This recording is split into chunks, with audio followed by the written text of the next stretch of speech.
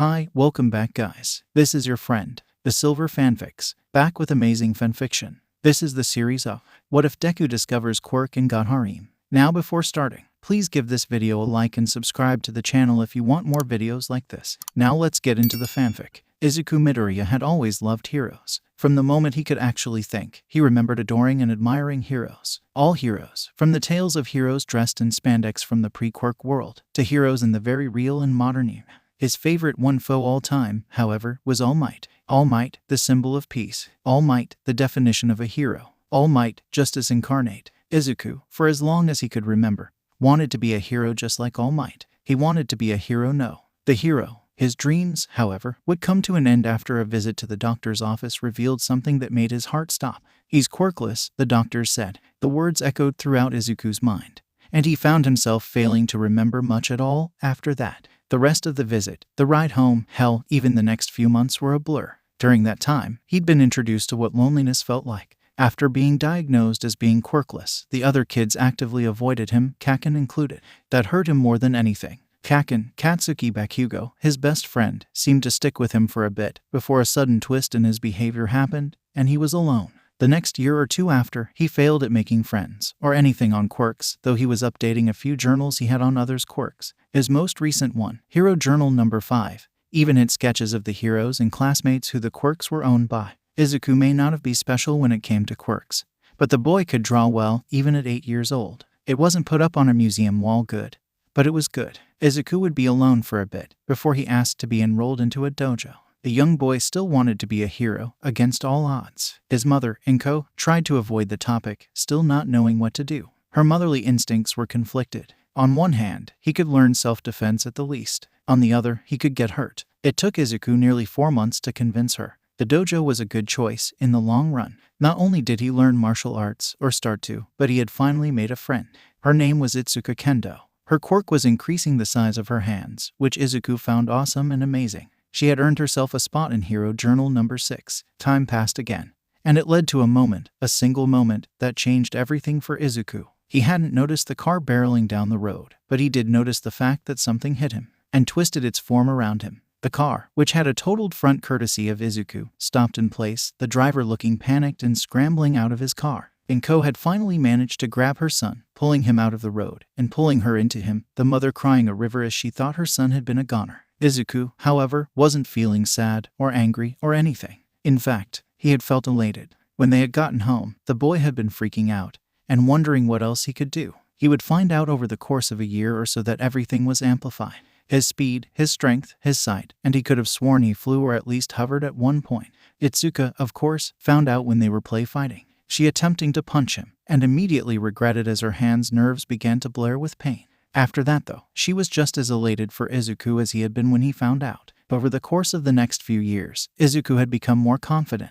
He could still be incredibly awkward at times, as no matter how much more confident he became, he was still Izuku. And Izuku was an awkward and kind-hearted kid. He hadn't made any friends, as the kids still believed he didn't have a quirk, or just couldn't move past how he was quirkless. The reason why no one believed him was because of the fact that he didn't care to show it off, unless the situation called for it, which was never. Itsuka had long moved away by now, though they kept in contact, Izuku excitedly writing down any new information about her quirk, and he helping him experiment with his own quirk. So far, he could lift about 300 kilograms of weight, and could reach a top speed of 80 kilometers per hour. He had still not made progress of flying, but he could jump high into the air, something that, to Izuku, was just as good for the moment. At the age of 13, Deku had begun to train his body, pushing it higher and higher. At one point, he had discovered a new ability when his vision went red and beams shot out of his eyes. He hadn't been expecting it, and immediately closed his eyes, rapidly blinking. It was gone. No matter how much he tried to do it again, it didn't come back.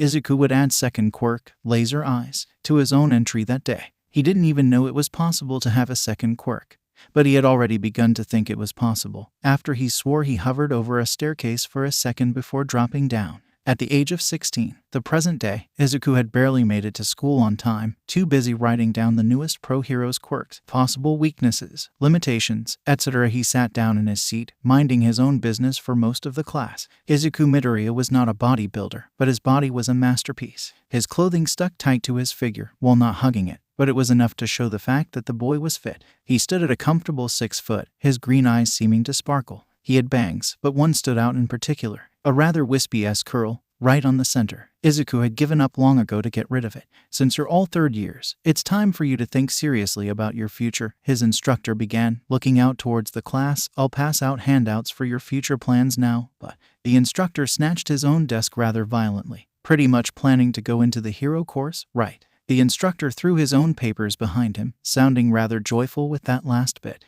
The students all yelled yes, all showing off their quirks because they had the opportunity to.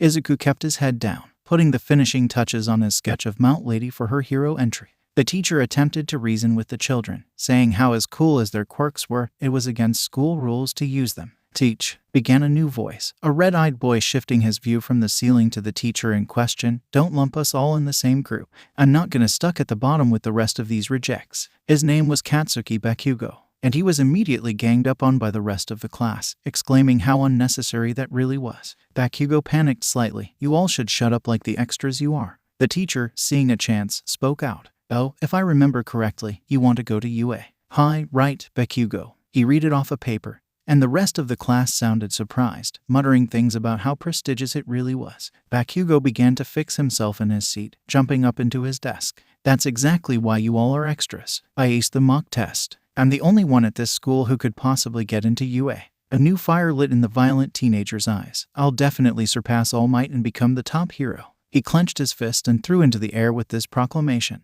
The teacher continued, unfazed by Bakugo's behavior. Oh yeah, Midoriya wanted to go to UA. Too, right. The students looked at Deku for a good long moment, before murmurs of agreement went throughout the room. The only one who didn't agree was Bakugo, who stated his opinion rather loudly. He slammed his hands into Midoriya's desk, Izuku only slightly backing away. What? You? What chance do you have? Bakugo shouted loudly, before standing up straight. You have no chance. You're below the rejects. You're quirkless. The class began to quietly murmur, wondering just how Bakugo didn't know. Then, the bell rang. Bakugo backed off for a moment, before backing off completely. It hurt Bakugo to say that. It had been hurting for years, but he had to try and deter him from being a hero. Not for Bakugo's sake, but for his own. But he wasn't winning this battle. He walked out of the classroom after grabbing his things, scoffing in Izuku's direction again before completely walking out of the classroom. He didn't feel like trying to deter Izuku anymore at the moment. Izuku thanked whatever god he had watching over him for making Bakugo go away, packing up his stuff, and holding on to Hero Journal number 13. He walked out of his class, taking his phone out of his pocket and seeing a message from Itsuka.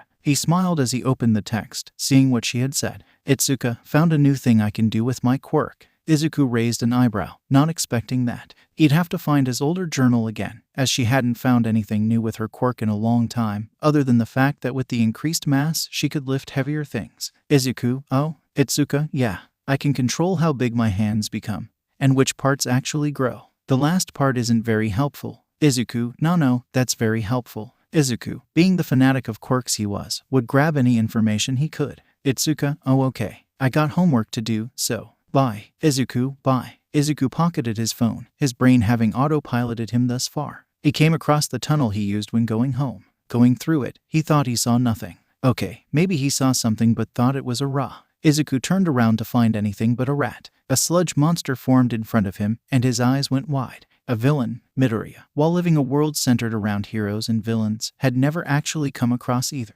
Well, this close, anyways. A medium-sized invisibility cloak. The villain spoke, his voice distorted, before launching itself towards him. Izuku's eyes went wide as he threw himself to the side, his quirk speed coming in handy, and his hero journal number 13 being thrown to the side. The villain's rather large smile became even bigger, and with speed, too. Izuku's body went onto autopilot, dodging the attacks while testing out things. Like punches, they were ineffective. The manhole cover would fly up, and a rather big figure would emerge from it. The villain stiffened up, looking at the figure with a glint of fear. All Might would stand, seeing the villain, and a schoolboy. A rather mature-looking schoolboy, too. He focused on the villain. He stamped a foot down, power radiating from it. It's fine now, young man. I am here. All Might would toss a bag was carrying to the side. Izuku blinked, not expecting that. Actually, he wasn't expecting any of this. His mouth gaped open at the sight of All Might. All Might, he breathed, his eyes wide with surprise. The next thing Izuku knew, All Might and the villain engaged in a fight, it ending very quickly with All Might pulling back his fist and yelling out his attack.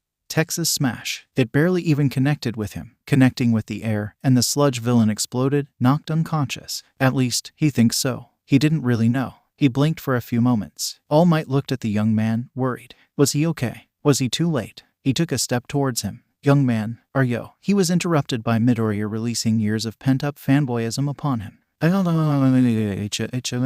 He rushed towards him, his hero journal somehow being picked up in the process. He opened his journal up, his eyes gleaming with excitement. Your All Might, the #1 hero. See, could you sign this? Yes, Midoriya had failed miserably at suppressing his fanboy side. All Might laughed loudly, grabbing the notebook and reaching into his pocket, getting a marker and signing it before handing it back to the young man. Yes, I know who I am. But who are you? All Might asked in between laughs. He was impressed by the boy, seeing as he had managed to hold his own against the sludge villain. If you call dodging holding your own. And my name, I'm Izuku Midoriya, Izuku said excitedly. At least he had stopped vibrating in place, though. Well, young Midoriya, I have to thank you for your help today. Since you distracted him, I was able to end the fight. The #1 hero would tell the young man before he went through his bag and took out a few bottles of soda and chugged them before proceeding to contain the sludge into the bottles. Midoriya was just standing there, his eyes sparkling more than usual. He met All Might. After a few quiet moments passed by,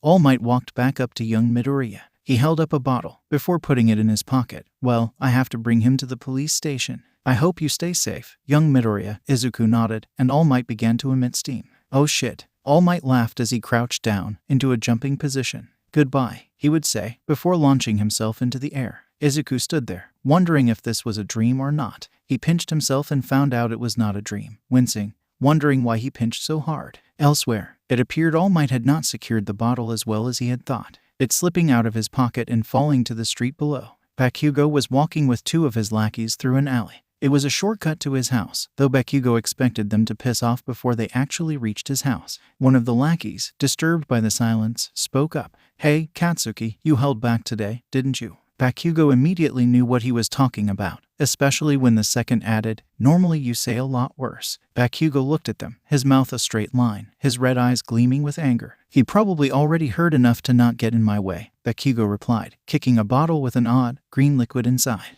Yeah, probably, the second lackey agreed. The 3 stopped. Bakugo snarled, crushing a can he had in his hand before outright causing it to explode, turning it into ashes. He flashed back to a memory, one back from when he and Midoriya were considered friends. We're gonna be heroes, Kaken, young Midoriya said, running around in an All Might onesie. Nothing will stand in our way. Bakugo snapped out of it. He's just a teenager stuck in his childhood dreams. Bakugo growled, before continuing, just watching him pisses me off. In all actuality, it did. Why couldn't he understand? He stood no chance without a quirk, he'd get himself killed. The 2 lackeys looked at each other before looking at Bakugo. How about we go to the arcade? One suggested, and Bakugo grunted in response. Maybe destroying these extras in video games would help calm him down.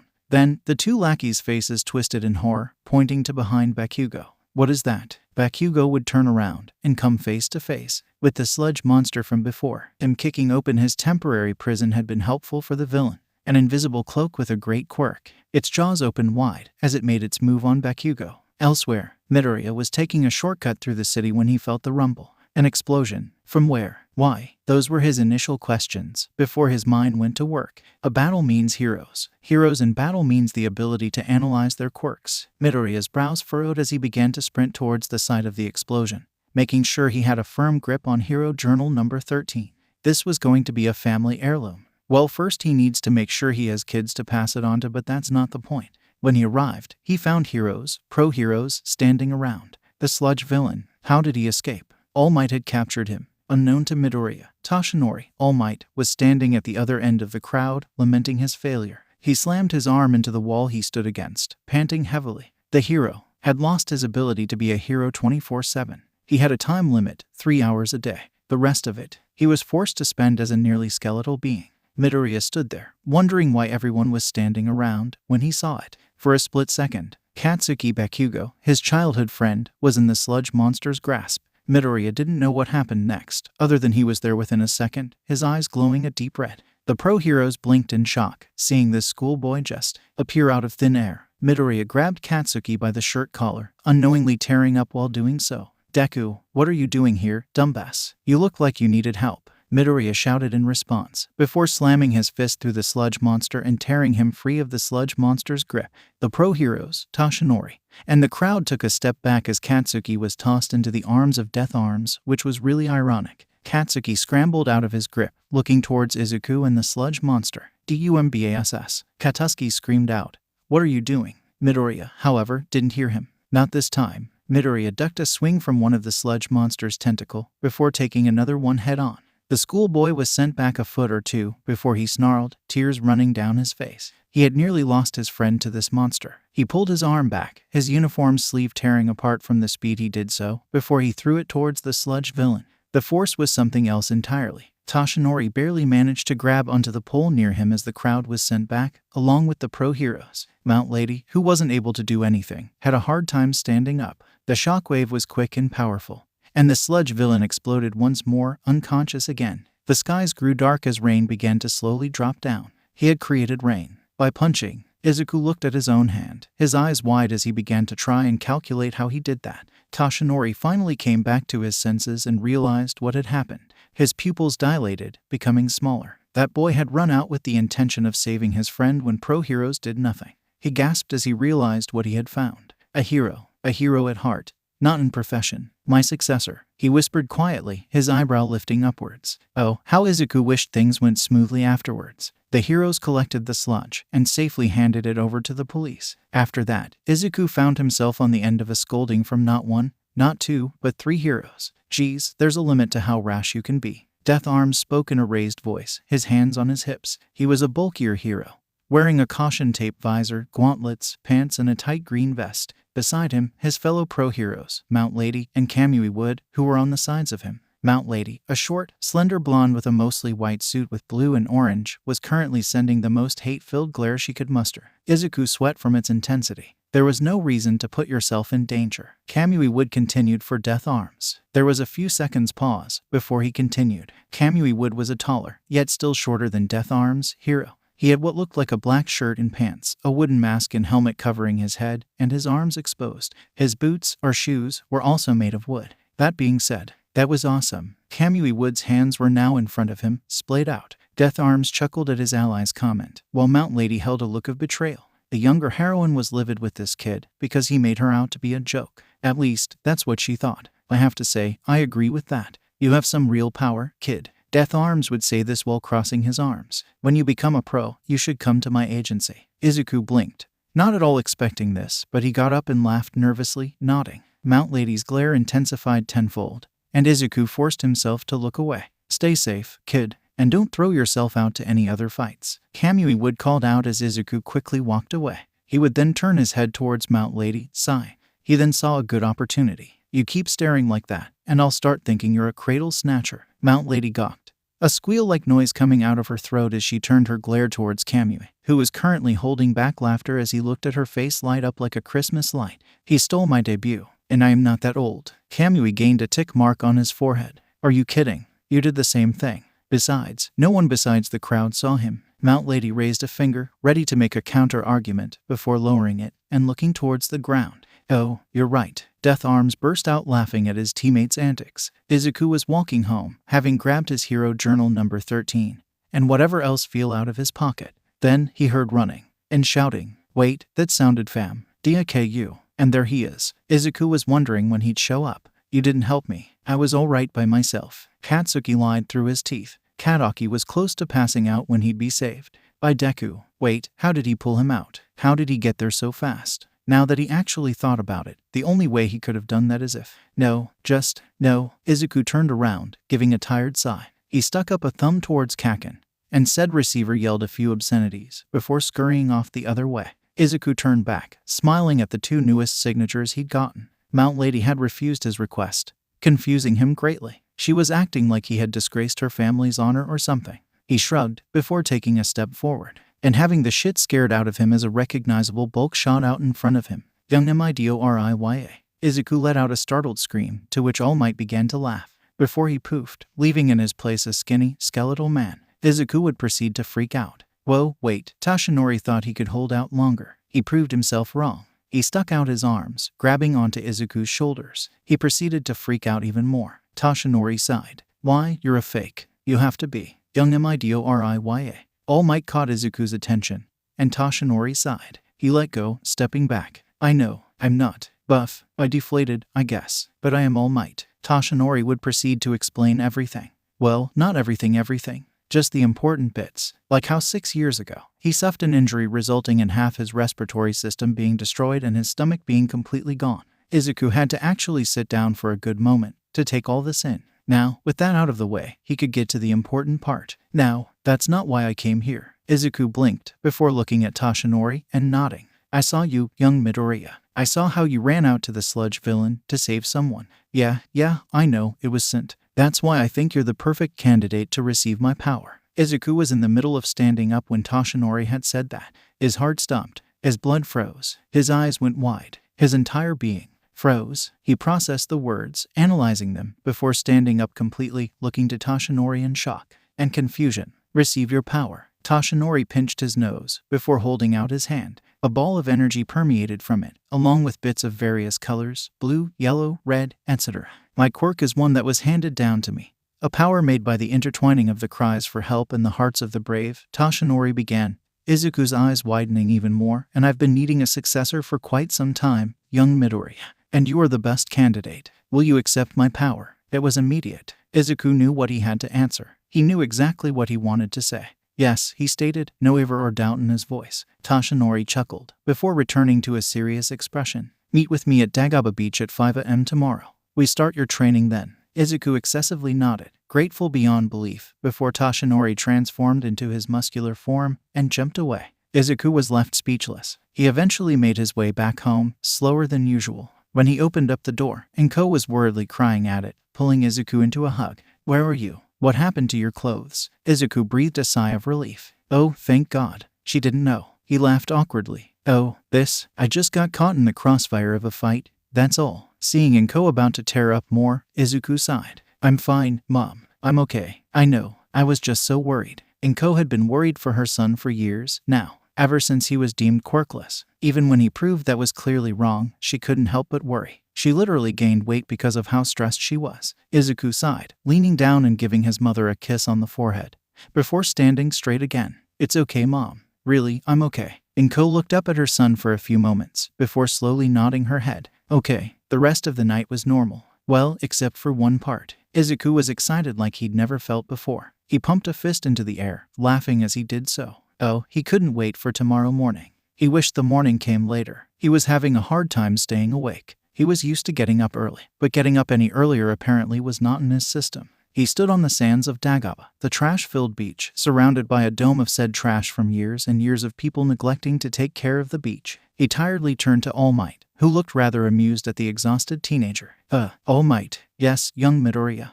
What are we doing out here? All Might coughed into his hand, realizing the boy had been waiting on him to provide answers. A great start for a teaching career. As much as being a hero means you get paid, originally, it was something different. Izuku's eyes brightened up just a bit more. This entire situation was amazing, a dream. He was learning from All Might. Who wouldn't get excited from that? While it's still voluntary, that's all it used to be. Good men and women, taking on the forces of evil for the betterment of humanity. Izuku finally caught on to what All Might was saying. So, cleaning this beach is a lesson? A lesson. And your first act is a hero. Hero in training. I don't know, one of those two. Izuku nodded, understanding. However, All Might continued, shattering that understanding young Midoriya had come to. It was also going to be training to make you into a proper vessel. But it seems like you've already done that, young Midoriya. All Might would gesture towards Midoriya's everything. Izuku hadn't really ever paid attention to his own physique. Izuku looked down, finally realizing that he actually had a well-built one. So I doubt training without one for all would do much, All Might continued, and Izuku could literally feel his eyes shimmer with hope.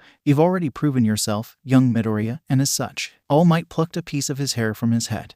Izuku's eyes becoming bigger and bigger by the might thrust the hair out to young Midoriya. Eat this. Izuku felt everything crash for him. His understanding, his enthusiasm, his happiness, all replaced by one big, annoying feeling. Confusion. What? All Might quickly realized how he hadn't explained how you get the power of one for all. He was going to need to pick up a book on teaching. In order to obtain the power of one for all, you must consume something that had my DNA. Hair is the least disgusting option. All Might explained, Izuku giving a no. Well, that'd make sense. The most sense, that is, seeing as there's no other reasonable way for it to be passed on.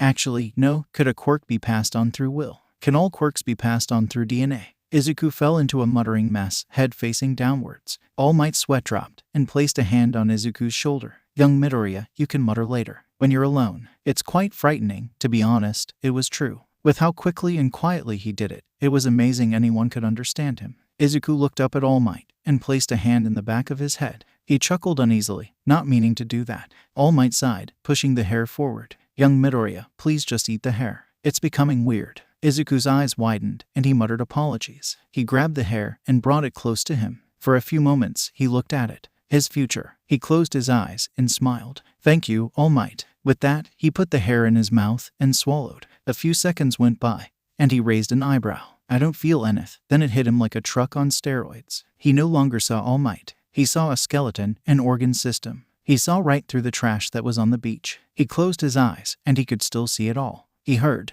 everything. Every noise, every scream, every car, every laugh, everything. There was one thing Izuku couldn't hear over the noise, though. His own screaming. All Might took several steps forward and grabbed the collapsing boy by his shoulders. Young Midoriya.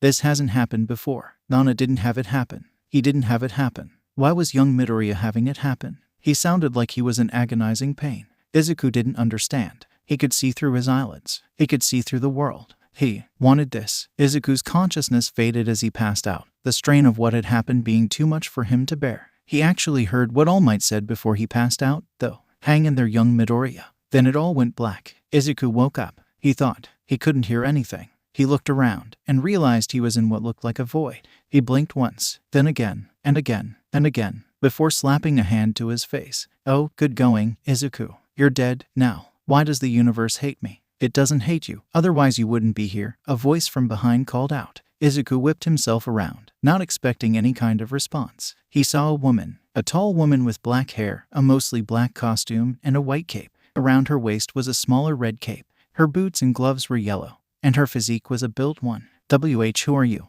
Are you Death? Is Death a girl? Oh no, I didn't get to say goodbye to my mom or my friend. He was interrupted by the woman's laughter. Ahaha snored ahaha. She wiped a small tear from her eye. Apparently, Death had a sense of humor, one that confused the already frightened boy. Seeing his panic not calm down, she sighed, putting her hands on her hips. Usually, the previous users and the current user don't meet until later, but you've gone ahead and thrown that rule away, somehow. Previo, it clicked. Izuku's eyes widened and his mouth opened, a gasp coming out of his mouth. There we go. I was worried we fried your brain. I'm Nana, the 7th user. Izuku looked down and felt dumb. He felt really dumb. How did he not see it? He actually had no way of knowing, but he felt like he should have. Wow, Toshi wasn't kidding. You can mutter up a storm. Izuku looked back up, smacking a hand to his mouth, saying a sorry as an embarrassed blush came across his face. Nana laughed again. Don't worry about it. She suddenly looked to the side, giving a nod. Well, our time is done. See you later, Izuku. Izuku didn't know what she meant.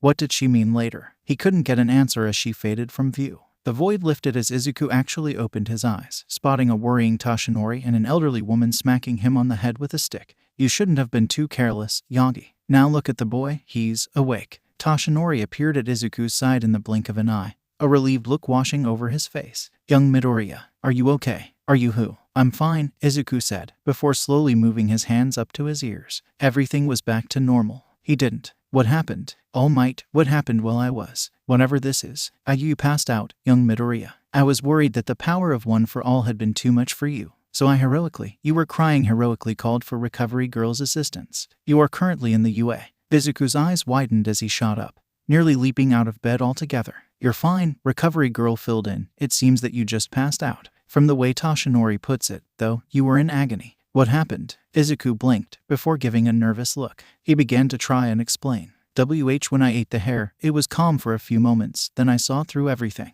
I saw All Might's skeleton and organs, and I could hear everything. Like, everything. Toshinori's eyes widened as Izuku spoke, wider and wider. He was expecting that the power felt overwhelming. Not that he discovered 2 new quirks. Young Midoriya, are you telling me you unlocked 2 new quirks? Izuku looked at All Might for a bit, before nodding. Yeah, I think I did. All Might. It took a while for Recovery Girl to let him go. He was told how she couldn't even draw blood until he allowed her to by relaxing his arm as much as possible.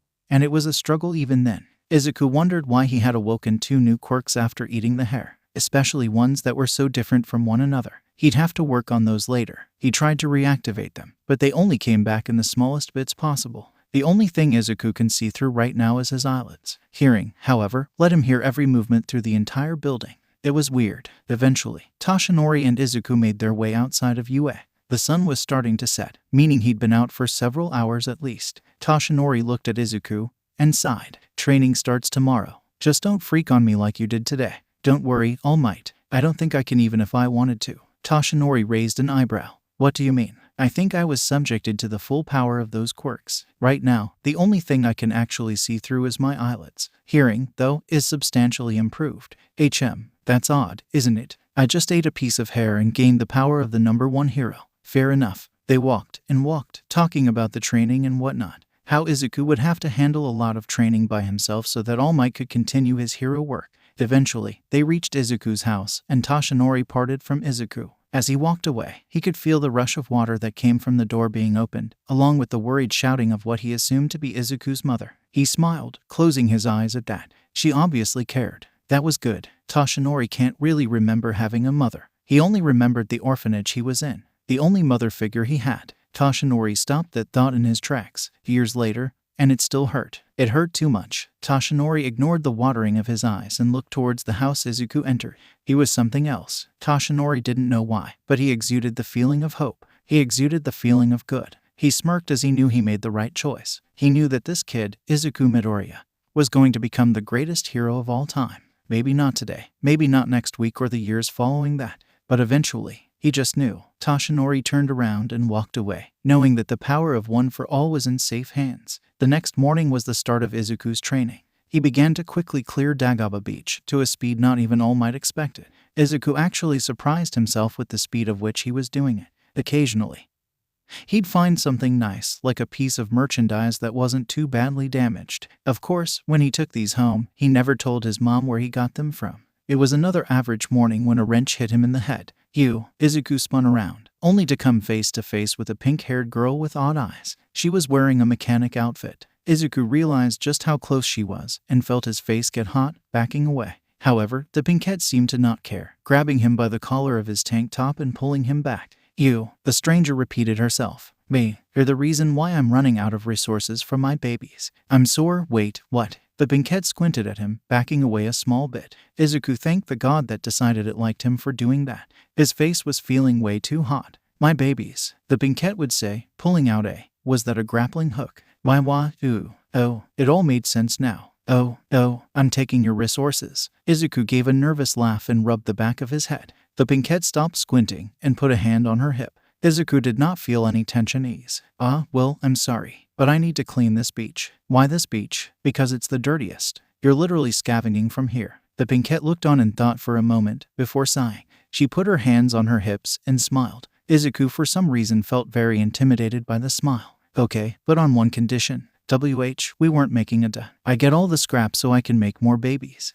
Izuku blinked. Maybe this wasn't going to be as bad as he thought it was. Yeah, I can agree to that. After a moment of silence, the pinkette stuck her hand out. I'm Mei Hatsume, and you just became my favorite client. Izuku walked forward and cautiously accepted the handshake before realizing what she had said. Client, but in exchange for letting me make more babies, you can ask for some. I can make anything. She pulled her hand back and placed it on her hip again. Izuku sighed. Well, he didn't have room to complain. This could be good in the long run. His new support was very talkative and very excited to show off her babies. Great, he hadn't even entered the hero course and he had already chosen his support. Or the support chose him. One of those two things happened and Izuku believed it to be the latter. After they exchanged numbers and he got a location to dump the material off, Izuku got right back to work. Works would go by, Hatsume showing up occasionally to show her latest baby. They had a 50/50 chance of either working exactly as intended or blowing up in her face. She never faltered, though. He once asked why she was never upset,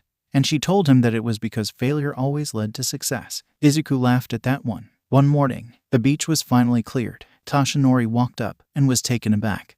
Before hearing a victorious yell, he looked to his right, seeing young Midoriya on a pile of garbage, yelling victoriously. Oh my, Toshinori flexed and smiled, becoming the #1 hero everyone loved. Goodness. All Might stood proud, before rushing to where Izuku had landed. His physique hadn't changed much, other than becoming much more defined. Damn, this kid was built. I did it, Izuku cheered, All Might giving a hearty laugh and patting his apprentice on the back. You did well, young Midoriya. You even finished 4 months before the test to get into UA. Izuku felt happy, extremely happy. He had done it. He did it. No one else, though. People did occasionally walk by. And he swore one even took a picture of him at work, grabbing a boat and throwing it into the pile he had for Hatsume's salvage yard. Every day he came back. The yard was empty, Hatsume standing there with an innocent smile. Izuku may be powerful, but Hatsume scared him more than anything. Huh, yeah. Now I can train without having to worry about throwing trash into the ocean, Izuku joked, to which All Might laughed. Indeed, young Midoriya. All Might wasn't showing it, not fully, but he was beaming. He was so proud of young Midoriya. He had chosen a good successor. Nana would be proud. Now, I'm going to go on my morning run. All Might nodded, and the young boy was off. Dear Lord, he was a fast one. All Might let out a small chuckle and shook his head. Before getting into a leaping position, he looked over to Izuku in the distance one last time, before leaping towards the city. About a week had passed. Midoriya yawned as he stretched, touching his toes. He stood back up, cracking his knuckles, before getting into a running position. 3, 2, 1, and he was off. Izuku loved the feeling of freedom he got from this. It was great. What wasn't great was accidentally running into someone. With a yelp of surprise from both him and the person he ran into, they tumbled down into the beach. Izuku ended up shifting himself so he took the fall and hit the ground, sliding due to the speed he hit. Then Izuku closed his eyes, and after landing, he opened them. He felt a mass on his chest and stomach. He looked down and came face to face with a girl. A beautiful girl. On top of him, Izuku's face became a crimson, as did the girl's, and they both scrambled up, Izuku muttering apologies and making sure she was all right. The young lady had black hair, it being in a ponytail. Her skin was a pale tone, and her bust was rather large. Izuku, being the kind young man he was, noticed, but didn't focus on that. Or tried not to. Are you okay? Yes, I'm all right. Are you okay? Why are you asking me? I ran into you, but you took the brunt of the fall. Well, I couldn't let you take the fall. It would have hurt like hell. It didn't hurt him. His skin was practically invulnerable to anything that he's tested it against. So far, much to the horror of his mother. After a few awkward moments, and coming to an understanding, the two sat in an awkward silence, at least, until the girl spoke. I'm Momo Yaoyorozu. It's nice to make your acquaintance, she would finish by putting her hand out awkwardly. Izuku took her hand, and shook it, before taking his hand back and using it to scratch that back of his head. I'm Izuku Midoriya. I'm so sorry for Tha. No, you don't have to apo. But I ran into you. Not on purpose. Damn, she got him there. Izuku awkwardly grabbed his other arm, and quickly realized that he was in fact shirtless, in front of a girl. A beautiful girl. Izuku was going to transcend all known colors with how red his face got. Well, what brings you here? Oh, I just moved here recently. I decided to get to know the area. I decided to visit the beach since I heard that it was recently clean. Apparently one person did it too, which is an amazing achievement.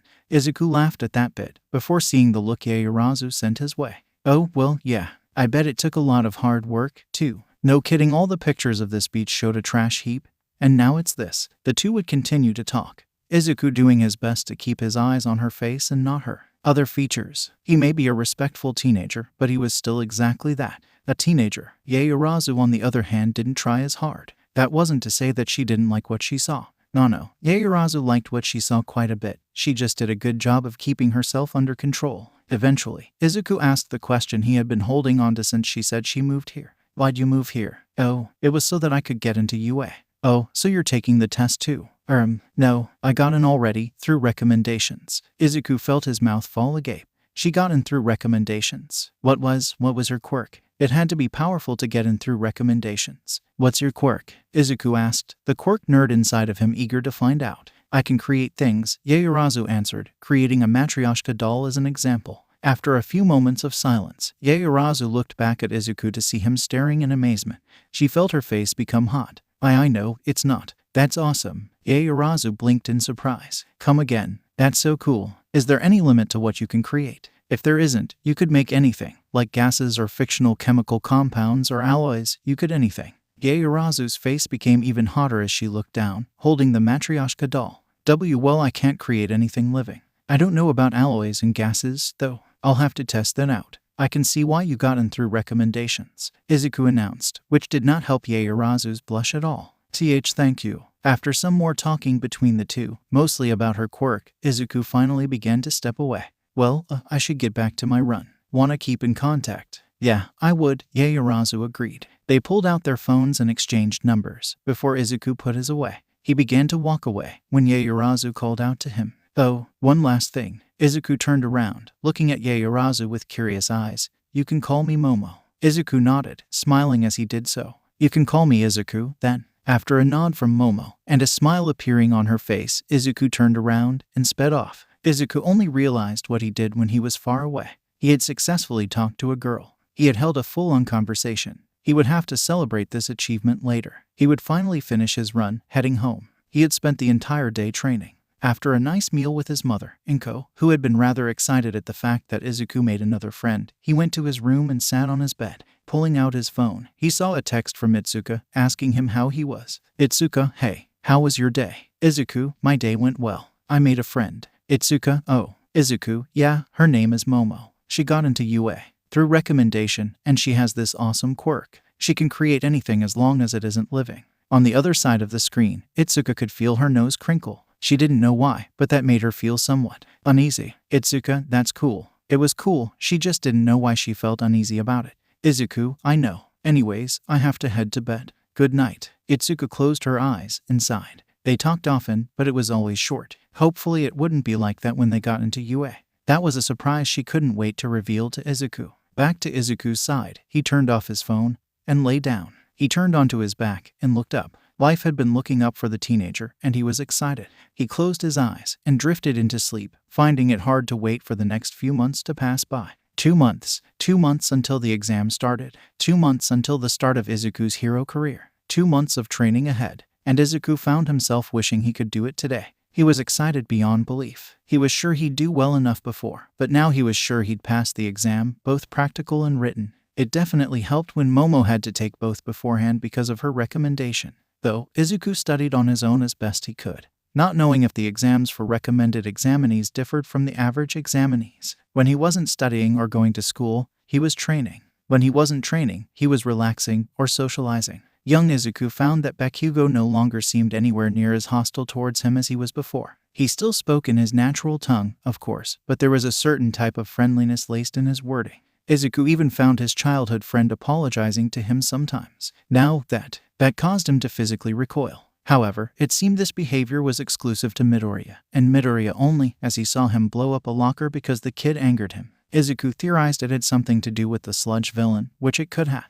Unfortunately, he knew that even if he asked him, he would deny it outright. One sunny morning, Izuku headed for the beach, where he intended to train a bit, get his body used to throwing punches and kicks. The first time he started that, his arms hurt like actual hell. Even with his immense strength, he found it hard to even lift his arm. But it was getting better with time. Another thing to note was how energized he felt in the sun. He hadn't even noticed it before, but he never got sunburnt. So either he had some really good genetics, this was part of his quirk, or this was part of One for All. On the topic of One for All, Izuku had begun to theorize almost immediately about the power of One for All, especially after he began to train with it a bit. It put a heavy strain on Izuku's body, one he wasn't familiar with. His bones felt like they were going to snap, his arms explode. But the sheer power was incredible, strength beyond measure. Even All Might was impressed when Izuku demonstrated by throwing a punch out to sea, causing enormous waves that clashed into each other, creating a very large ripple effect. It quickly went from awe to a game of get to high ground. It also turned into a game of how to hide his bloodied arm from his mother. About a month from the exam, Izuku started hearing a pinging noise. It wasn't loud, and it didn't hurt his ears, but it seemed he was the only one to hear it. "Hey, All Might," Izuku called, All Might turning to face his protege, his smile never faltering for a moment.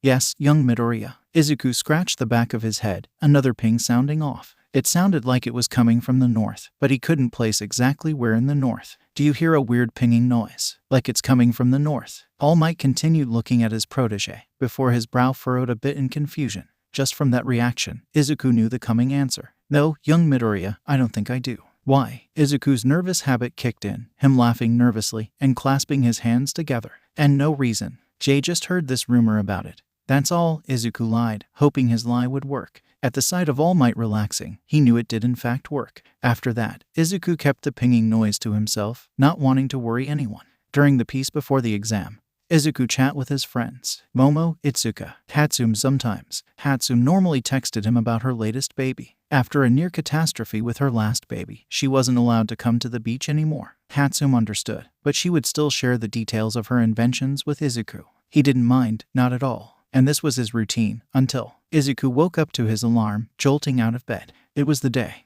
of the exam. He got out of bed, slipping into his uniform and exiting his bedroom. Taking a turn and going down the hall, he found himself in the kitchen. His mother was at the table, eating a small breakfast. The younger Midoriya grabbed a box of cereal and a bowl and filled it up before grabbing the milk carton in the fridge and pouring some in. He sat down after putting both the milk and cereal away and grabbing a spoon. He quickly began to eat, much to his mother's amusement. "If you aren't careful, you might choke," the tired mother said to her energetic son. He responded with a nod of acknowledgement before proceeding to not slow down. She chuckled lightly at his antics. The younger Midoriya finished in seconds. He spotted the clock, and his eyes widened, scrambling out of his chair. He got out successfully, before running towards the door, grabbing his backpack and barely slipping on his shoes. "I love you, Mom, bye." Izuku called out over the chaos that was his exit.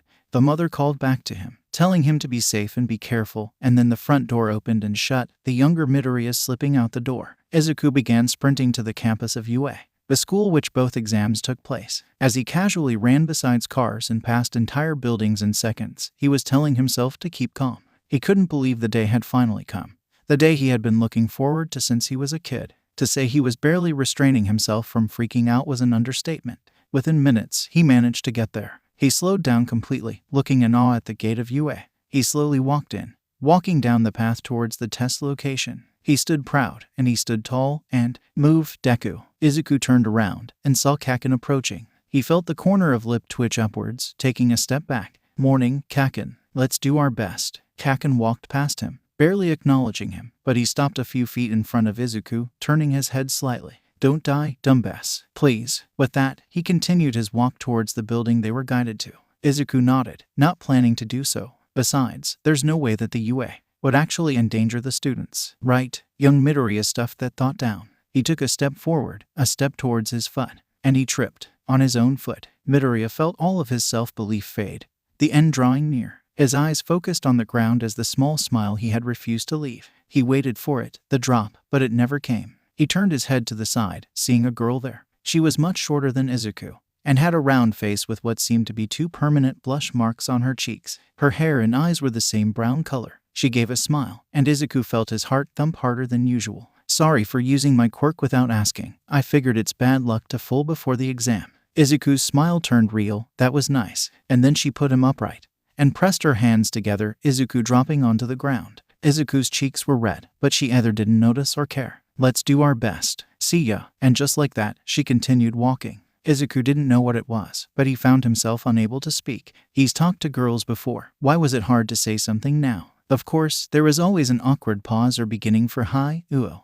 Oh, by the time he regained his ability to speak, she was gone. As soon as he saw he again, he needed to thank her for letting him not faceplant into the ground. It was only a few seconds until he heard someone call out his name, which startled the hell out of the boy. Izuku. He turned around towards the source of his name, his eyes wide and his eyebrows confused on if they should furrow or raise. He ended up raising one eyebrow. What he saw was someone he hadn't seen in a while. Itsuka Kendo. His smile was almost immediate, both surprised and happy to see his second childhood friend of all people come running up, only to slow down and stop in front of him. The girl, while still shorter than Izuku, was taller than the girl who'd saved him moments earlier. She had orange hair and teal eyes, along with being rather slim. Izuku nervously chuckled at the small distance between them, and took a step back. Itsuka either didn't notice or understood. Itsuka, what are you doing here?" "I'm here for the exam, Izuku." "I thought that would have been obvious." "Oh, well, that's great. I hope you do well, then." Izuku didn't really know what to say, other than how happy he was that she was here. Before they could actually catch up, an announcement went off warning them of the breakdown about to start. "Oh, well, it was nice seeing you, Izu,"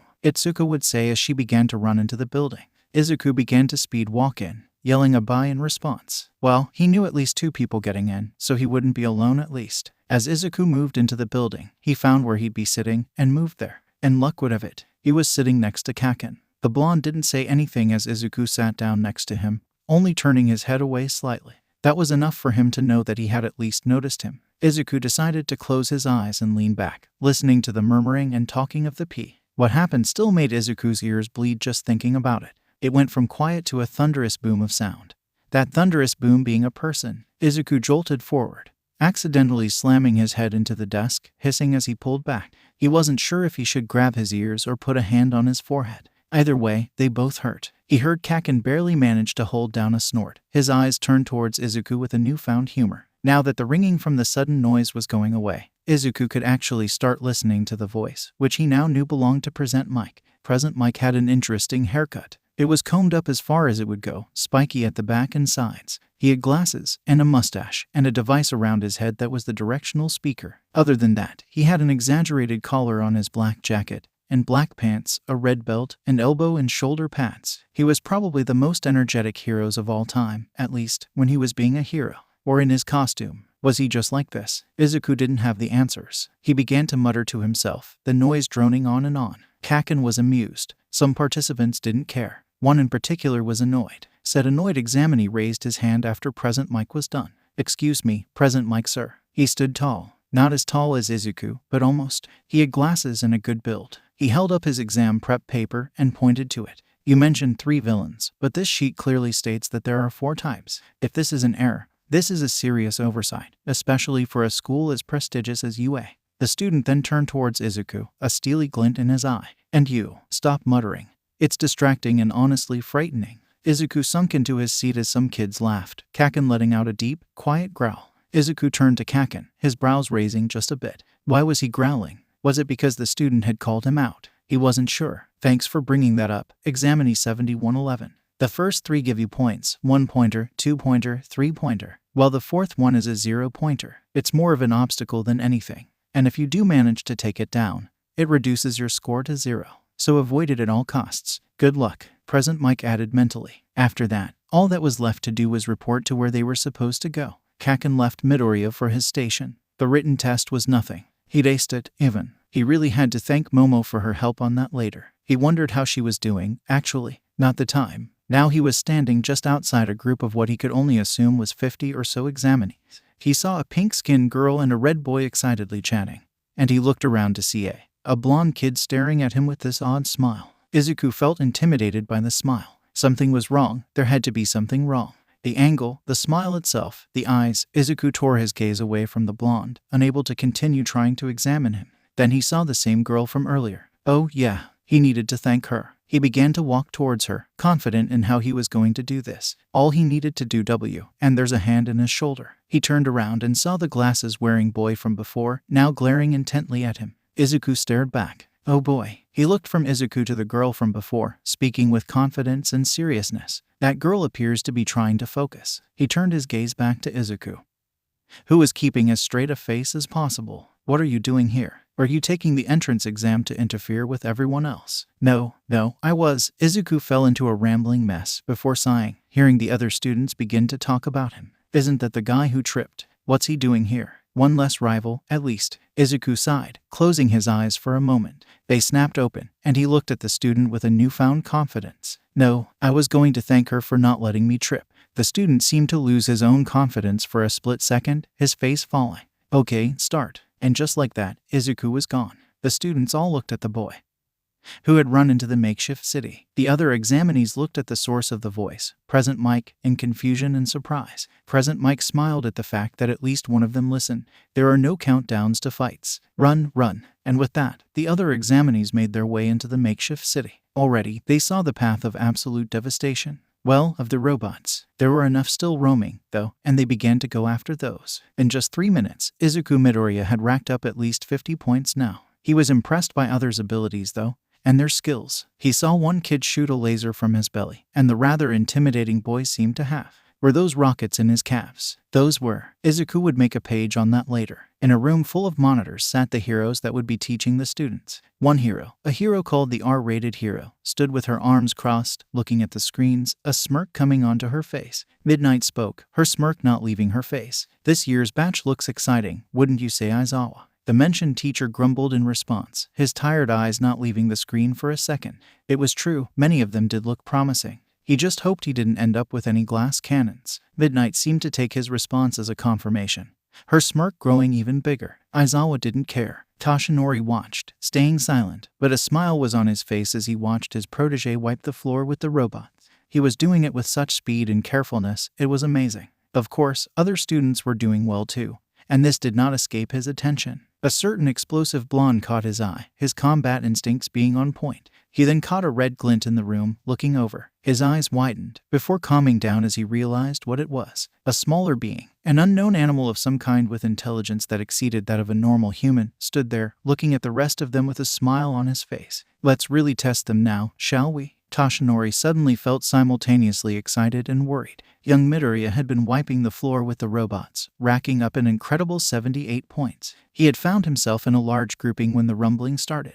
Only then did he notice the looming shape that looked down at them. Izuku's eyes widened, someone yelling out the same thing he thought. That's the 0-pointer. Holy shit, run. We can't beat that thing. Izuku himself was about to avoid it when he heard a yelp of pain. He froze, recognizing the voice. He turned around, and his fears had been confirmed. The nice girl who had saved him before was trapped underneath some rubble, and the 0-pointer was about to crush her. The world froze in that moment as it felt a power it hadn't truly felt before. Izuku's body sparked with red and green energy, his eyes turning red as he was suddenly gone in the blink of an eye, a blur barely taking his place as he disappeared. The boy with glasses from before stopped running when he saw that. He spun around, questioning where he went when he saw it, something he hadn't expected at all. Uraraka was not having a pleasant day. It started off nice, her saving a rather nice, built guy from falling on his first day. Then the exam came up. She did well on the written one, but the physical one, it had taken a toll on her. She felt like she was going to vomit, and it didn't help when she tried running.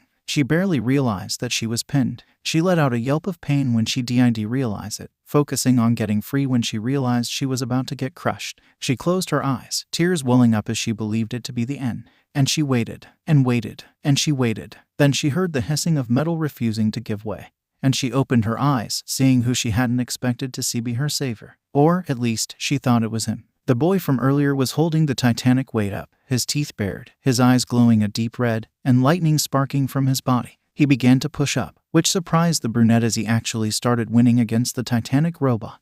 Izuku began to push everything he had, his arms becoming red quickly and bleeding, and he began to use one for all, and he could feel another power coming into play. His own. He pushed up, finally, letting out a roar of victory as he threw the foot to the side, causing the robot to fall to its left, destroying a building in the process. He looked down towards the girl, her expression one of complete awe. He had bought them time. He grabbed the piece of rubble that kept her down and managed to throw it like a piece of paper, picking her up and running to safety, putting her down next to the boy with glasses. He didn't waste any time, running back towards the robot, which was already standing up again. He needed to finish this now. Izuku's instincts, ones he didn't even know he had, kicked in and he found himself flying, shooting towards the robot. Seconds later, he found himself outside the robot's head, the robot freezing in place before outright blowing up. Izuku floated, looking at his hands. He could fly, and then the noise hit him. He needed to get down. He began to feel lightheaded as the noise of everything played endlessly in his ears, him slowly floating to the ground before falling to his knees, his arms bloody, but not broken. He fell forward, his arms slamming forward to catch himself. He breathed rhythmically as the noise faded, just in time for one last message to be heard. Time's up. Izuku froze again. This time for an entirely different reason. He failed. He'd lost all of his points, but deep down, he knew he'd do it again. He couldn't let someone get hurt if he could reach them. He could never do that. He slammed his fist into the concrete, cracking it as tears welled up in his eyes. The girl from before was now standing up, his hands over her mouth. He'd saved her, and he'd paid the price for it. But Izuku knew he'd do it again. The boy in glasses began to think. He realized all too late. He'd misjudged the other boy. He may have muttered. He may have almost broken the girl's concentration. But when it came down to it, he'd risk everything he had to save someone. That took bravery, the likes of which he found impressive and respectable. Soon after that, Recovery Girl made her rounds. Izuku's arms healed quickly, both due to the sun and her ability to speed up their healing process. He didn't even realize his tracksuit was mostly ruined. The top part, anyway. The pants were still in good condition. Izuku didn't wait for anyone. Izuku just headed home. He really needed to go home. When the boy got home, he'd met his mother's hopeful gaze, but shot it down with an expressionless, dead face. He barely ate dinner that night, more so marveling at the neat details that made a fish. Well, a fish. Later that night he lay in bed, seeing that he got several texts, some from Itsuka and Momo. Itsuka, hey, where were you after the exam? I couldn't find you. Izuku paused for a moment, barely containing the waterworks that was his indescribable sadness. Izuku, I didn't get in. Itsuka, what? Izuku, I destroyed a 0-pointer and lost all of my points. Itsuka, oh, maybe it was a joke. Izuku, it wasn't. Itsuka, oh, I'm sorry Izuku, it's fine. Just need some time is all. Izuku then switched to Momo's ecstatic message, wincing as he realized what he was going to have to tell her. Momo, Izuku, how did you do on the exam? Did the studying help? Izuku, the studying did help, all of it helped, but I still didn't get in. Momo, what? Why? Izuku, I took down a 0-pointer. It reduces your points to 0. Momo, why'd you take it down? Izuku, to save someone. Momo, Izuku, hello. Momo put a hand on her face, dragging it down before setting it down entirely. As smart as Izuku is, he can be a real idiot. An idiot she would do almost anything for, but an idiot nonetheless. Momo, Izuku, as smart as you are, you can be really, really dumb. Izuku, what? Izuku was taken aback, his tears stopping entirely out of surprise. On the other side, Momo giggled at his confusion. Momo, why would a hero course turn down a student who saved someone knowing they'd lose all their points? Izuku blinked slowly. Then he did it again. And he only had one word to say. Izuku, huh? Momo, Izuku, you passed. I just know you did. Izuku felt the tears start up again, but this time from relief rather than grief. She was right. Why didn't he think of that? Oh crap, he'd already texted All Might telling him about how he failed. He quickly attempted to amend that. After that, he went back to Momo and gave a smile. She couldn't see it, of course, but he made sure she knew he was thankful for the belief and support. Izuku, thank you. The younger Midoriya would then experience his body begging for sleep, and he provided, passing out soon after. The day had been an emotional roller coaster. The next day, he made his way towards Dagoba Beach, more so to just sit around and think. He brought his notebook as well, Hero Journal number 13. He began to make an updated entry for himself, noting the abilities he had. So far, he knew he had incredible hearing and X-ray vision. He hasn't experimented with his vision yet, other than discovering that he did in fact have heat vision, but he has done so with his hearing. He can limit the distance that he hears things, or block out certain noises and people. He just needed to train to do that on a grand scale. Along with those, he had flight. He wasn't sure how he unlocked that, but he knew he had it before one for all. Then there was the fact that he felt energized in the sun, so he marked that down just in case. Izuku spent several hours working on that, his skin never once changing red to signify sunburn. After that, he laid down in the sun, closing his eyes for a good few moments. After resting for a bit, he got back up, grabbing his notebook and running back home. Dashing inside, he put the Hero Journal number 13 away. This would be a recurring theme for the week. He'd go to the beach, add new quirks, update hero profiles, and then come back and hanging out at home. He would hang out with his mom, telling her his theories on his powers, leaving out the one for all bit. If he wasn't doing that, he was talking to his friends. Kendo was more than relieved when he told her about Momo's theory. Hatsune was just relieved that her favorite client was probably going to UA. Finally, a week had passed, and a letter had arrived. Izuku had been sitting on the couch, watching the news when his mother skid into the doorways. He looked at her with his eyebrows raised, his pupils small. He hadn't been expecting that at all. Izuku. It's here. She held out an envelope. Izuku's eyes widened at the red stamp on it. No way. His smile appeared, shooting off of the couch, and rocketing over to his mom. He picked her up, laughing. He was both worried and excited, but if Momo was right, he had absolutely nothing to worry about. He trusted her. Izuku ran to his room, closing the door. He put the envelope on his desk and ripped it open. His mother was worriedly pacing outside his door, ready to comfort her son to the best of her abilities. A small disc fell out of the envelope, landing on his desk and spinning for a moment before settling. As soon as it did, it lit up a brilliant blue, a hologram being projected upwards. I am here as a projection. Izuku did a double take. All Might. Wasn't this from the UA? What was All Might doing here? Many questions ran out of Izuku's head, unknowingly out of his mouth too. I had to do some paperwork, so I didn't find the time to contact you, All Might began, putting his arm on his side and sticking his forearms out. He then put his arms down, before coughing into his hand. I'm sorry, actually, I come to this town to work at UA. Wait, he's working at UA. Izuku found himself saying in disbelief.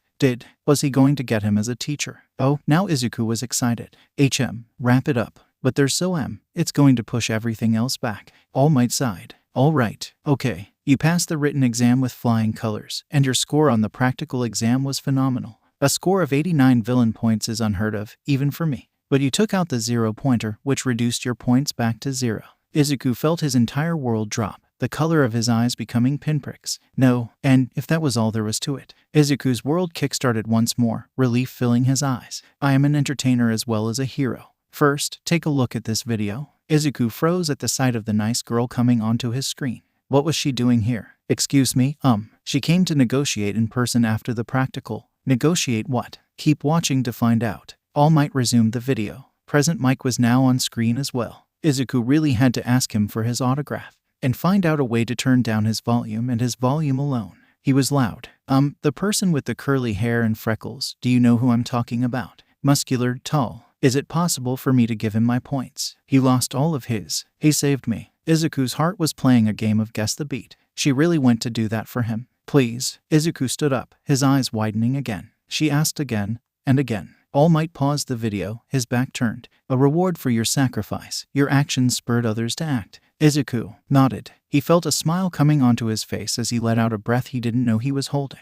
He looked down, not knowing if he should be relieved, but feeling relieved anyways. The entrance exam was not only graded for villain points. Izuku's head snapped back up. What? All Might resumed the video coming back on. Even if you wanted to, you can't give him any of your points, Present Mike told the girl. He actually sounded really calm, quiet. Maybe it was just a front after all. There's no reason to, either. The video was paused once again. All Might coming into the view of the camera, obscuring it completely. How can a hero course reject people who save others and do the right thing? Call that lip service? This JS a job that requires one risking their life and putting lip service into practice. Rescue points. Izuku's eyes widened even more as what was basically a leaderboard came into view. It's the other basic ability we at UA. Look at. Izuku was in first place, Bakugo in second. He didn't recognize the third placement, but he believed their name to be Ijiro Kirishima. Izuku Midoriya, 89 villain points, 60 rescue points. A grand total of 149 points, a record-shattering number, beating my record by 29 points. Impressive. And then, Ochako Uraraka, 45 points. The hologram flickered from the leaderboard, which placed her in fourth place to the girl from before. So that's her name, Izuku mentally exclaimed. Finally, a name for the face, and a name for her entry. No, bad Izuku, later. You both pass. All Might would reach towards Izuku, his smile never faltering. Come, young Midoriya. This is your hero academia. And with that, the hologram froze. Izuku smiled, and then he cried with joy. He opened his door and hugged his mother. She too was crying with joy. Izuku told everyone the news, and they all seemed just as excited as he did. He did it. He got into UA, and apparently, All Might taught there now. Another letter came soon after that, informing all students of the dorm system that was put in place this year after a sudden increase in crimes revolving around younger Quirk users. So not only did he need to get his things ready for school, he needed to be ready to move. And yet, he couldn't find a reason to not be happy. He had done it. He had made it. The start of his heroic career started now. All Might. Toshinori spun around, his mouth exploding with blood. Midoriya stood there, seeming to be panting from what he could only assume was a full sprint. In the background, two other voices were heard. Toshinori's eyes widened.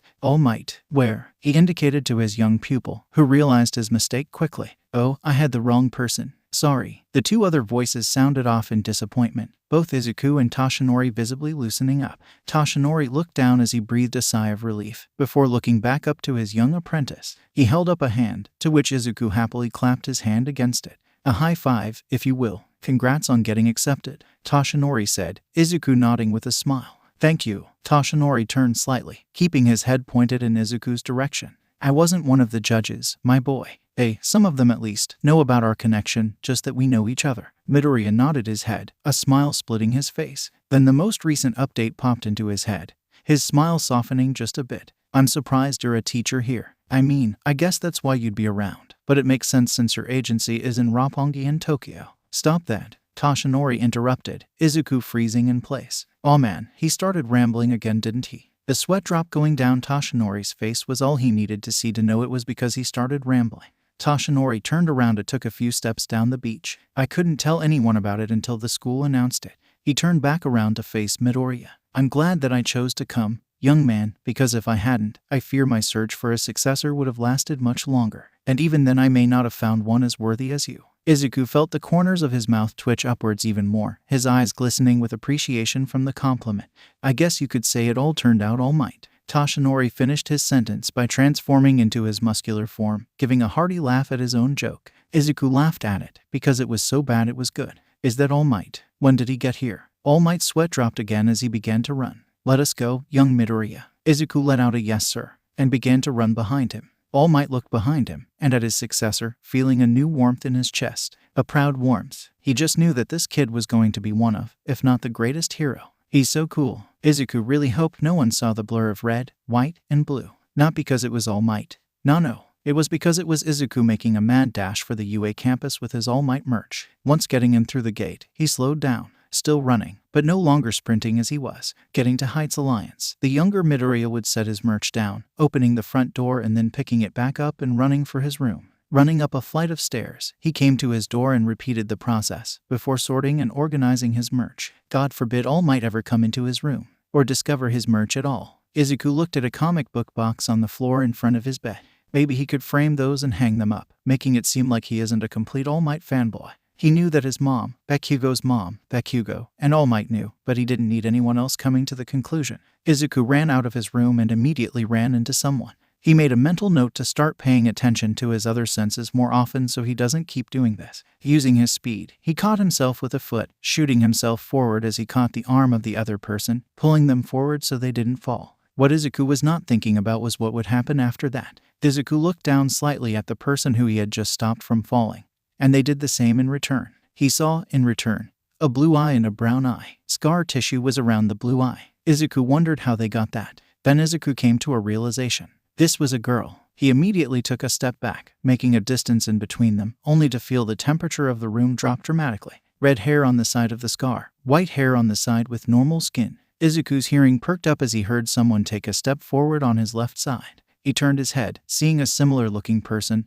only with shorter hair and no scar. He was slightly taller than the girl. Izuku's mind was putting puzzle pieces in place left and right. It clicked. Twins, what were you doing to my sister? The boy ground out, a sudden rise in temperature happening. Then the left side of the boy began to light up with fire, little spurts blasting off of him as he clearly tried to keep it together. Izuku quickly began trying to explain, his face reddening. It's not what it looks like. He stopped me from falling after he accidentally ran into me. The girl interrupted, taking a few steps towards what Izuku assumed was her twin. He wasn't trying anything, Shoto. Calm down. The boy, now known to Midoriya as Shoto, did calm down, the spurts of fire ceasing. In his heterochromic eyes, Izuku could see relief. Did he not? Did he not like his quirk? From what he could gather, he could control fire in its entirety, making it appear from thin air. He'd have to do more research, and by research, he means watching and hoping he gave him more to work on. The boy remained glaring at Izuku as the girl walked over, standing beside him as she turned around. They looked at Izuku as he stood there, awkwardly staring back. A scoff sounded off from behind Midoriya, causing him to spin around. What he saw was a guy with indigo hair that stood up, starring off his head. His eyes had bags under them, and his pupils looked white. That was weird. Maybe it had something to do with his quirk. If I wanted a show, I thought I'd have to go watch it on TV. Thank you 3 for proving me wrong. Izuku could tell that he was joking and coming off as a jerk, but he didn't seem like he was trying to actually be a jerk. Izuku's face, now back to its original color, relaxed. He stood up straight and walked over. If this was one of his dormmates, he figured he should introduce himself. He stuck out a hand, looking the newcomer in the eyes. Hi, I am Izuku Midoriya. What's your name? Nailed it. The indigo-haired boy raised an eyebrow, his white pupils dilating slightly. Izuku noted his caution when reaching out and accepting his hand. He shook it once before taking his hand back, Izuku doing the same. Hitoshi Shinzo, the boy said quietly.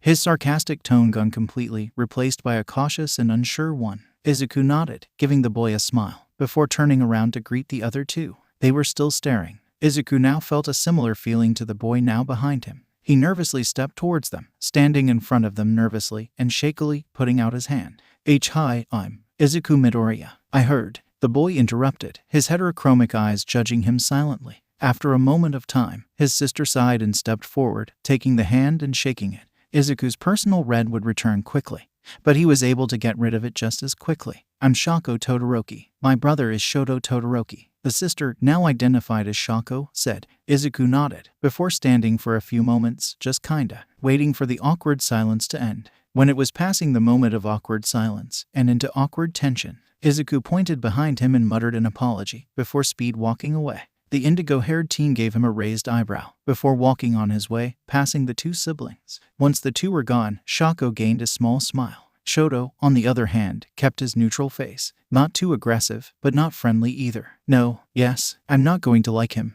You don't like anyone, Shoto. He's more unlikable than everyone else. You say that about everyone. For good reason. Shoko looked at her brother and shook her head. He was trustworthy. She could feel it. If only her brother would actually listen to her and open up to other people. Then he would see that the world isn't as bad as he thinks it is. It was surprising to her. She had the biggest physical scar, but he had the biggest mental scar. She didn't know which one showed more. Izuku dashed out the gate, taking long strides. With the speed he was going, that meant a step every 30 or so feet. He was attempting to escape the awkward tension that he had created by running into the girl, Shoko Todoroki. He sighed, closing his eyes for a split second. I really need to work on talking to girls, the older teenager said, making a mental note to ask All Might for advice. Wait, why don't I just ask him right now? Izuku skid to a halt, taking his phone out of his pocket. Unlocking his phone, he texted All Might. Izuku, hey, I need advice on talking to girls. The reply was almost immediate. Number 1, what? Toshinori was having a mediocre day. Running around, doing errands, that wasn't too bad. He could think while doing things he needed to in order to be the number 1 hero and still not be left behind. A migraine was coming on, and then his phone buzzed. He immediately knew who it was. He gave a smile. His current object of pride known as Izuku Midoriya. He bet this was something about how he finished moving in, or made of fry. Toshinori's smile dropped dramatically, his pupils disappearing in the shadows that covered his eyes. Number 2, hey, I need advice on talking to girls. Oh no, young Midoriya. What mess have you gotten into that requires this to be answered? Number 1, what? Number 2, well you know how we have dorms. Number 1, yes. Where was young Midoriya going with this? Number 2, wouldn't it be awkward if I mess up talking to one of my fellow female dorm mates? Toshinori put 2 and 2 together. Number 1, you made a bad first impression with one of your dorm mates, didn't you? Toshinori could feel Izuku's curse out of embarrassment. Number 2, maybe. Toshinori put a hand on his face, covering his eyes, before sliding it down his face. Oh, young Midoriya, why did you choose me? Number 1, just be yourself. Number 2, but being myself is what got me into this. Number 1, give it time, young Midoriya. A few minutes of silence would proceed before he got a response. Number 2, all right, thank you. Number 1, you're welcome, kiddo. It will all be All Might now.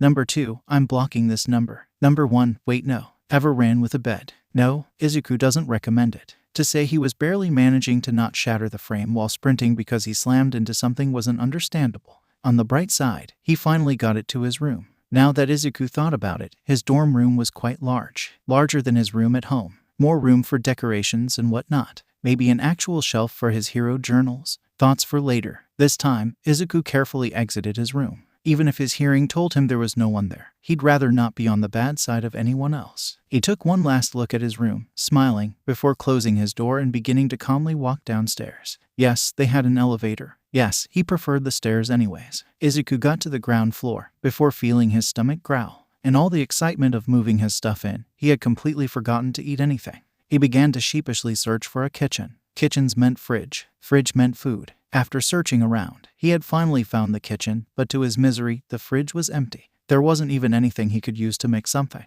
He must have gotten here before they could stock the fridge and pantry. He'd have to fix this, definitely. He didn't pride himself on being a good cook, but he could definitely make something edible. It was one of the things Inko made sure he could do after learning of the dorm system. Izuku, feeling his stomach grumble once more, sighed. Well, crap. He made his way to the door, knowing he was going to have to pick something up. Either that, or outright sprint home. It hadn't occurred to him until now just how big the building was, and how homey it felt. It was great. Of course, he still would have to visit his mom. She was his mom, after all. As Izuku exited the building, the colors of the sky brilliant with the sunset. Yeah, he was going to need to be quick. Then his hearing picked up running.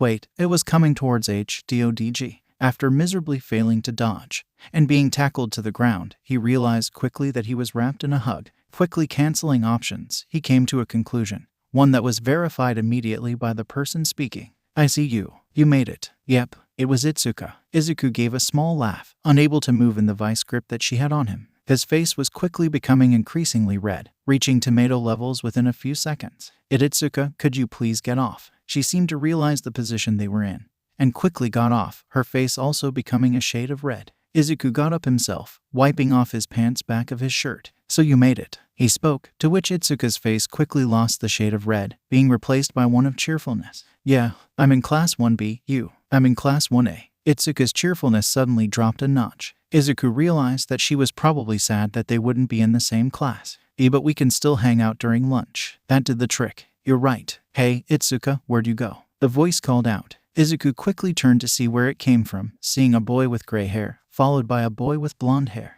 They spotted Itsuka and made their way over, Itsuka's smile growing. Oh, Izu, these are some of my classmates. He's Tetsu, and the blonde one is Nito Monoma. Izuku raised a hand and waved, giving a small laugh as the one with gray hair approached him. He gave a sharp-toothed smile as he held out his hand. Izuku grabbed on and shook it, to which his smile seemed to only grow. Like she said, I'm Tetsu. I'm Izuku Midoriya. A record scratch could be heard as the blonde one, Monoma, looked at him like he was insane, while Tetsu gained a new shimmer in his eyes. You're the guy who beat the 0-pointer, he exclaimed, startling Izuku with his sudden change in attitude. Why yeah, that's so cool. Can you really fly? Are you really that strong? See, Itsuka stepped in, giving a small laugh and saving Izuku from the barrage of questions. I'm sure he'll answer your questions later. It's getting late and I'm sure he was going to go do something else, right? She looked over to Izuku, to which he nodded. See, Tetsu gave a huff, before a determined gleam appeared in his eyes. All right, but we're sparring, too. There's no way I can meet the guy who beat the 0-pointer and not fight him.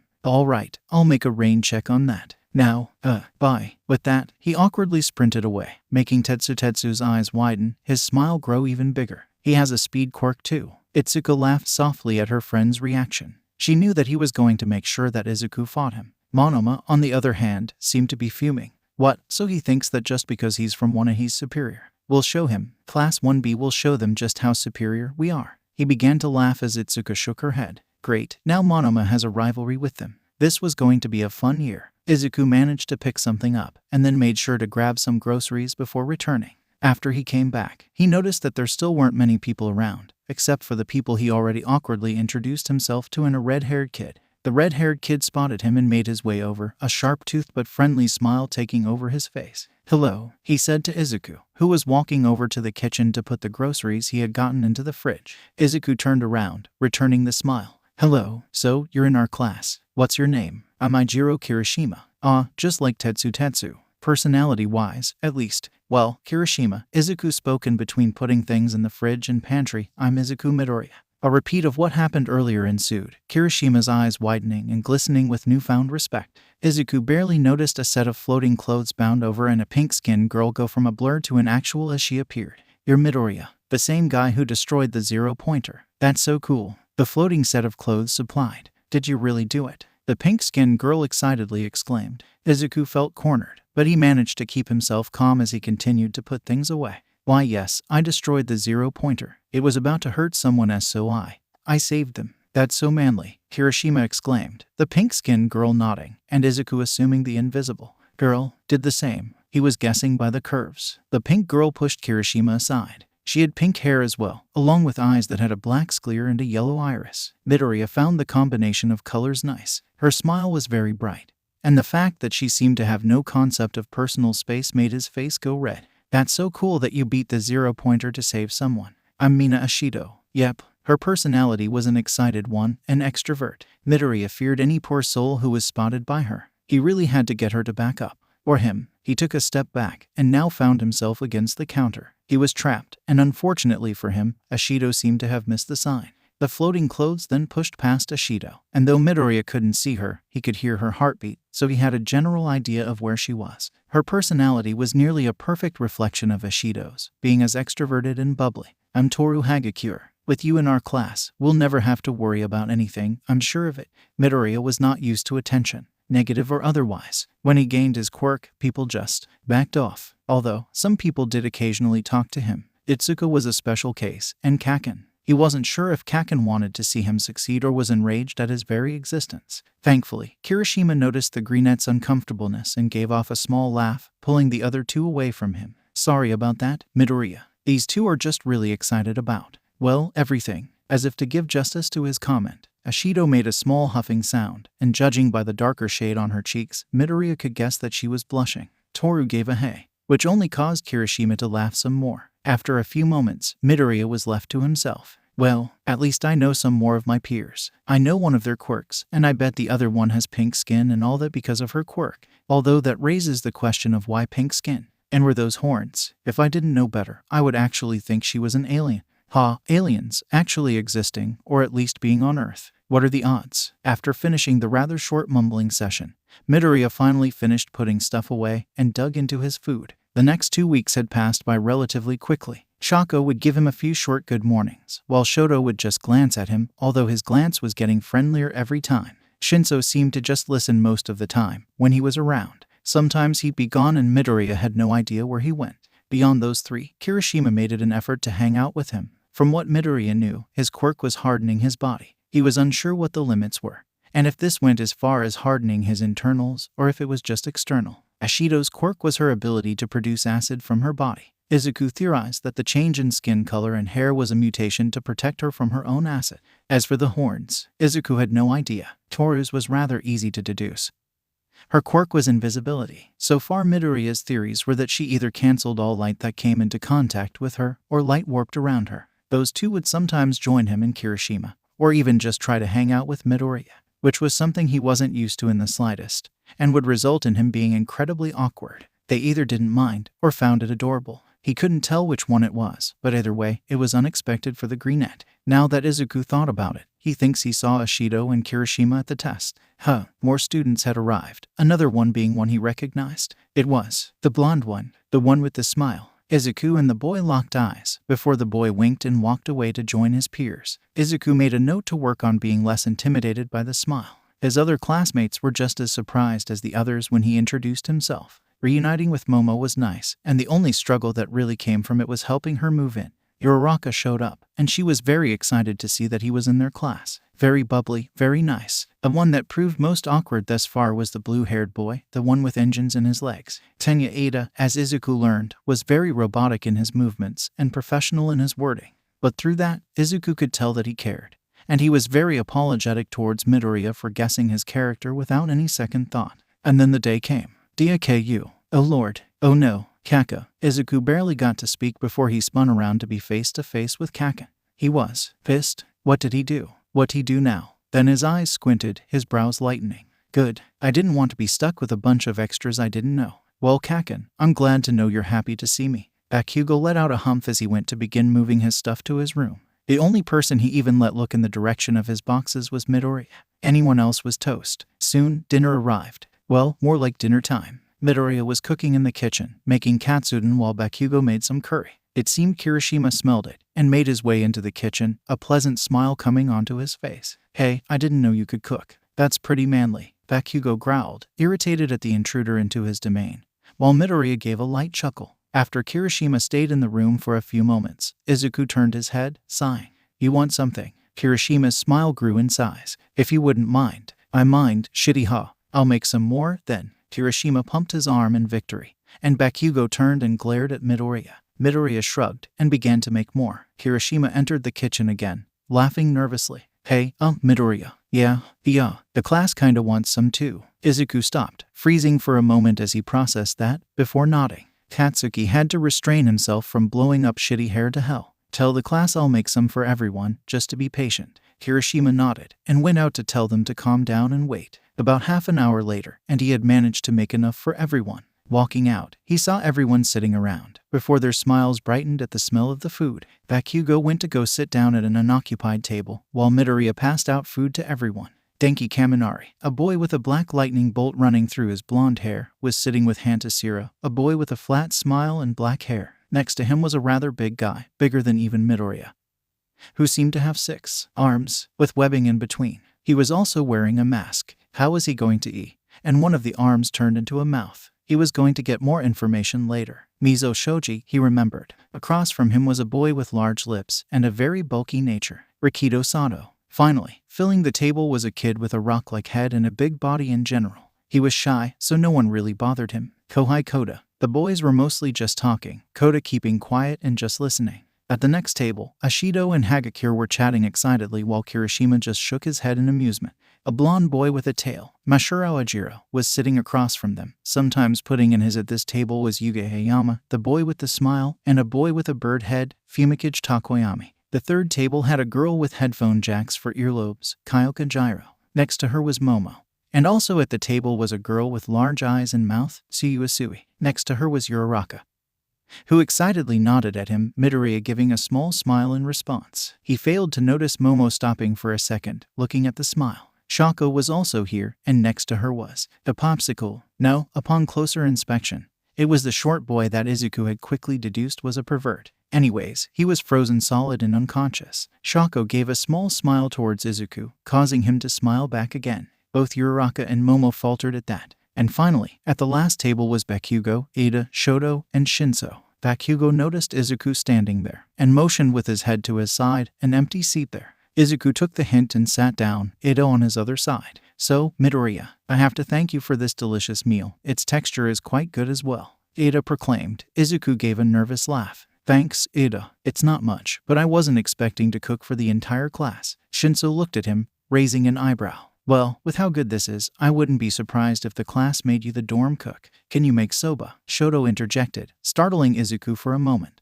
This was the first time he'd actually spoken to him in 2 weeks. I could try. I'll need a recipe, though. Shoto looked like he was thinking for a moment, before nodding. I'll get one for you. Izuku gave a nervous chuckle, and Shoto went back to eating. Bakugo gave what could be a ha, before closing his eyes and swallowing his food. The only one who's cooking for me is me, even if I make some extra spicy curry. Bakugo rose a finger, before lowering it, growling. Midoriya basked in his victory as Ada robotically got up. Well, as good as this dinner has been, Midoriya, I believe it is time to get ready for bed. I shall head to bed, and I recommend you all do the same, soon. And with that, Ada went to put his dishes in the sink, before heading to bed. Bakugo got up as well, doing the same. Good night, extras. No one bother me or the shithead who does is getting blown to the fucking moon. And with that, he was gone. Shinso suppressed a laugh, finding it funny how two completely different people were going to bed at relatively the same time.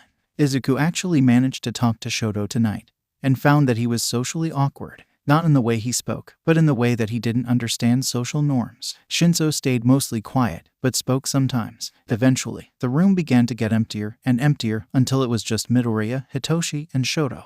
And then he says to me, "This training is going to get worse," and I look up to him, crumpled on the floor, because he just punched me in the stomach and took me down within seconds. Hitoshi finished with a small laugh. Shoto seemed both amused and aggravated. Midoriya was struggling to not laugh. My trainer also has no concept of taking breaks, Midoriya put in. Even with how tough I already am, his training was grueling, to say the least. My old man beat my ass until I could fight back. Well, that killed the mood, somewhat. Hitoshi and Midoriya looked at him with something akin to worry and horror. My sister got the same treatment. I don't know how she can. HMPH. He stopped himself. Too much information. Hitoshi raised an amused eyebrow, although it looked forced. And here I thought we were finally going to hear your tragic backstory, he commented, failing to realize that that didn't help Shoto in the slightest. Midoriya let out a yawn, before stretching. He stood up, pushing his chair in before looking at the other two. We should probably go to sleep now. It's pretty late, Midoriya said, his exhaustion not failing to present itself. Shoto stood up, taking Midoriya dishes before he could grab them, and walked into the kitchen.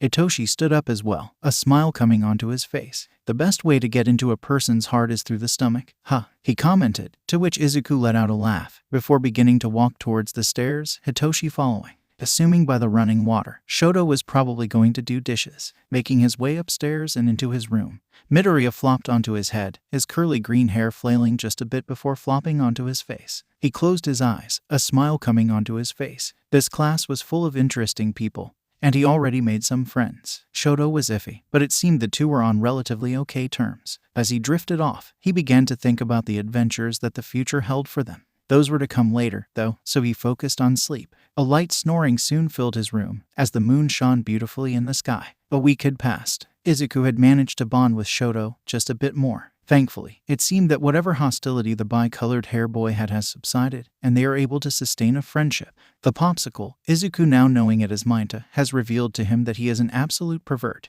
Izuku made a mental note to keep an eye on him, especially while he was around his female classmates. Bakugo's hostilities seem to have kicked back in, though, at least when it comes to Minta. Izuku will never forget the day he saw the boy stuck on the roof because Bakugo blasted him up there. When Shinso informed Izuku of his quirk, the indigo-haired boy was taken aback by how ecstatic Midoriya was, and how he listed all the ways that could be useful, such as hostage crisis, or even taking control of a villain and using him against his own allies. Shinso seemed to have taken that to heart. Momo hung out with Midoriya when she could, along with Ochako and Ida. Kirishima often called him manly, and Ashido and Toru giggled whenever they saw him. Midoriya didn't know why, and he was afraid to ask. Ajiro was often out training in what was essentially a dojo, and Kaminari was playing video games. Izuku joined him sometimes, and they had fun. Jiru was often in her room, same with Shoji, and Sato liked to bake. He very much liked to bake. Midoriya made a note to ask for tips. Shoka would sometimes just hang around him. When he asked if she wanted to do something, she declined, and said she just wanted to hang out. Fumikage also spent a lot of the time in his room, though Midoriya could always hear him talking to someone. Aoyama turned out to not be intimidating at all. In fact, he turned out to be one of the least intimidating in his class. He was just eccentric. Suyu liked to spend her time at the pool. Koji was either outside, talking to animals, or inside his room, talking to what Midoriya was pretty sure was a rabbit. Siro also often played video games, and would always be there when Midoriya played with Kaminari. He also managed to hold Bakugo off from murdering Minda after he made a perverted comment about Momo. And finally, the day arrived. Midoriya and his classmates walked towards class, their first day about to begin. So, who do you think our teacher will be? Ochako asked cheerfully, looking at the rest of her classmates with a smile. I'm unsure on who we'll get. I know that whoever we get will be competent, though, Momo replied, looking forward as she walked. I hope they aren't strict, Mina supplied. Ditto, Toru agreed. Whatever, as long as they don't let Minda be as perverted as he is, Jiru commented, to which all the girls agreed vehemently. I'm sure that any competent teacher would notice him, Shinso supplied. Oh, come on. What's wrong with me? Minda asked, feeling accused of crimes he didn't do. You're a shitty pervert. That's what, Bakugo replied, the venom in his voice clear to all that heard it.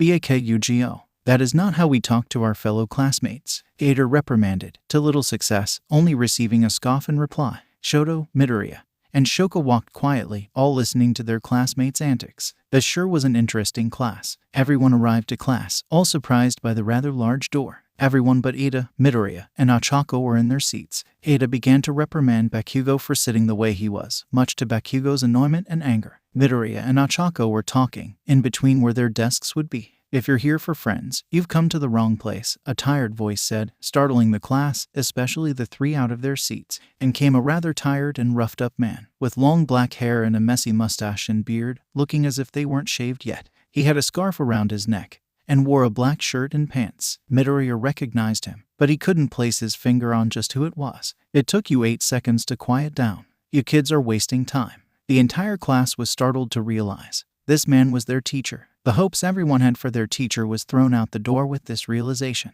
I'm your homeroom teacher, Shota Aizawa. Nice to meet you. He sounded so unenthusiastic that no one believed it for a second. He walked up to his desk, before reaching down and taking out a gym uniform. Enough pleasantries. Put this on and go out onto the field. What? Uraraka said, confused. What about the entrance ceremony? The orientation? If you're going to be a hero, you don't have time for such events. Everyone was taken aback, except Shoto, Shoka, and Bakugo. Yue's selling point is how unrestricted its policies are. It gives us teachers the freedom to do what we want. After some murmurs went throughout the class, Bakugo was the first one up, taking the gym uniform and walking out. The others followed him, and soon, they were all lined up, out on the field. This is a quirk assessment test. Think of it as a physical fitness test.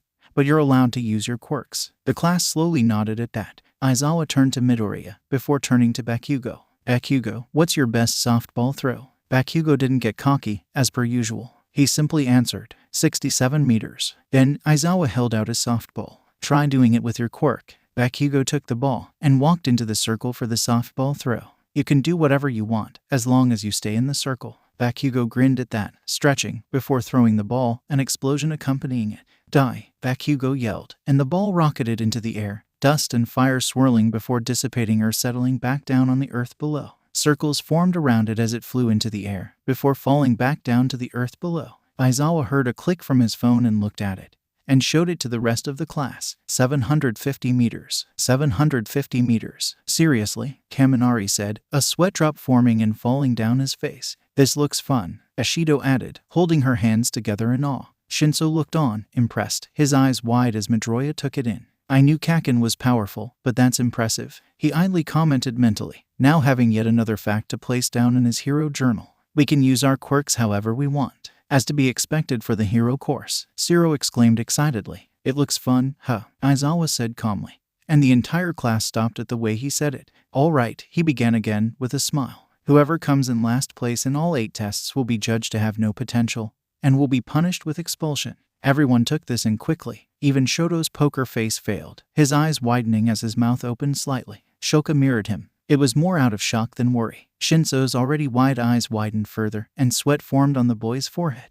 Midoriya raised an eyebrow. He had heard of an entire class being expelled last year because none of them had potential. Oh no, he knew he'd make it, but what about someone like Shinso? He turned to look at the boy, whose frozen shock was all he needed to understand that Shinso knew how bad this was. Shinso, while having a powerful quirk, was not the best physically. He heard almost everyone's heartbeats quicken, while Bakugo's, Momo's, Shoka, and Shoto's stayed calm, along with Aizawa's. "We're free to do what we want with our students." Aizawa lifted his hair up, and his eyes would have looked crazed if the sanity in them wasn't so solid. "Welcome to UAS Hero Course." Ochako had a problem with this, small drops of sweat running from her forehead. "Expelled. But it's the first day of school. Even if it wasn't, that's too much." Aizawa took it in and responded rather coldly, logically. "Natural disasters, big accidents, and calamities which can't be predicted. Heroes are expected to fix these. Life isn't fair. You'll be overcome with hardship after hardship here at UA. Overcome them with all you've got. Plus ultra." Aizawa's speech had its intended effects of bringing out his students' determination.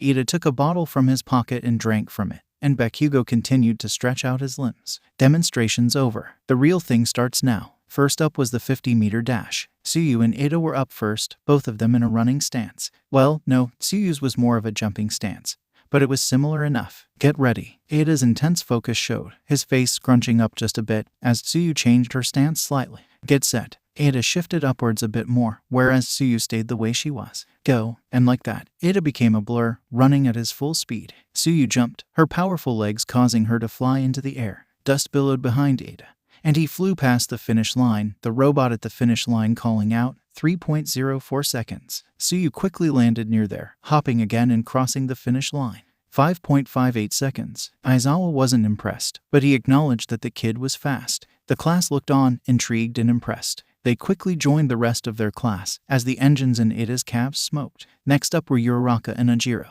Uraraka tapped her shoulder and then her shoes before the dash started. Ajiro bounced using his tail, while Uraraka ran as fast as she could. Ajiro passed first, 5.49 seconds, followed by Uraraka, 7.15 seconds. Ochako looked pleased as she tapped her fingers together, nullifying her quirk's effect on her clothing and shoes. "That's faster than I was in junior high," she exclaimed mentally. Next up were Aoyama and Ashido. Ashido had taken off her shoes, while Aoyama turned around, his smile plastered on as always. "Everyone, you're not being creative enough. I'll show you what it's like to be allowed to use your quirk." He jumped up and blasted his laser, causing him to go flying backwards. Although, this only lasted for a few moments before he fell, Ashido passing him by using her acid to make the ground slippery. He quickly got back up and mimicked what he did. He quickly caught back up, but failed to pass Ashido before the finish line.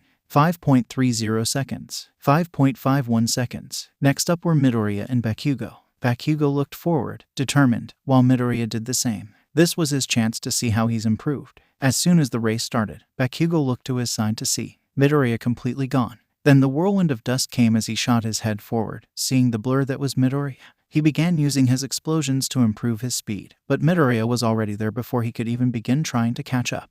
1.58 seconds. The time caught the entire class off guard, including Aizawa. Ida noticed that the ground cracked where Midoriya ran. To say the speedster was confused was an understatement. Shinso didn't even know how to react. Momo knew Midoriya was fast, but it was still surprising, nonetheless. 4.13 seconds. That snapped everyone out of their trance. Bakugo looked pissed, but didn't act on it, much to everyone's relief. The rest of the class wasn't anything extraordinary. Shinso got a surprisingly good time. Minda was the one with the worst time, even if he had used his balls to bounce. The next test was grip strength. Midoriya's quickly exploded in his hand, it sparking and smoking. The rest of the class looked at him, before another explosion promptly went off, Sato having crushed his in a sugar-induced state. Shoji looked at his 540 kilograms, and was both impressed and worried, now knowing that whatever their strength was, it was incredible. The third test was the standing long jump. Bakugo exploded forward, overcoming the obstacle. Aoyama used his laser, also overcoming it with ease. Midoriya made sure his stance was solid before jumping. He flew into the sky, before landing on the other side, kicking up yet another dust cloud, and forming a small crater as a result.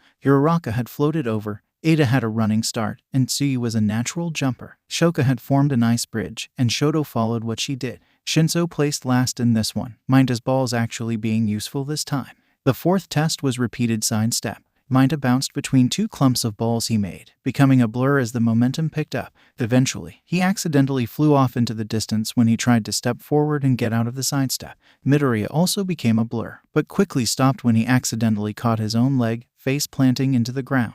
The final test was the ball throw. Uraraka scored infinity, her ball having flown into the abyss that was space. Kaminari was shocked and Kirishima was amazed. Shoka and her twin were silent, as per usual. Shinso was either not impressed at this point, or too tired to be impressed. After the class settled down, Izuku was left. He took a stance, green lightning sparking off his body, and he threw the ball, the lightning suddenly stopping. The ball landed about 89 meters. Izuku furrowed his brows in confusion. "What? I erased your quirk." Aizawa's voice came from Izuku's left, and he turned to face him. His eyes were glowing red, his hair and capture scarf floating in the air. Izuku finally realized who it was. It was Eraserhead. Eraserhead. I've heard of him, he's an underground hero. You've been holding back, Midoriya. The entrance exam showed you moving faster than a bullet. I want you to do your best. Not hold back. Don't make that mistake again. Aizawa closed his eyes, the red glow gone. His capture scarf and hair went back down. He was disappointed. This test was to set their current limits. And in order to do that, they need to not hold back. I've returned your quirk. Hurry up, and get this over with. We have other tests to complete. Midoriya nodded, before taking his stance again after grabbing another ball. He closed his eyes, for a moment, breathing in and out. Everyone, please take a step back, Midoriya requested. Everyone did so. Momo looked on, determined for her friend. Bakugo scoffed. Don't disappoint me, you damn nerd. Midoriya's eyes snapped open as green lightning crackled around him, and he threw the ball. Smash! A crater formed around him, but other than that, not much seemed to happen for a second, except for the ball disappearing from his hand. And then it hit. Dust blew up from around Midoriya, a sonic boom blasting out from in the sky. The ground shook, and crazy winds picked up and hit the class. Aizawa had his capture scarf wrapped around Minda before the boy flew off, Ida putting a foot forward, putting a hand out in front of Ochako and Ayama. Jiru had her ear jacks slam into the ground, and Momo had a tungsten shield in front of her. Bakugo slid back, explosions forming in his palms and making sure he didn't fly backwards. Kirishima's skin had hardened, using his hands to catch both Toru and Ashido. Zero's tape latched onto the ground. Sato was holding onto Kota, and Fumicage's quirk, Dark Shadow, was holding onto the ground for dear life. Shoka and Shoto created a reinforced ice wall together, sparing Shinso and Oniro from the sheer power of the throw. Shoji had spread his arms out, becoming a human shield for Tsuyu and Kaminari. After a few moments, the winds calmed down. Shoka melted the ice wall, and the entire class looked at Izuku, both amazed and horrified. He's an absolute monster, Kaminari thought, his eyes wide. So, manly, Kirishima mentally cheered.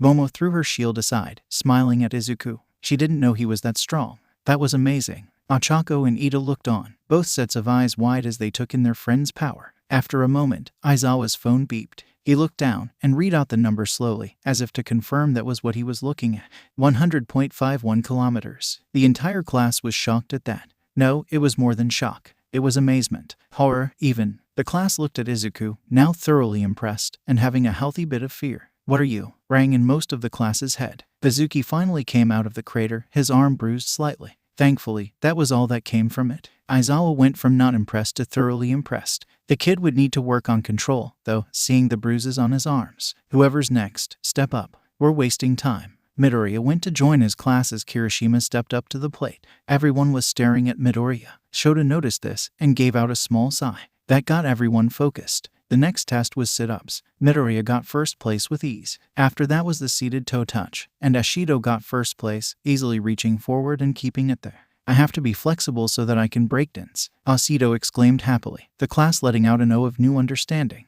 The final test was an endurance run. Bakugo, Midoriya, Momo, and Ashido were the last four. Mom had a moped. Bakugo refused to give up. Ashido was doing her absolute best, and Midoriya was running laps around them. Eventually, Aizawa called Momo out, and after that, Ashido dropped, breathing heavily due to running for so long.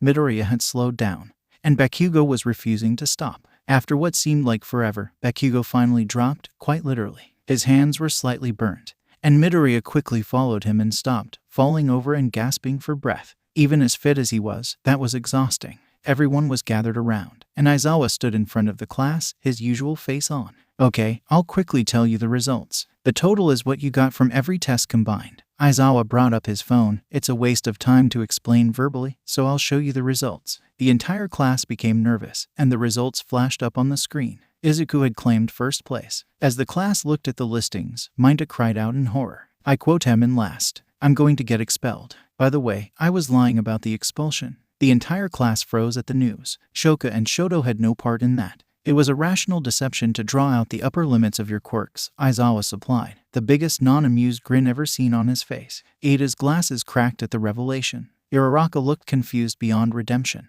Minta became a blur. Shinso's eyes widened as if he was just told his entire life was a lie. Momo let out a small laugh at her friend's reactions. Of course that was a lie. It should have been obvious if you just thought it through. Jiru and Kaminari looked at her, mentally thanking her for telling them. With that, we're done here. There are handouts of the curriculum on your desks in the classroom, so when you get back, look over them. With that, Aizawa walked away. Izuku could hear a conversation between All Might and Aizawa take place after he turned a corner, and his eyes widened when it was confirmed that Aizawa had in fact expelled an entire class last year. He looked over to Momo, and the look was all she needed to know before her face went pale. Uraraka and Ida were confused, but after Izuku told them, Ida's glasses cracked more, and Uraraka looked like she was going to vomit. Shinso, having overheard, did vomit. With that, the day had ended. The class was dismissed, and everyone began to walk back to the dorms, separated into their own groups. Kirishima and Kaminari walked with Bakugo. Ashido, Toru, and Momo walked in their groups, Izuku hearing Momo's heartbeat pick up a little. He could also swear the other two did as well. Ochako, Ida, Shinso, and Shoto hung around Izuku, and Shoko was with Tsuyu. Minta was with Shiro and Sato, and Koji was with Shoji and Jiru. Fumikage and Ajiro were silently walking together. Aoyama was by his lonesome. When they reached their dorms, Izuku got started on making dinner for everyone. He made sure to make a plate of soba for Shoto, and make some katsudon for himself. He also gave a little spice to Kakens. After preparing the food, he made his way out and gave it to everyone. He sat down with Shinso and Shoto, Uraraka and Shoka on the other side of the table, with Ida on their right. Shoto bit into the soba and swallowed it. He looked at Midoriya, his eyes as unenthusiastic as normal, his poker face on full power. Midoriya looked at him, and after a few moments, Shoto spoke. You have my permission. Midoriya became incredibly confused as to what that meant. Permission for what? Shoka's heartbeat picked up, and Momo's skipped a beat. He had failed to notice the fire that blew up from Shoka for a split second. Maybe Shoka and Shoto talked about something. Ashido squealed from the other table. Shinso snorted, and Uraraka looked like someone had just killed a puppy in front of her. Ida was just as oblivious as Midoriya. Permission for what? Todoroki. He chopped at the air. Maybe one day he'd finally defeat the oxygen demon. What are you talking about? No answers would be given, as Shoto went back to quietly eating his soba. Midoriya would be stuck thinking about this. The nerd fucking age. Bakugo was quickly silenced by the effort of Kirishima. The next day started off simple. English class was first, and Midoriya was quick to learn. Present Mike could be very quiet and tame when he wanted to. The whiplash from him being loud and excited to quiet and tame was immense, and he could see that some of his fellow classmates felt the same way. Bakugo just looked annoyed. So normal, so damn boring. Although, he could still get excited. He just wasn't as loud. Thankfully, after that was Midnight's class, Modern Hero Art History. Quite the mouthful. Midoriya kept note to keep Minta in check, although, with the way Midnight is able to scare the small boy, he thankfully wouldn't have to actually pay much mind to it. Third period was Cementos' class, him teaching modern literature. Izuku already liked this class, as did Momo. Cementos, thankfully, did not dump a whole lot of work on them. Fourth period was mathematics with ectoplasm. Midoriya had to physically restrain himself from fanboying. It was getting harder by the class. Maybe he could catch them outside of class and ask for an autograph. Maybe. Anyways, after noticing her classmates struggle, Shoka tried to help by icing his feet to the floor. It did not help. It was freezing and terrible. Finally, lunch came around. Gourmet foods for a good price. Midoriya sat with Ochako, Ida, and Shinso chuckling at Midoriya very clearly in all of Lunch Rush. White rice is great comfort food, isn't it? Lunch Rush said excitedly. It seemed the hero was as happy as he was a good cook, which was entirely welcome to Midoriya. Ochako gave a nod in between eating. Yeah, and finally, Heroics class. Izuku gave a smile, rather than just a smile of a fanboy. This was a smile of comfort, of fondness. The bond between the mentor and the apprentice was strong, family-like, even. Admiration and respect shone from his eyes, coming through the door like a normal person. All Might came in, and the class gasped. Shinso's eyes widened at the sight. Not only did he make it into the heroics course, he was going to be taught by All Might. That was amazing. It's All Might, Kaminari said excitedly. Wow, he really is a teacher, Kirishima added, raising a fist up. That's the costume from the Silver Age, isn't it? Tsuyu observed as All Might dramatically, and quietly walked over to his desk. Its style is so different, it's giving me goosebumps, Ojiro added. Shoka and Shoto seemed unfazed, as per usual. I teach hero basic training. It is a subject where you train in different ways to learn the basics of being a hero, All Might explained. You'll take the most units of this subject. Let's get right into it. This is what we'll do today, combat training. Bakugo's feral smile broke out on his face. Midoriya smiled out of excitement. Shinso felt some sweat prickling on his forehead. Shoka and Shoto continued to remain unfazed. Momo was indifferent, as was most of the class, including Ida. Kirishima pumped his arm in excitement, and to go along with it, All Might pressed a button on a remote, and shelves came out of the wall, numbers based on their seats, costumes made based on your Quirk registrations and requests you sent in before school started. The class reacted excitedly to that. Change into your costumes, and after that, meet me at ground beta. The class all gave him a confirmation, and began to get ready. Midoriya got up as well, taking his suit out of its shelf. Right then, he heard the pang noise from before. He hasn't heard it in months, so it was interesting to hear again. Izuku made his way to the locker rooms, and got changed. He then began to head for ground beta, his first heroics class about to begin. All Might stood with his fists on his hips, awaiting his class to come out and prepare themselves to show who they were. He heard the footsteps echoing forth through the tunnel. His ever-present grin was plastered on. Long had he gotten over smiling pains, he had overcome that obstacle. They say the clothes make the man, young men and ladies. In that case, the costume makes the hero. The class finally began to step out into the light. All Might feeling proud as his students wore their hero costumes. Never forget, from this day forward, you are heroes. All Might scanned his students, seeing all but one present.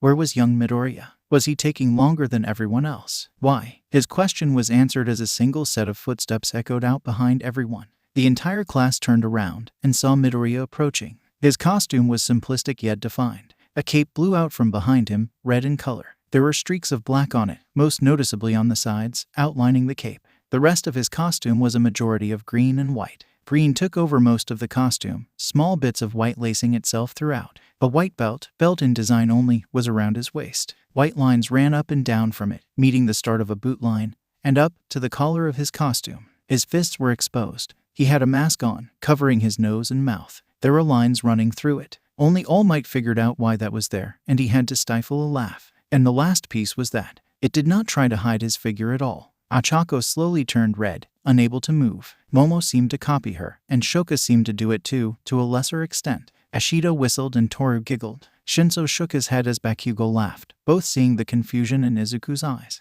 The rest of the class was murmuring about how built Midoriya was. Oh, Deku, Achako said happily, though sounding embarrassed to say his name at all. This only proved to confuse the young boy further. Well, that is, lasted for a moment, at least, until the visible portion of his face turned red. Your costume is skin tight, like mine. I really should have written what I wanted. Uraraka gave a small laugh as he went to scratch the back of her neck. I think it looks great on you, Izuku blurted out, which only served to cause the brunette to become more red. She began floating away before Siro caught her with his tape, sighing. Bakugo only laughed harder. Midoriya then turned his attention towards Momo, who had walked over as well. His face was going atomic red with heat at this point. While Achako's was skin tight, a theme shared by a lot of the costumes, Momo's was most revealing. Wow, that's really revealing, Momo, Izuku nervously commented, to which the raven-haired girl shook her head, her face red as well. Ashido joined Bakugo in his cackling. Well, originally I was trying to go for something that would better allow me to use my quirk, but this was the end result instead, Momo replied, which caused the one for all inheritors' brain to turn cogs. Momo's costume was meant to be more revealing. How revealing? How was that not revealing enough? What would she look like with that? Izuku almost physically slapped himself to stop the train of thought. All Might couldn't bear to watch his apprentice suffer anymore. All right, you zygotes, let's begin. The exercise was explained to the class. The class would be split into heroes and villains, and fight on 2-on-2 indoor battles. Well, that is, if they had 20 students. Since they have 22, one game would have to be a 2-on-4. The class immediately took this chance to place Midoriya on that team, and pleaded with All Might to make it so. All Might, realizing that if he didn't do this, the chances the opposing students had went from a small chance to no choice, agreed. There was also his time limit that he had to worry about. Eventually, teams were decided, and Midoriya's team was up first. His partner was Kyoka, who had a simple costume with simple additions, a baggy shirt with a jacket, and what Midoriya observed to be boots with speakers on them. They were up against two teams stuck together. Todoroki and Kirishima were one of the teams, and the next was Zero and Ashido. Alone, these teams would be hard to beat, so the fact that they were working together was intimidating to Kyoka. To Midoriya, though, not so much. "Hey, Green, what's the plan?" Kyoka asked her fellow teen, who quickly looked at her in confusion. "Green? Yeah, it's my nickname for you, because her hair is green. Now what's the plan?" Kyoka asked again, a bead of sweat forming on her temple. Well, since you asked, I think that I should take them on while you go after the bomb." Wait, what? The earjack user exclaimed, looking at Midoriya as if he was insane. Maybe he was. "Well, the only one I can think of that we'd have to worry about is Zero, because of his tape. Well, there's also Todoroki, but I can break his ice easily. Kirishima is a frontliner with his defense, so he'll take me head on. I don't have much on Ashido's acid yet, but I think she'd have to use it one-on-one, not leaving it around, because then it'd just melt through whatever it's on."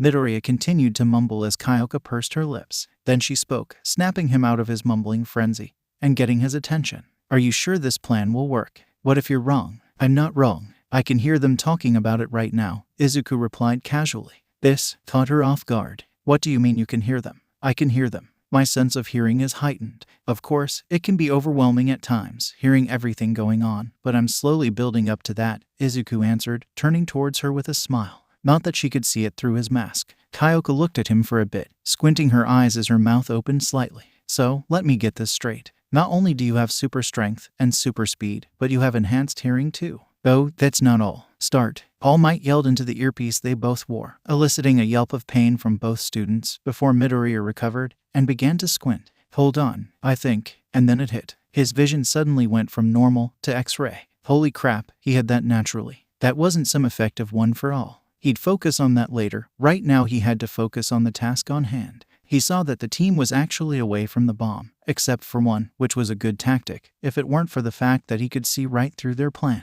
He blinked several times and explained what he saw to Kyoka. After that, they finally entered the building. In the control room, "There's no way Midoriya and Kyoka can win against that combination of quirks, right?" Kaminari asked, causing a certain pervert to swing around in disbelief. "Are you kidding me? Did you see how strong he is?" Minda practically screamed at him, causing Kaminari to take a step back in surprise. "You're wrong, Sparky. Deku is going to win this easily," Bakugo stated, looking at the screens, a grin present on his face. "What makes you so sure, Bakugo?" Kaminari replied, raising an eyebrow. "Just watch the slaughter," Bakugo said darkly in response, a gleam in his eyes. Kaminari quickly backed down, and Minda took a step away from him. Tsuyu blinked before looking at the screen. "Midoriya does have an advantage in strength and speed, but I'm not sure that will help him here, Kiro." Bakugo scoffed and continued to watch the screen. The rest of the class joined in, curious as to just who will come out on top. All Might watched carefully. "You may be my prodigy, but you're my student as well. I will grade fairly, but I haven't a doubt that you'll win.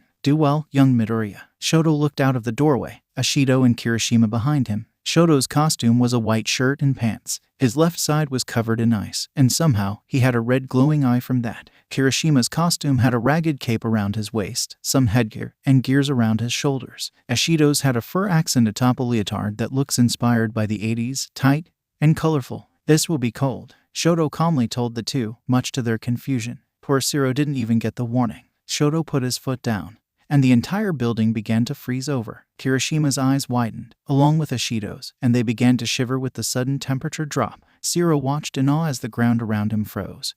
But then he realized that he was frozen in place. "Todoroki, I'm frozen. Trust me, it's better if you're there to defend the bomb," Shoto replied casually. Zero sighed, and began trying to use his tape to free himself. Midoriya and Kyoka were on the first floor when the ice struck. Kyoka's earjacks were in the wall, trying to listen for any details they did miss, and Midoriya bet that it would be pleasant if they were frozen there. "Kyoka, earjacks." Gyro became confused for a split second before she saw the ice. Her eyes widened as her jacks almost flung out of the wall, just as the ice froze over where they were. Of course, that didn't stop her feet from being frozen in place. Midoriya also had his feet frozen, but he was easily able to break out of it, the ice shattering echoing throughout the halls of the building. He then turned towards Jiru and stuck out his hands before retracting them, his face turning somewhat red. Jiro raised an eyebrow, curious as to why he was turning red, before Izuku grabbed her from under her armpits and lifted. She came out of the ice, and Midoriya was quick to set her down and retract his arms. Sorry, he muttered, before exhaling and inhaling. Remember the plan? All right. Right, Jiro said, her face also somewhat red from the brief contact.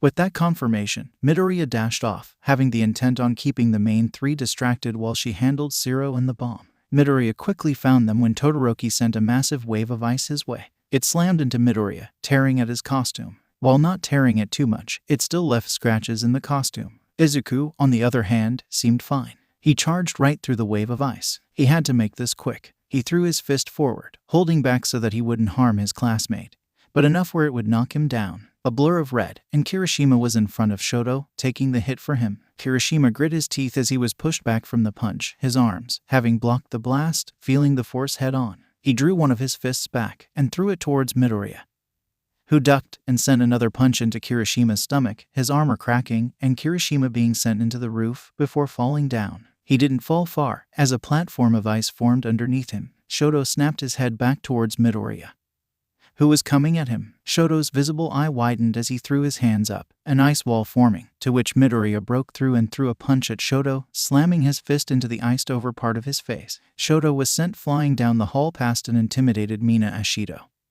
who looked behind her before looking back at Midoriya. She quickly threw her hands up, seeing the guy who froze the entire building fail to stand up to Midoriya. Midoriya quickly wrapped them all in capture tape, before speeding away to meet up with Kyoka. He didn't even get halfway when he got the message. Hero Team wins, All Might announced, to which Midoriya gave a smile to it. The entire class looked in awe as Midoriya wiped the floor with Todoroki and Kirishima. Kaminari winced, grabbing his stomach as he felt phantom pain. Oh god, that must have hurt like hell, Kaminari breathed, to which Shinso gave a nod, wincing as well. Not even my trainer hits me that hard, though I don't think he could. Shoko was keeping the control room warm so that no one suffered the cold her brother brought about. Bakugo gave a smug grin, and Ochako's eyes shimmered with admiration. Ada's glasses had a small crack in them, and Momo's mouth was agape. Shoka's only visible reaction was the fact that she looked more attentive now. The group of students walked back in, Kirishima holding his stomach, and Shoto literally icing his face. Zero rubbing the back of his head, while Ashido, Kyoka, and Midoriya were completely fine. Midoriya's suit actually had the most damage, being torn up in some places due to Todoroki's ice, but nothing that can't be fixed. I was most impressed with the speed at which you handled the situation, Team A. I'd say the MVP for this battle was young Midoriya. All Might exclaimed, mentally cheering in joy. He knew his apprentice was powerful, but that was something else. Midoriya's face lit up with a smile. Although, I do have to ask, young Midoriya, All Might quickly added, causing Izuku's smile to falter just a tad. How did you know where to send Kyoka? The class seemed curious as well, everyone turning towards the boy. He gave a small, nervous laugh, scratching the back of his head, before answering, well, I have X-ray vision as well as super hearing. The entire class's eyes widened at the news, including his opponents. Kyoka didn't show the same shock, since he already told her, but she was still curious as to how he had so many quirks, unless they were all one convoluted quirk. All Might had already known, from how his body first reacted to One for All. Ashido in particular was shocked, but her shock turned into amusement as she went behind Midoriya and onto his side, getting his attention. So, you can see through stuff, huh? Mina asked, to which Izuku confusedly nodded. Mina grinned, coming a bit closer. Well, you like what you see. Her arms were behind her back with her chest puffed out. Izuku didn't register her question immediately, confusion coming out on his face. His female classmates on the other hand, including Toru, whom keeps forgetting she's invisible, all went red and immediately went to cover their bodies. Midoriya's head finally caught up with the question. His face went atomic red as he realized what she was asking. No, I don't. Midoriya closed his eyes, before snapping his head up. He could see through his eyelids. Midoriya cursed his quirk mentally. Ashido began to cackle while Bakugo joined her. Ada was chopping his hands in the air, reprimanding both of them, while Mineta cried jealous tears of blood. All Might felt a drop of sweat go down his face, sighing. All right, class, pay attention, please. This got everyone's attention, including Izuku, who snapped his head over to All Might's direction. Ashido's grin remained, however. She was going to use this newfound information to her advantage, she can guarantee that. Can anyone explain why he's the MVP? Momo volunteered, to which All Might let her take the stage. After explaining how Midoriya was the MVP, to which All Might felt sweat run down his face, him not expecting so much of a breakdown. The rest of the matches were pretty uneventful. other than Shoka freezing the team in place and Shinso taking control of the opposing team. There was also the fact that Bakugo quite literally blew away the opposing team. The class ended, and All Might sped away, only Midoriya knowing why. Change and return to the classroom were his final words before he sped away at top speed. Midoriya's classmates were in awe, thinking All Might was so cool. Midoriya could only give a fond smile. Later, after everyone returned to the classroom, the rest of the day proved to be uneventful. Or, the school day at least. It was a different story when everyone got to the dorms. So, Midoriya Shido would say, leaning over the bit of the couch Midoriya was currently sitting on, "You have enhanced hearing and X-ray vision, huh? Yes, I thought I already told you this," Midoriya answered, his face becoming a pinkish color. His doormates stopped what they were doing and started listening in on whatever this was. "So, I wonder how you use it, HM. Do you like to spy on the rest of us?" The pink-skinned girl continued, causing Midoriya to sink even further into his seat, his face turning even more red. Shido, I don't do that. Oh, even if you can't see us, I'm sure you can hear us, right?" The pink-skinned girl pressed on, making the one-for-all inheritor become a sputtering mess.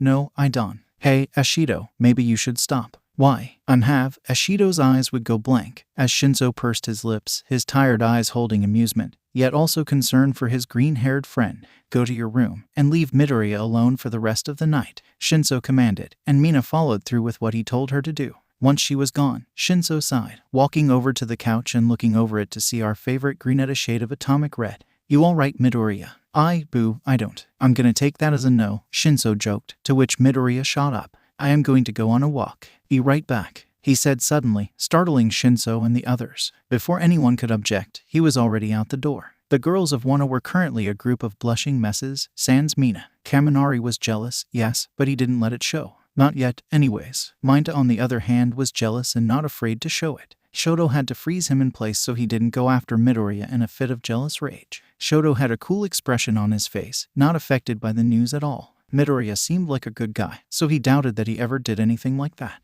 Toru was currently wondering if he could see her with his X-ray vision, oblivious to the fact that no one can see her. Midoriya wouldn't do that, right? Shoka stated plainly, her face matching the red of her scar. And no, Izuku is too good to do that, Momo reassured her, stuttering as she tried to convince herself of that fact. Ochako was a mess of red and steam.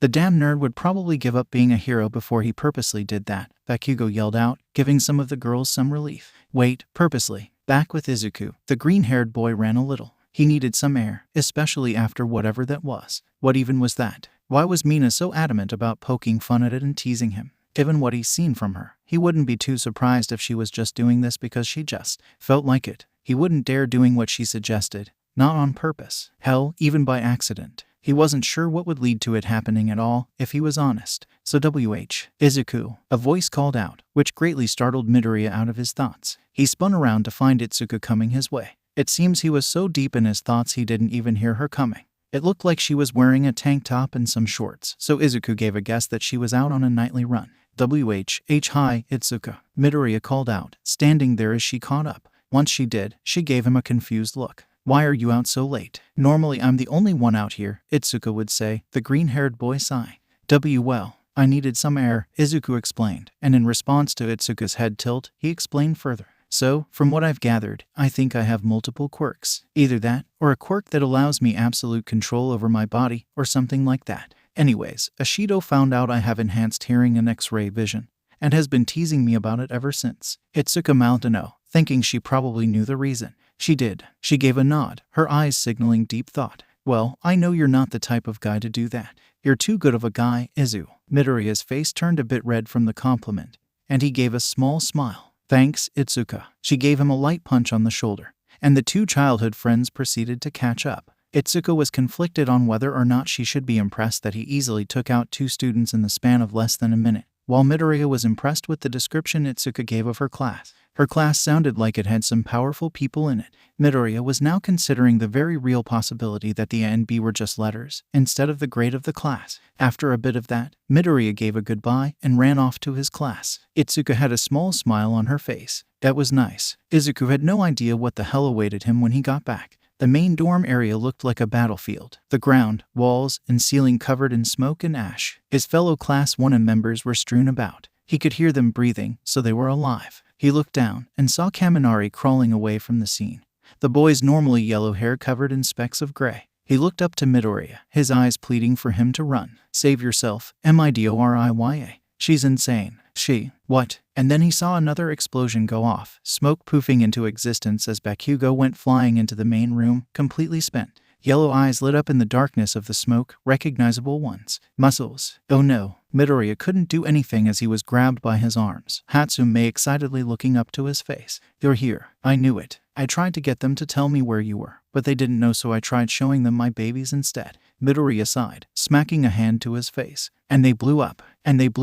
I should have tested them, yeah, but I was on a limited time scale. You won't believe how hard it is to not be found in the support course room. You'd think all those babies and lockers would count for something, but nope. Midoriya sighed. He didn't have the energy for this. Hatsume, why did you need to see me? Please don't let it be testing an invention. I just wanted to know you made it in. See you for myself, you know. The pink-haired girl's smile shifted from the one plastered on to a genuine smile. Midoriya gave a small smile in response. Yeah, I know. And I did. So, right. Well, see you later, Muscles. Nice seeing you. And with that, Hatsume was out the door. Midoriya gave a small laugh before a growl was heard from behind him. A recognizable one. Deku. Bakugo ground out, and the person in question turned around, slowly. If me and the extras ever have to fucking deal with something like this again, I'll fucking kill you. Midoriya hasn't actually tested out his endurance against explosions yet. Well, not big ones. Of course, smaller ones were nothing. He'd have to see the upper limit of it someday. Right, you got it, Kaken. The explosive teenager growled in response and stomped off. Midoriya was then tasked with cleaning duty by the rest of his class, which he got done quickly, much to their annoyment. The next day was rather easy, Aizawa assigning them to choose a class representative. It was chaos until Ida suggested that they hold a vote. When it was all said and done, Midoriya was made the class representative, and Momo was the vice representative. I will do my best, guys, Midoriya said confidently. He couldn't let them down. They voted for him, and he was going to show that they chose right. Momo gave him a smile, and Midoriya returned it. Later, at lunch, I'm grateful that I was chosen as class rep, Midoriya said to his friends, consisting of Shinso, Ida, Uraraka, and Momo. Shoka and Shoto were also there, just a bit farther down, away from Midoriya. You're best qualified for the job, Midoriya. That's why I voted for you, Ida stated calmly, taking a spoonful of his food and eating it.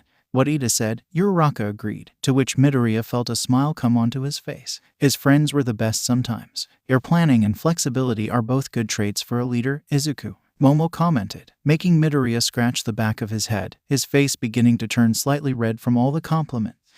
Guys, let's not forget that you also care for your classmates, Midoriya, more than I can say for a certain someone, Shinso added. Bakugo sneezed violently, causing his entire table to turn to him in shock.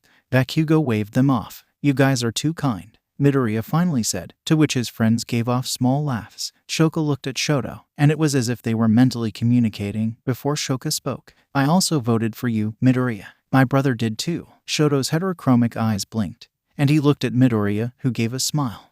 Thank you guys. Seriously, your faith in me won't be misplaced. Suddenly, the bells began ringing. Midoriya covered his ears, the high pitch causing his ears pain. There has been a level 3 security breach. What? Shinso said out loud, before the automated message continued. All students please evacuate outdoors promptly. What's level 3? Ida asked someone, and the person informed him that it meant someone was trespassing on school grounds. To say it wasn't absolute hell was an understatement. People were pushed around and pushed down as everyone tried to make their way outside. Deku, Uraraka screamed, before she was promptly pushed to the ground. Uraraka, Ida and Midoriya shouted in response, before Midoriya began to push out towards the window. He found that it wasn't one person, but the mass media instead. Midoriya bro. Now that was a voice he recognized. Hiroshima was pushed up right up against him, and Midoriya quickly knew he had to stop this. Hiroshima, harden and form a barrier so that people stop pushing forward. What about you, Midoriya bro? I'm going to stop this. Midoriya launched himself from the floor. He saw a doorway, if he could land. He slammed into the wall. A minor imprint of him left. He turned his attention and winced at what he was about to do. Hey, he clapped his hands together, and it literally blew the students away. He definitely got their attention. Everyone stopped panicking and looked at Midoriya. He even saw some of his classmates pop up. It's just the press. There's no reason to panic. Everything is okay. The students' murmurs got his attention. They actually looked out the window and saw that he was right. Proceed in a calm fashion. It's not a race and nobody is in danger. We're UA students, so act like it. Midoriya finished. The students began to calmly proceed, and Midoriya was forced to wait up there for a bit. Finally, he dropped down and came face to face with Shoka. He instinctively took a step back, while Shoka just blinked in surprise. Sorry, he apologized, to which the girl gave a small nod. After the short awkward interaction, they went to meet up with the other students outside. His class was freaking out about how cool he was, specifically Kirishima. After that, class officers were chosen. The rest of the day went by smoothly, at least for the students. The teachers at the front gate had a different story entirely. Nezu stood out front, with Midnight, Recovery Girl, and 13, all looking upon the dust that was their gate to prevent trespassers in the first place. Someone instigated this, Nezu declared calmly. Either someone slipped in, or this was a declaration of war. Deep in the campus, a little girl with white hair and dirty clothes peacefully sleeps in a bush, completely unaware that the only reason she gotten was because someone did declare war. Get your costumes or gym clothes. We're going to the USJ. Aizawa stated plainly, his tired, black eyes boring into the class. The class didn't know what the USJ was, but they did know that it was probably some kind of training. Shinso raised his hand, to which Aizawa pointed at him. USJ, what will we do there? Shinso asked, his own tired eyes looking at Aizawa with a calm, trained, tired patience. Unforeseen simulation joint, rescue training, shipwrecks, rainstorms, fires, earthquakes. These are all situations you'll have to deal with when you become heroes, so you'll need to train for them. Like I said, costumes or gym clothes. Hurry up, because we're going off campus for this, Aizawa explained, his tired tone still making the class excited. Even Shoto let off a small yay. Manly, Kirishima yelled, before Aizawa told them to get to it, and left the rest of the students went to get ready. For some reason, in the back of Midoriya's mind, he felt like something was off. Maybe it was something he heard. Maybe it was something he saw. But something felt off, like something was going to go wrong. He pushed it aside and went outside to join his classmates who were waiting for the bus. Everyone took their seats, and Midoriya ended up next to Tsuyusui. She looked at him quizzically for a moment, letting out a small kiro, to which Midoriya raised an eyebrow. I usually say what's on my mind, so. Midoriya. Yes, Usui. Call me Tsu. During the quirk assessment test, I couldn't help but notice how similar your quirk is to All Might's. Yet, more, Kiro. During the battle trials, you told us how you have enhanced hearing and X-ray vision. What's up with that, Kiro? Tsuyu said, causing Midoriya to blink. He looked down, trying to think of an answer. His brows furrowed in thought, before he looked back up. I honestly have no idea. I never really even thought about it, I just had it. Well, that was a half-truth. He did have All Might's quirk, but he was still impressive in his own right before that. Bakugo let out a small growl at that, more to himself than towards Midoriya. That's manly as hell, Kirishima cheered, to which Kaminari let out a small laugh. You think everything's manly, Kirishima? Kaminari interjected. Not everything. Kirishima tried to defend himself. Ashido joined in, a playful smile on her face. Oh, and what's not manly, Kirishima? Bullies, villains, and perverts. Kirishima's nice smile quietly became icy as he looked towards Minda with that last part. The short boy found himself squirming in his seat. I have to say, I'm jealous of your quirk, Midoriya. It's flashy and super useful. All I can do is harden my skin. And as you've seen, even that doesn't matter much. Midoriya's eyes shined, and Kirishima had to look away from the flash of light that was his eyes. What? I think your quirk is great. Sure, I have all this stuff, but you, Kirishima, can enhance your defensive and offensive capabilities. Your quirk has so many applications, like rescue work and heroic work, evacuation. It's awesome. Now Kirishima wasn't the only one forced to look away from Midoriya, as most of the class had joined him. Momo was staring in awe, sparkles in her eyes, while Shoko was seemingly unaffected. Shoto's eyebrows were raised a tad. Too bright. All right, we're here. Everyone get out. And Midoriya, stop shining brighter than the sun. One sunshine is enough, Aizawa tiredly instructed, to which Midoriya blushed horribly, causing some of the girls to giggle and Bakugo to let out one loud ha. The class got out, and grouped up, much to Ida's despair. They got moving, following Aizawa through the doors of the USJ. To say the place was huge was an understatement. It was gargantuan in size, being able to fit several city blocks, different zones, etc., and then some. The USJ was made to be a true training zone. Everyone, a voice would call out. Everyone would stop talking and look directly forward, spotting the space hero, 13. I've been waiting for you. Midoriya, being the hero nerd he was, began to ramble on about how cool 13 was, while Ochako fangirled. Shinso gave a small smile at his friend's antics. Both of their excitement quickly rubbed off onto the other students. That's 13. Her quirk is so amazing. Ochako said, much to the amusement of the others. Midoriya felt a pang of amusement. Shipwrecks, a fire, windstorm, etc. It's a training ground I made for different disasters. It's the unforeseen simulation joint, the USJ. 13 pointed forward. To what? Nobody knows. Aizawa walked up to 13, also pondering as to what she was pointing at, but not bringing it up. 13, where's All Might? He was supposed to meet us here. 13 took a step closer, raising 3 fingers up. He worked himself too much, and is currently resting in the teacher's lounge. Midoriya knew what she meant, as did Aizawa, who quickly closed his eyes and pinched his nose, letting out a sigh of disappointment. That man is the height of irrationality. Crap, Toshinori exclaimed, sitting on one of the couches in the teacher's lounge. Nezu poured him a cup of tea and pushed it towards him. Toshinori accepted the tea, sighing in self-disappointment. Before we begin, I would like to say 1, 3, no, 5, 7 things. 13 rambled on about the numbers while the entire class sweat dropped. It keeps increasing. 13 snapped her fingers and looked at her hand. As you all know, my quirk is black hole. I can suck up anything and turn it to dust. Yeah, Midoriya exclaimed, the entire class taking a step back from their local hero enthusiast. While Ochako rapidly nodded her head. You've used it to save people from disasters, right? 13 gave a nod, before sighing. Yes, but it can easily kill, too. To this dark statement, Ochako's head finally came to a stop, and Midoriya's eyes widened slightly. His eyes weren't the only ones to widen. Some of you have quirks like that, right? To this, most of the class looked at Midoriya, while some like Bakugo and the Todoroki twins looked at their own hands. In superhero society, quirk usage is heavily regulated, so it doesn't come to mind at first. But don't forget that there are many quirks that can kill with one wrong move. With Aizawa's training, you found out the ability of your power. With All Might's training, you experience the usage of that power against others. Here, you'll learn to use these powers to save others. You don't have these powers so you can hurt others. I hope you leave with an understanding that your powers can help others. Ochako's eyes glimmered with admiration, and Midoriya had a smile on his face. So cool. That is all. Thank you for listening. 13 bowed, and most of the class cheered for her speech. Aizawa stepped back to the front, pointing behind him. All right, let's. And that's when the power flickered. The USJ's lighting dimmed significantly, and the fountain in the center of the USJ cut out. Before a black mist swirled into existence, Aizawa knew something was wrong and spun around, seeing a few figures begin walking out of the mist. The most prominent ones were a guy with hands all over him and a behemoth with blackened skin and bony spikes located randomly around its body. Aizawa's brow furrowed as he spun back to the class, whipping his arm out in a sweeping motion.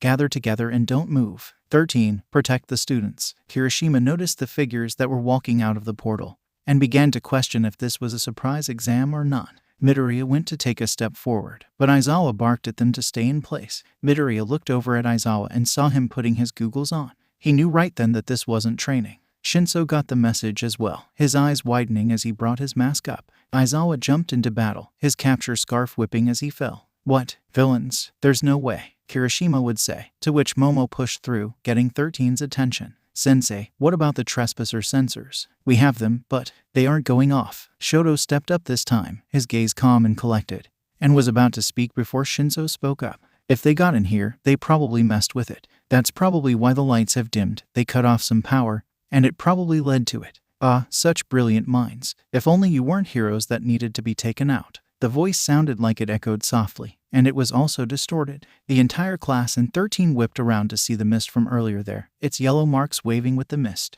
Midoriya instinctively moved in front of everyone, much to 13's frustration. We are the League of Villains. We're here to see to it that the symbol of peace takes his last breath. Where is he? Is he not here? To the silence of the students, the mist continued on, expanding itself. Before it could continue, Midoriya found 13 moving in front of him and Bakugo shooting himself forward. Die! With that war cry, an explosion went off. He dropped to the ground, grinning like the trigger-happy maniac he was. The other students felt a small wave of relief wash over them while Midoriya didn't.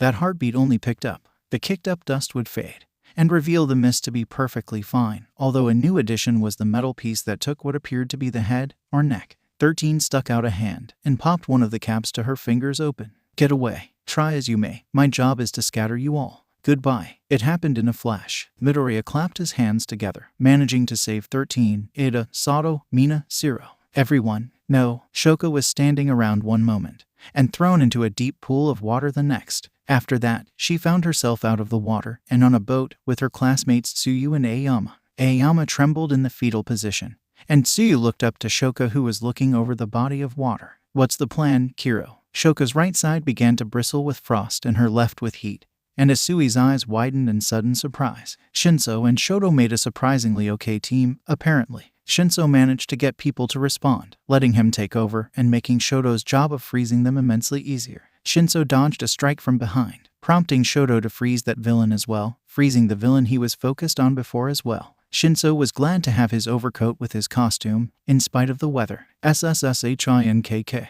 Then they saw and heard the gigantic spikes of ice appear from another corner of the USJ. Shoto's eyes widened, as did Shinso's, and both swore they heard a gasp from what sounded like Hagakure. Remind me to never get on her bad side, Shinso commented, despite the situation. Noted, Shoto simply replied, before going back to interrogating the frozen criminal before him. Shoto then turned away from his two fellow students, looking one dead in the eye, approaching the villain who became very, very intimidated and scared, and for good reason. At this point, your cells will begin to die. I want to be a hero, but I will make necessary sacrifices. Overcoat be damned. Shinso felt a chill run up his spine as he watched Shoto raise his hand, frost bristling from it. Why do you think you can kill All Might? Shinso and Hagakure quickly realized that both Todoroki twins are not to be messed with, lest you risk a horrific fate. Uraraka slapped a villain, the villain flying into the sky to his absolute horror. She released, the villain landing head first and immediately falling unconscious, right before backing up with her fellow students, Momo, Kyoka, and Kaminari. Did you see that? What's up with these guys? Kaminari exclaimed, worry evident in his voice. Kyoka let out a TCH, brandishing a staff made by Momo, turning her eyes in his direction. Can't you, I don't know, electrocute them? No, I can only cover myself in electricity or fry everyone around me. Uraraka blinked, before looking over at Kaminari. So why don't you just cover yourself in electricity and touch the bad guys? Kaminari looked over to Ochako, thinking on that. Kaminari smirked dangerously, and sparks began to fly off of him as he turned towards the villains on his side, who suddenly felt very much in danger. He ran towards them, the villains lighting up in a brilliant display of electricity use at its finest. Jiru plugged one of her earjacks into her boots, and it let out giant waves of sound, disorienting and sending villains flying away from the sound. Ochako was given a staff from Momo, and began to try and fight back, making the staff weightless and easier to use. Momo then bent over and produced a huge blanket over the three girls, lifting it up slightly to look over at Kaminari. His smirk became even more dangerous as he lit up everything around them, defeating most of the villains. Thinking they were safe, Momo recreated her costume and came out along with the other two girls. Kaminari wandered around, giving a yay every now and then, causing Jiru to try and stop her laughing.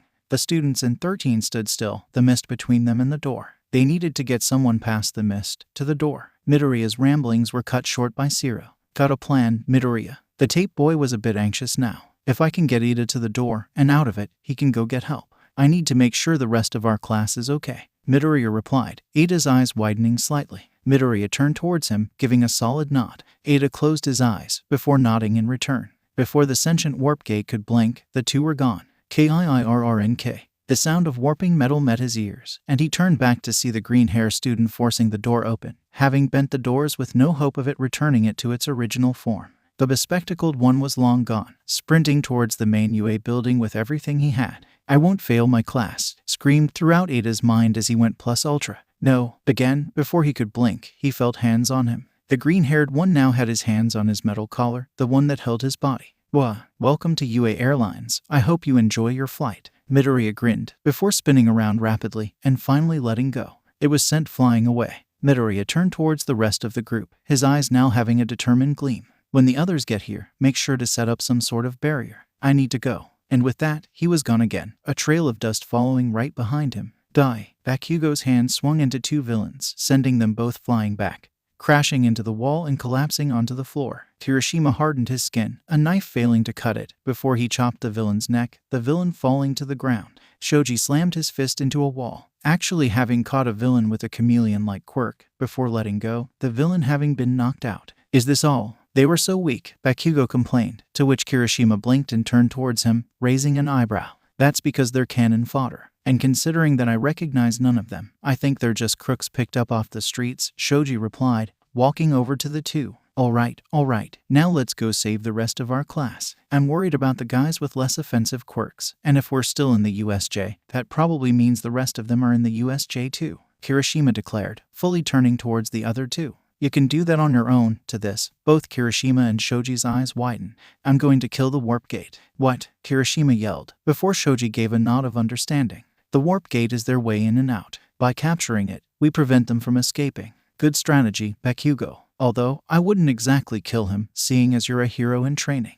Bakugo scoffed, but a small smirk came onto his face. Kirishima blinked, before smiling. All right, that's a pretty well thought out strategy. I'm surprised you came up with it, Bakugo. You seem more. Are you calling me dumb, shitty hair? Bakugo screamed, his hands popping with explosions as Shoji took a step back, and Kirishima putting his hands up in defense. Koda was followed by two villains down an alley, where Kumikage took them out with ease. His quirk, Dark Shadow, only felt the power increase because of the darkness of the rain zone. Fumikage looked at Koda giving a small HMPH. That was the last of them. We should begin, Mo. Fumikage was interrupted by a green and red blur stopping in front of them. Fumicage's quirk became hostile again.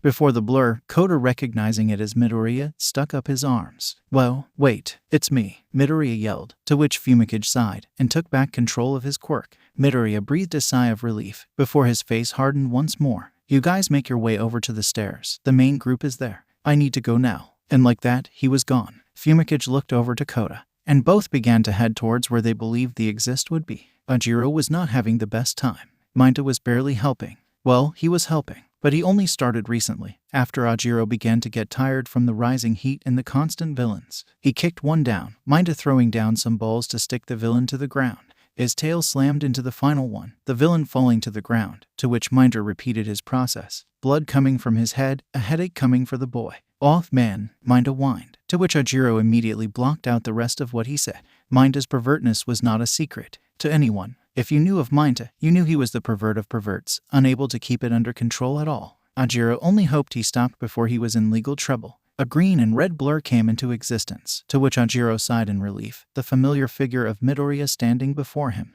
All right, good to know you're okay. Continue heading down the main road. It will lead to the exit. Go to the stairs and regroup with the main group. And just like that, he was gone again. Ajiro gave a small smile and turned towards Minta. And that's why the rest of us voted for him, and not you. Minta's only response was a shaking fist. One moment, a villain was holding Kaminari by the neck, the rest of the villains getting up, and the next all villains were knocked down again, Midoriya standing there with a now freed Kaminari. Uraraka, Momo, and Jiru all felt their eyes widened as they barely even saw what just happened.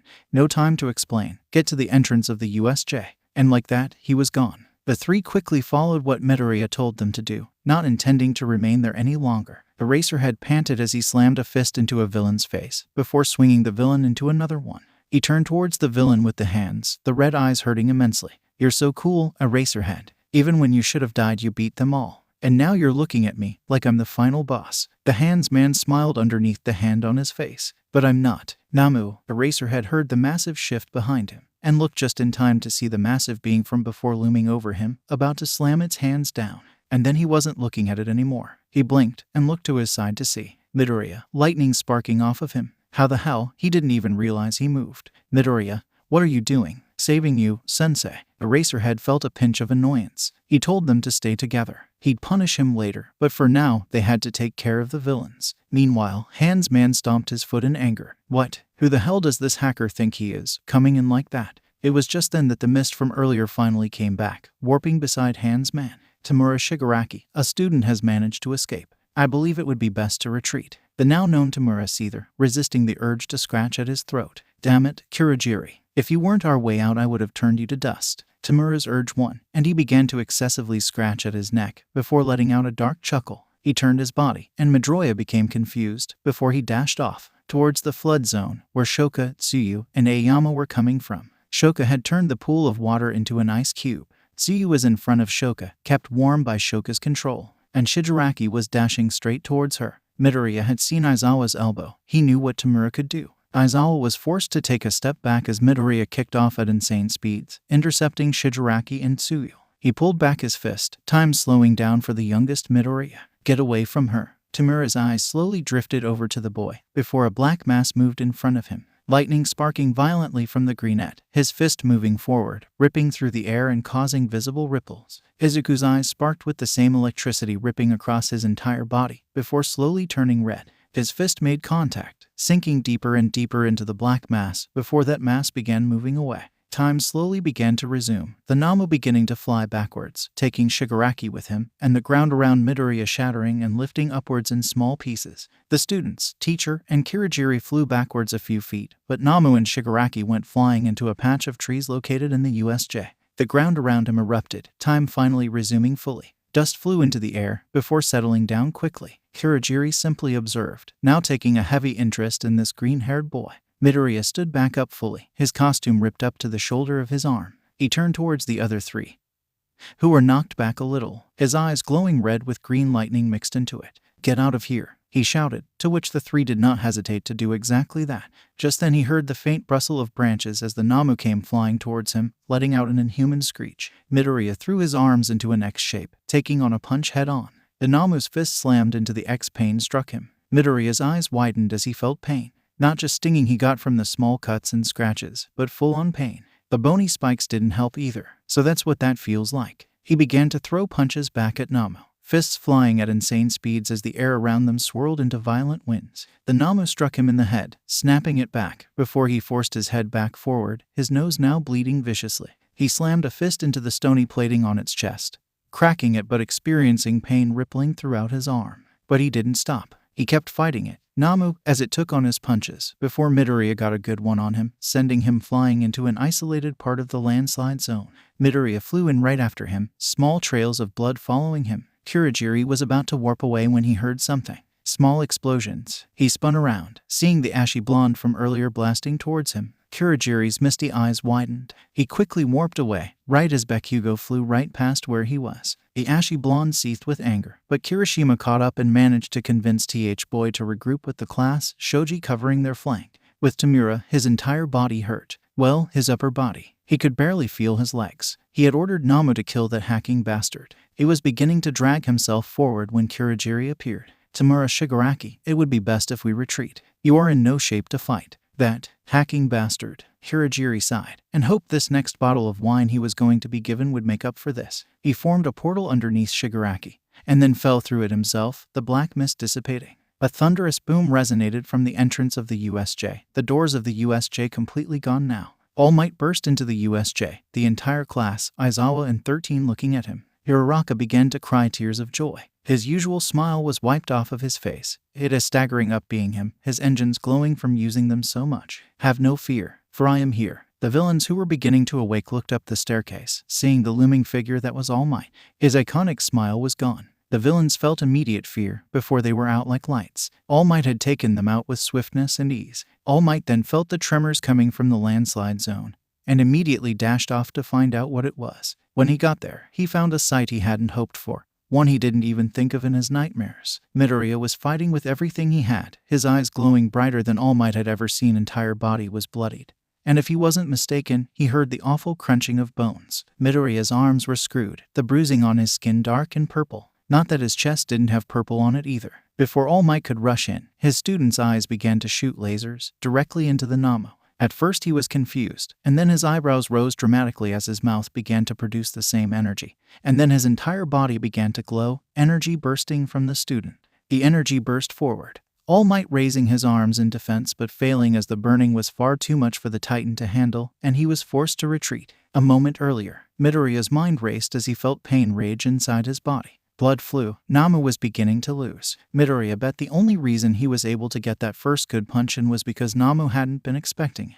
But now, Midoriya needed to think of something. And that's when he felt the burning in the back of his eyes. It burst forward, Midoriya's eyes feeling like they were on fire temporarily before settling. "Gah!" he screamed, before the energy burst from his mouth as well. He felt his entire body begin to burst forward with the energy, Midoriya's eyes widening as it consumed the area around him, the ground becoming vaporized by the energy. The Namu's regeneration began to kick into overdrive, seeing as it was at the epicenter of the blast. Slowly, though, it ate at the Namu's brain, burning it to a crisp. But Midoriya didn't stop, the red glow bursting forward and consuming most of the landslide zone, illuminating the entire USJ. Back with the students and teachers, they didn't know what to think. First, Sue had told them that Midoriya had just punched out their trump card, before he was forced to fight it again. Then they saw him punch it into the landslide zone, before tremors began to rain from over there. And then there was a red glow, followed by All Might having to retreat from the glow. Finally, after a minute of going, the burning energy left Midoriya's body, his legs shaky, He looked at the mostly burnt crisp he fought, its bony spikes reduced to nubs, its brain a charred mess. Midoriya smiled. He did it. And then darkness began overtaking his vision as All Might's voice rang out. Young Midoriya. The darkness consumed his vision, his body feeling someone catching it before that went away as well. Midoriya woke to the void, and the familiar form of Nana and a few others. They were all sitting down in chairs, and Nana looked at Izuku with confusion and concern. Midoriya remembered the last time he was here. It was when he first got introduced to the power of One for All. Really, Ninth? Did you have to push yourself that far? What? And then the memories hit him. Oh, that. We know that you have this whole I'm gonna save everyone thing, kiddo. But did you have to push your body so far that you've been brought here again? A bald man asked, and Midoriya was about to speak before a white-haired man interrupted him. That's not exactly fair, now is it? If he didn't act at all, someone would have died. Yeah, but the kid. Yes, Fourth, I know. But even with your quirk, he wouldn't have been able to effectively dodge. It was happening too quickly. The fourth user, a man with a scar over his eye, looked down. Izuku spoke, catching the attention of the previous users. What do you mean push my body that far? Nana, the fourth, and the bald man all looked down, while the first frowned. You literally blew up. Ninth, you're currently recharging and recovering, from what we can tell. Midoriya's eyes widened, now understanding why they were concerned. Class 1A, along with Itsuka and Mei, sat in a heavy silence in the common room. The Todoroki twins barely had control on their quirks, the temperature around the two varying on which side you were on. Bakugo's aura radiated with killer intent, causing everyone to sit far away from him. Finally, Kirishima spoke. Holy shit, they had handled themselves pretty well. In fact, most of them were barely hurt. Bruises, yeah, cuts, maybe. But Midoriya, after everyone told their stories, it seemed he pushed himself to his limits. He had to have. He ran from into all the different zones, for God's sake. And then came Tsuyu's story. How he'd sent the Hansi guy flying off with the behemoth they know as a Namu. And then fought the thing head on. None of them knew what that glow was, but they did know that whatever happened, Midoriya was messed up. His costume's upper portion was mostly destroyed, his cape completely gone. His arms were a dark red, along with his chest and abdomen, and his eyes had burn marks around them. In some places, his skin was just gone. He went plus ultra, and now he's in the infirmary. Bakugo's palms generated explosions, shaking the rest of the class out of the silence. I told that fucking idiot to not die. And what does he do? He goes and nearly gets himself killed. Bakugo's scream of anger was heard by everyone else, the others having varying degrees of reactions. Shinso scowled. The Todoroki twins felt frost bristle off their shoulders, and Uraraka began to cry again, while Ida's eyes gained the 1,000-mile stare look. Momo put her head in her hands. Itsuka remained silent, as did the other two visitors. Itsuka's hands were trembling, both with how scared she was for Izuku, and how angry she was that this happened. Mei swore to make a baby to help her friend. Somehow she'd do it so he didn't end up like this again. Aizawa was around the corner, pinching his nose out of frustration. What Midoriya did was beyond illogical. He should have done what he was told. But he saved him from certain death or severe injury, and he saved several of his students from dying. Aizawa couldn't bring himself to actually think of a punishment for Midoriya. As much as he wanted to be angry with the boy, he was more worried for him than anything. He huffed, getting off the wall and leaving his students to themselves. Toshinori sat in his dorm in the staff dormitories, his head in his hands. He was disappointed in himself and guilty for not being there for his students. Though, young Midoriya, All Might couldn't help but feel guilty. He should have been there, but instead, he arrived so late he can't even do anything. And now his student is in a coma. He hopes it doesn't last long, but still, the damage to his body. It will heal, given time, but he'll have to be careful until it does. All Might just buried his head into his hands further, and Midoriya worried. A lot. She worried about her husband overseas. She worried that the next check wasn't going to come. She worried about what was for dinner and how her son was doing. So when she heard about her son, she felt a quick sense of excitement before that feeling went to high hell. She was feeling a mixture of emotions. Worry for her sweet, heroic boy, pride that he had gone out of his way to perform his heroic duties, and anger at what happened. But most of all, she was scared. She had seen him, after surgery had to be performed on his arms. He looked terrible, didn't fit just how he looked. And worst of all, she could only sit there, comforted by her friend, Mitsuki, as she prayed her son would wake up and that this coma was short. Eventually she and Mitsuki were forced to go home. The next morning, sunlight lit up the room, shining through the curtains and onto the green-haired boy. Recovery Girl was baffled by how much better his body looked when she went in to check on him. Midoriya felt like he was in a dream. It had been a bit since his meeting with the other users of One for All. The second and third users were nowhere to be seen, the first saying that they were normally like this. Then he mentioned how there was also the original owner somewhere, but she rarely shows up. Ever. Nana and the first were truthfully the only ones he could hold a conversation with. But focusing on the here and now, he saw none of them. In fact, it wasn't a void. He was in a city, bustling with people. And then the blur came. A red, blue, and gray blur slammed into the road, causing a crater to form. The dust cleared, and Izuku saw a man in Namu. No, this was a different beast. Bony spikes and armor littered its body, and its face was more human-like, even with the sharp teeth and lipless mouth. The man slammed his fists into the beast, it returning blow for blow. The ground shook violently until the man landed one final blow of the hulking figure before him, but his opponent doing the same. Izuku felt his heroic urge surge, and he ran towards the man, attempting to catch him as he fell. He failed, the man passing straight through Izuku and falling into a woman's arms. People stood around, utterly shocked. Some of them looked like heroes. None of them were as injured as the man. And then something clicked. There was a symbol on his chest. Izuku moved, positioned himself differently, and recognized it immediately, his eyes widening.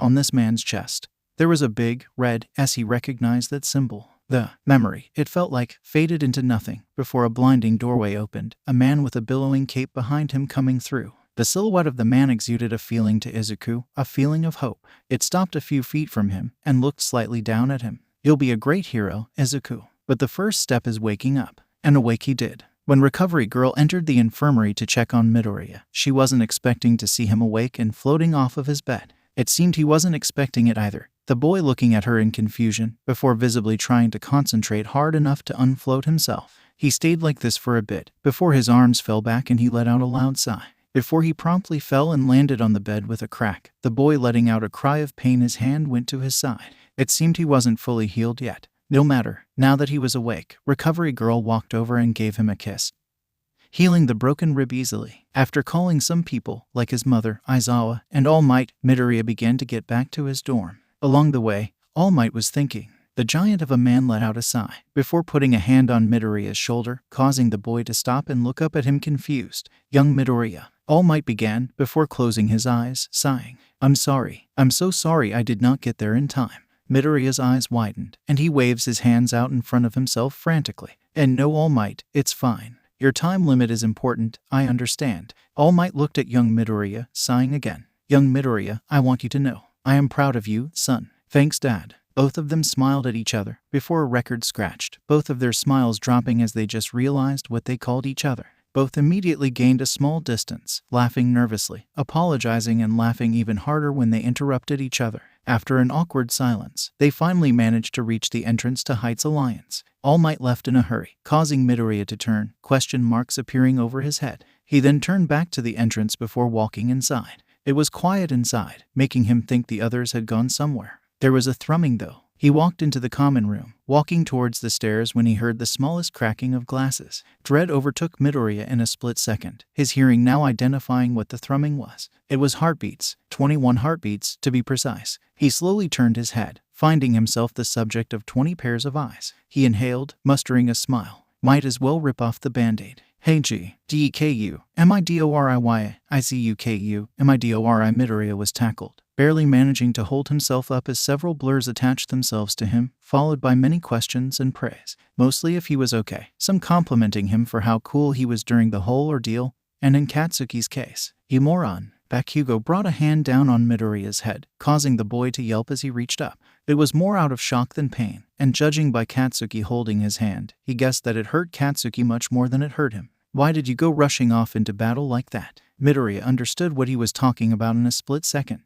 Well, if I hadn't, Shigaraki would have injured Tsuyu, or worse. You literally ended up in a coma. Katsuki yelled in response, the two boys in a verbal standoff. At least, until Midoriya was snapped out of it by seeing a completely new figure. She had light skin and blue hair, most noticeably 2 major strands over her face. Her eyes were a vibrant blue. This understandably took Midoriya off guard, not recognizing her in the slightest. He pointed over to her, raising an eyebrow.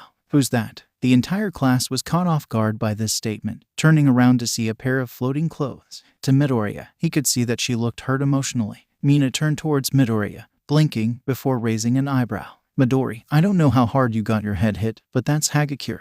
But isn't Hagakure invisible? Okay, now he was really confused. The rest of the class, including Bakugo, gave him a look of disbelief. Midoriya, Ida coughed into his hand before he blinked several times. She's still invisible. Are you telling us that you see someone in her place? Midoriya gave a small nod, confused himself. So, that was Hagakure. But how can I see her? I did gain slight control over his flight, being able to turn it off, but this is something else. Did I unlock new abilities with my quirk? Is she on a different light spectrum? And now I can see it. Considering my X-ray vision and heat vision, further eye abilities aren't entirely possible. Also, wow, she looks pretty. Hagakure's small gasp cut Midoriya out of his thoughts. He looked up at the class and felt his soul leave his body. Ashido was wearing a Cheshire smile, and Shoka and Momo had small looks of betrayal on their face, while Uraraka gave off a menacing aura. Kyoka didn't seem to care much. He snapped his attention to the now visible girl and saw that she was blushing. Oh, he said that all out loud, didn't he? I was muttering again, wasn't I?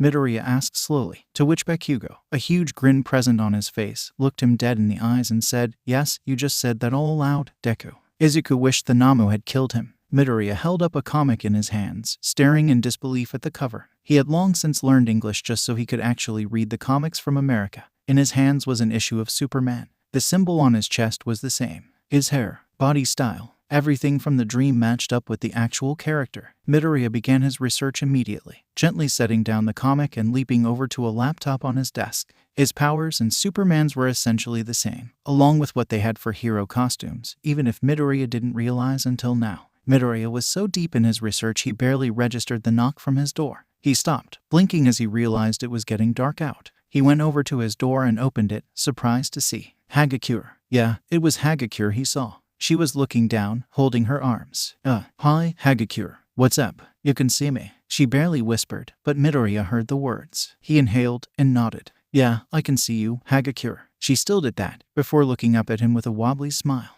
She seemed to be on the verge of tears. Midoriya took a step forward, his eyes widening as he thought he did something wrong, before she slammed into him, grabbing onto him and pulling him into a tight hug. Midoriya hugged her back instinctively, his mind running at 1,000,000 miles per second before she pulled back, looking up at him with that wobbly smile, though the tears were gone now. That makes me happy. Thank you, Midori. Midoriya gave a small smile, nodding his head. I do what I can. Hagakure looked down, twiddling her thumbs. So, we ordered pizza. It's here, so I thought I'd get you. Hagakure told Midoriya, to which his smile grew. All right, then we should get going before the pizza gets cold, right? To this, Hagakure gave a nod, before her bouncy attitude seemed to return as she grabbed Midoriya's hand and led him out of his room, the boy's face flaring with a rosy shade as she gripped his hand. She led him downstairs, to which he was surprised as they celebrated his recovery. Bakugo was still pissed at him, but showed he still cared in his own way. The pizza was good, the party was great. Midoriya had good friends, and he felt content. He slept well that night. Well, besides a few hiccups here and there. Shoka would never say it out loud, but it was obvious. She wasn't as good at this whole emotions thing. Neither was her brother. Both siblings would place blame on their father. Their father was the reason Mother had snapped. Why Shoka had a scar. She hadn't been the one to hear anything. No, that was Shoto. She just happened to walk in at the wrong time. At least her brother didn't have a permanent reminder of it. Shoka unconsciously moved her hand up, touching the red mark, before bringing her hand down. Anyways, the point is, she isn't good with emotions. But she is sure of one thing. And that is that Izuku Midoriya was something else. From what she understood, it was something called a crush. She didn't know why she had one on Midoriya. Or, at least, didn't until the USJ. It's because he has something no one else has. The determination to win no matter what. That feeling of safety and comfort he gave off. Well, when he didn't look like he could die at any second, that is. And that, right there, is why she found herself outside Midoriya's door, knocking on it. She wasn't one to wake up in panic normally, though, but somehow, she found herself waking up drenched in a cold sweat because she had a nightmare where the green-haired boy did die. She felt her heartbeat calm down several smidges when Midoriya answered the door, his green eyes blinking in what Shoka could only imagine to be confusion. And now she was confused too, because she didn't think this far ahead. She will let her instincts do the talking. Can I sleep in here tonight? Instincts bad. The green-haired boy only seemed to blink before he yawned into his hand, taking a step back. She walked in, surprised that worked, before seeing immediately why that didn't surprise him. In his chair was Shinzo, passed out and head on his desk. Leaning against the wall, somehow sleeping while standing, was Bakugo. On his bed was Ochako and Momo. Ochako was at the foot of the bed while Momo slept against the wall. Shoka figured out that she could sleep in the middle. Yeah, Midoriya commented, sounding like he didn't have a care in the world. Shoka would blame it on the fact that he sounded incredibly tired. She also needed to test this to see if he was always like this. She could take advantage of this. Shoka immediately put that thought down like a rabid dog. Turns out, having friends means they care about you. Shoka tried not to laugh at that. So, just choose wherever. I'm going to sleep. And with that declaration, the tall boy carefully got into bed, making sure not to kick Ochako. Shoka blinked a few times before deciding exactly where she wanted to sleep. Midoriya would wake up to find Shoka holding him in her sleep. No, he didn't let out a yelp of surprise. He just let out a high-pitched noise. And no, he didn't let out another yelp when he realized that there were in fact 2 other girls on his bed. Nor did he wish to die when Bakugo opened his eyes and began laughing immediately. He just felt a dip in confidence, is all. Now, what was Aizawa's punishment for the greenette? Why, it was actually 3. One was logical, according to Aizawa. He already knew that this would be a recurring theme. Don't ask him why he knows that, or why he believes it.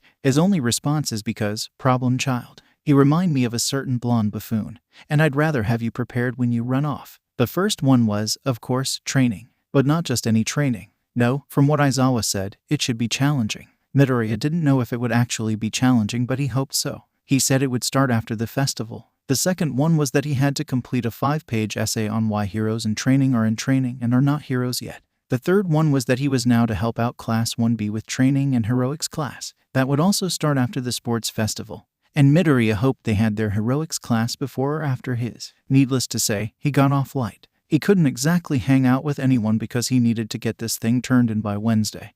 But hey, he still got off light. And then there was the fact that the festival was coming up, which Midoriya was pleasantly surprised to know was still happening. His chances were incredibly good if they did the challenges they did last year. Actually, he was good no matter what challenges they had, unless they did something new. Then he didn't know. He made sure to let Itsuka and Mei know he was okay, to which he was berated by Itsuka for being so dumb before being crushed by a hug and automatically getting a hug from Mei, who promised to make a baby to help him. He didn't know what she was making, but he still felt both gratitude and fear from the idea. He let her know that she should look into something solar-based, because if he really did have Superman's powers, solar radiation would empower him. He hoped. He didn't know this was all still incredible to him. The build-up to the festival was pretty basic. He and All Might talked, with him promising first place for him. Ochako's determination was frightening. The others had been training since yesterday, seeing as they only had until tomorrow to actually do so. Midoriya made sure he trained what he could, mostly focusing on his flight.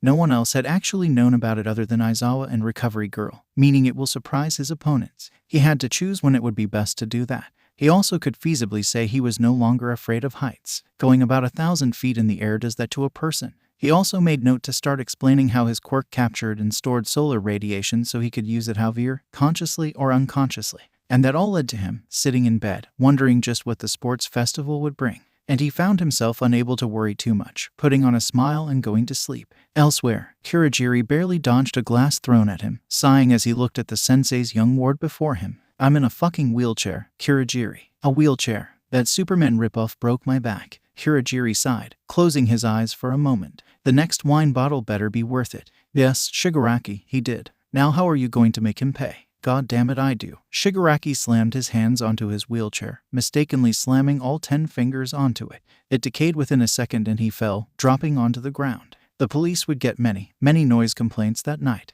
The class was in the locker room. Midoriya knew he was going to do well, so that soothed any worries he had. He knew what the first challenge was going to be, and that was the obstacle course. They did it every year. Then there was the second one, which was actually randomized, so that would definitely be interesting. Oh, and he had to do the opening speech. Turns out if you get first place, you have the speech. Midoriya found that pretty cool. Now, Midoriya spun around and found Todoroki, the male twin, to be exact. His twin actually seemed to be looking at him with confusion. Silent confusion, but confusion. In fact, their entire class was looking at him. Objectively, the bi-colored hair boy began. You are stronger than me. I think you may be even stronger than All Might. But I won't let that stop me from beating you. I will beat you, Midoriya. I just hope it won't be at the cost of my vow. That last part went unspoken, but the tone of voice he used tipped Shoka off that there was possibly a double meaning. Shinso also picked that up, though he didn't actually have a clue to what that double meaning was. Thankfully, it went unnoticed by Midoriya, who gave a nod and a smile. I wouldn't expect anything less, Todoroki, but I won't let you take a win easily. I'm here to win, too. Mina was nodding, her inner drama craving latching on and holding on with a vicious conviction, while Kirishima moved in, putting a hand on Todoroki's shoulder. Hey, not now, we're almost about to go. Todoroki simply shook Kirishima's hand off, walking away, while Shinso sighed and stood up. He clapped once, getting everyone's attention, and causing Todoroki to stop. Like Todoroki, I'm going to beat you guys. I'm going to prove I deserve my place in the hero course, he declared, to which the entire class nodded, including Todoroki. Bakugo of course scoffed. Stupid extras, thinking they're going to win. Hey, the audience cheered. The classes began making their way out to the field, Midoriya leading Class 1A. First we have the same class who had tested their mettle against villains and won. Class 1 of the hero course. Present Mike introduced, to which the crowd cheered again. Midoriya was too busy running his speech over in his head to notice, while Kirishima was actually feeling a bit flustered from the attention.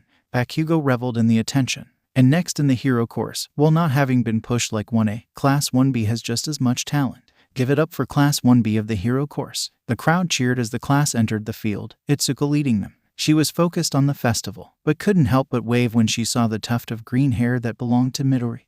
Of course, he didn't notice, but she didn't care. Okay, maybe a little. After that, the rest of the classes were introduced. Mei was determined to at least get to the battle segment. She had to show off her babies to companies, after all. The business course students took to the sides of the stadium and began doing what they did best, analyzing. And that's when the entire stadium was enraptured by the appearance of Midnight, the R-rated hero. She was the referee. Time for the player pledge. That knocked Midoriya out of his thought process. He looked up at the podium and waited for her to call him up. Representing the students is Izuku Midoriya from Class 1A. Midoriya inhaled, his fellow students blinking in surprise and agreement. The other students also blinked in shock. Unknown to Midoriya, they had paid Class 1A a visit and didn't even see him there. He walked forward, his hands held in fists. To the outside world, he looked calm and collected. To those with telepathic quirks, well, oh my god, this is happening. Okay, you can do this. Just focus on the speech. Oh god, I can't mess this up. At least it's short. Still, this is so nerve-wracking.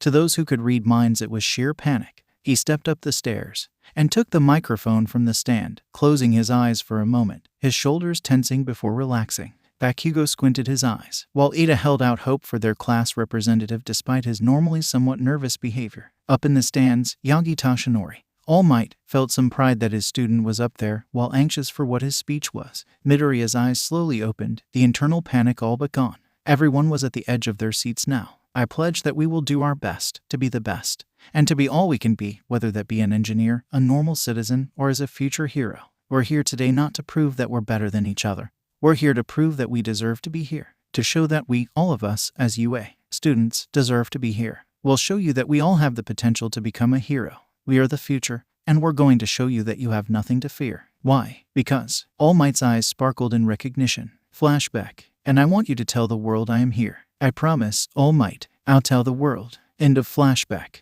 We are here. He shot his left arm up for emphasis, the crowd roaring in response. Midnight's smirk grew dangerously, and Bakugo found a grin forming on his face. Toshinori smiled and gave a nod, feeling proud of his student. Shoka's eyes glimmered in silent admiration, and Shoto's eyes squinted in response. The general education classes gave off a positive response, and Mei smiled at the nod to the engineers of the support course. That speech really turned me on, Midnight shouted, much to the horror and confusion of the students. Midoriya, who had just gotten back to the rest of his class, only blinked slowly upon hearing that. Now let's get started. Up first is the qualifier round. A wall in the stadium fell, revealing a passage. The obstacle course. Midoriya nodded. They chose the obstacle course every year. The catch? It was different every time. Sure, you'll see a section used previously, but never in the same spot or with the same sections. The students all lined up at the entryway, Midoriya making sure to be at the forefront. 3. Shoto's right arm twitched. Shoka's left arm did the same.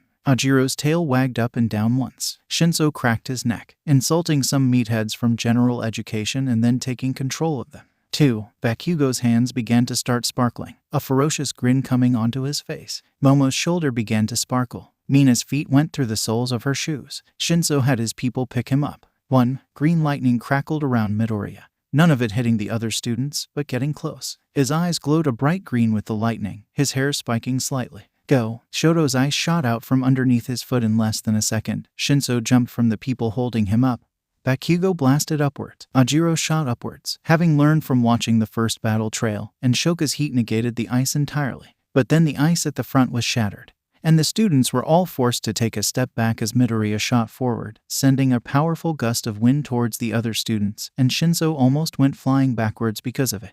Midoriya left a trail of dust in his wake. The robots up ahead couldn't even register anything before being shattered to oblivion, pieces of them flying down. The zero-pointers were torn apart, the students that had barely left the entrance feeling the zero-pointers collapse and shake the ground. The audience watching felt a sense of awe and horror form as they watched the barely noticeable green streak fly through the obstacle course. The drones were unable to keep up after that, except for the gigantic cloud of pink that exploded into existence. Present Mike's face was indescribable. Aizawa took a picture of it to savor this moment.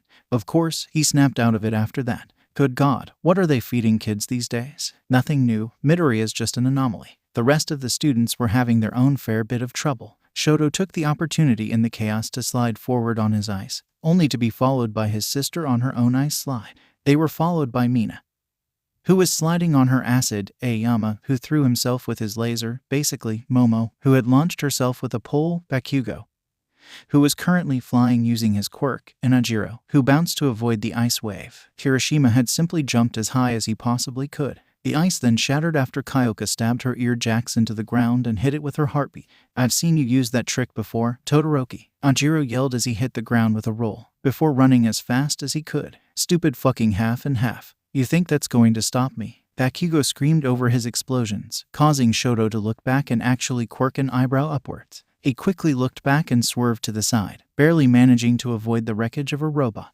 Its eye blinked on and off, not that Shoto noticed, or tried to notice. Shoka just tried to avoid the wreckage. Bakugo flew over it, too blinded by rage to recognize the absolute graveyard beneath his feet. Momo ran around the wreckage. Kirishima ran straight through it after hardening his entire body. Ida was running through the graveyard, his engines glowing a light yellow. Well, this was supposed to be the Robo Inferno. Present Mike said weakly, his honest-to-God confusion and horror being interrupted by Aizawa's simple but amazing statement. In first place is Izuku Midoriya of Class 1A. The crowd cheered, Toshinori gaped in amazement, and Musutafu experienced flooding from the river flowing from the Midoriya apartment. And the students in the obstacle course, almost every single one of them, froze in place. He was done. Already, a gigantic explosion knocked a good chunk of the students off their feet. Tetsu of Class 1B barely managed to stay up, and Takoyami used Dark Shadow to brace himself. Bakugo flew into the air, his powerful explosion being more than enough to do so. He all but roared, causing a majority of the students remaining on their feet to sweat drop at the display, before darting forward, realizing the race was still on. Present Mike was speechless for the first time in his life, and Aizawa reveled in this fact. He took this opportunity to explain the next portion of the race when a student accidentally fell into the pit, only being saved by a drone. The second obstacle, the fall. If you fall, you're disqualified. Such a bland statement. The crowd cried. Needless to say, no one fell into the fall after that. And finally, the third, or what used to be the third, obstacle. The minefield. Shoto's ice bridge made him immune to the absolute battlefield that was the minefield. The entire area was uneven, craters making up the entirety of what used to be the minefield. Shoka was also immune, as was Bakugo, although, if anyone paid close enough attention they would see the strain on his face. Mei was using her gadgets to try and get through the field as fast as possible, and Kendo was simply running through it. It was like they had traded in the minefield for a portion of the moon. Shoto crossed the finish line, followed by Bakugo who barely managed to explode past Shoka, and he promptly fell and let out a growl of pain. His arms throbbed painfully. Midoriya was by his side in a moment, asking if he was okay, only irritating the blonde further. When he asked if he needed help getting up, he got an explosion to the face. Or would have, if Midoriya didn't blow and somehow produce ice, encapsulating Bakugo's hand. Now everyone who was around or watching was interested, especially Shoka and Shoto, and a certain hot-headed hero. Midoriya's expression was one of sheer confusion and worry. He didn't even know he could do that. My quirk really is just Superman's powers. He was then weakly hit by an absolutely exhausted Uraraka, her thanking him for taking out the robots but tiredly angry about the craters he had left in the minefield. Ada came in, his engines finally cooling, much to his relief because oh good god it burned. Izuku swore he saw a girl with vines for hair come in, followed by a pissed-off Gyro. Midoriya begged for forgiveness. He was not to receive any. He was thankfully pulled away by an absolutely ecstatic Mei, who was happy to be able to use so many of her inventions. Shinso came up next, and completely avoided Midoriya, his frustration nearly bubbling to the surface but kept under that cool expression of his.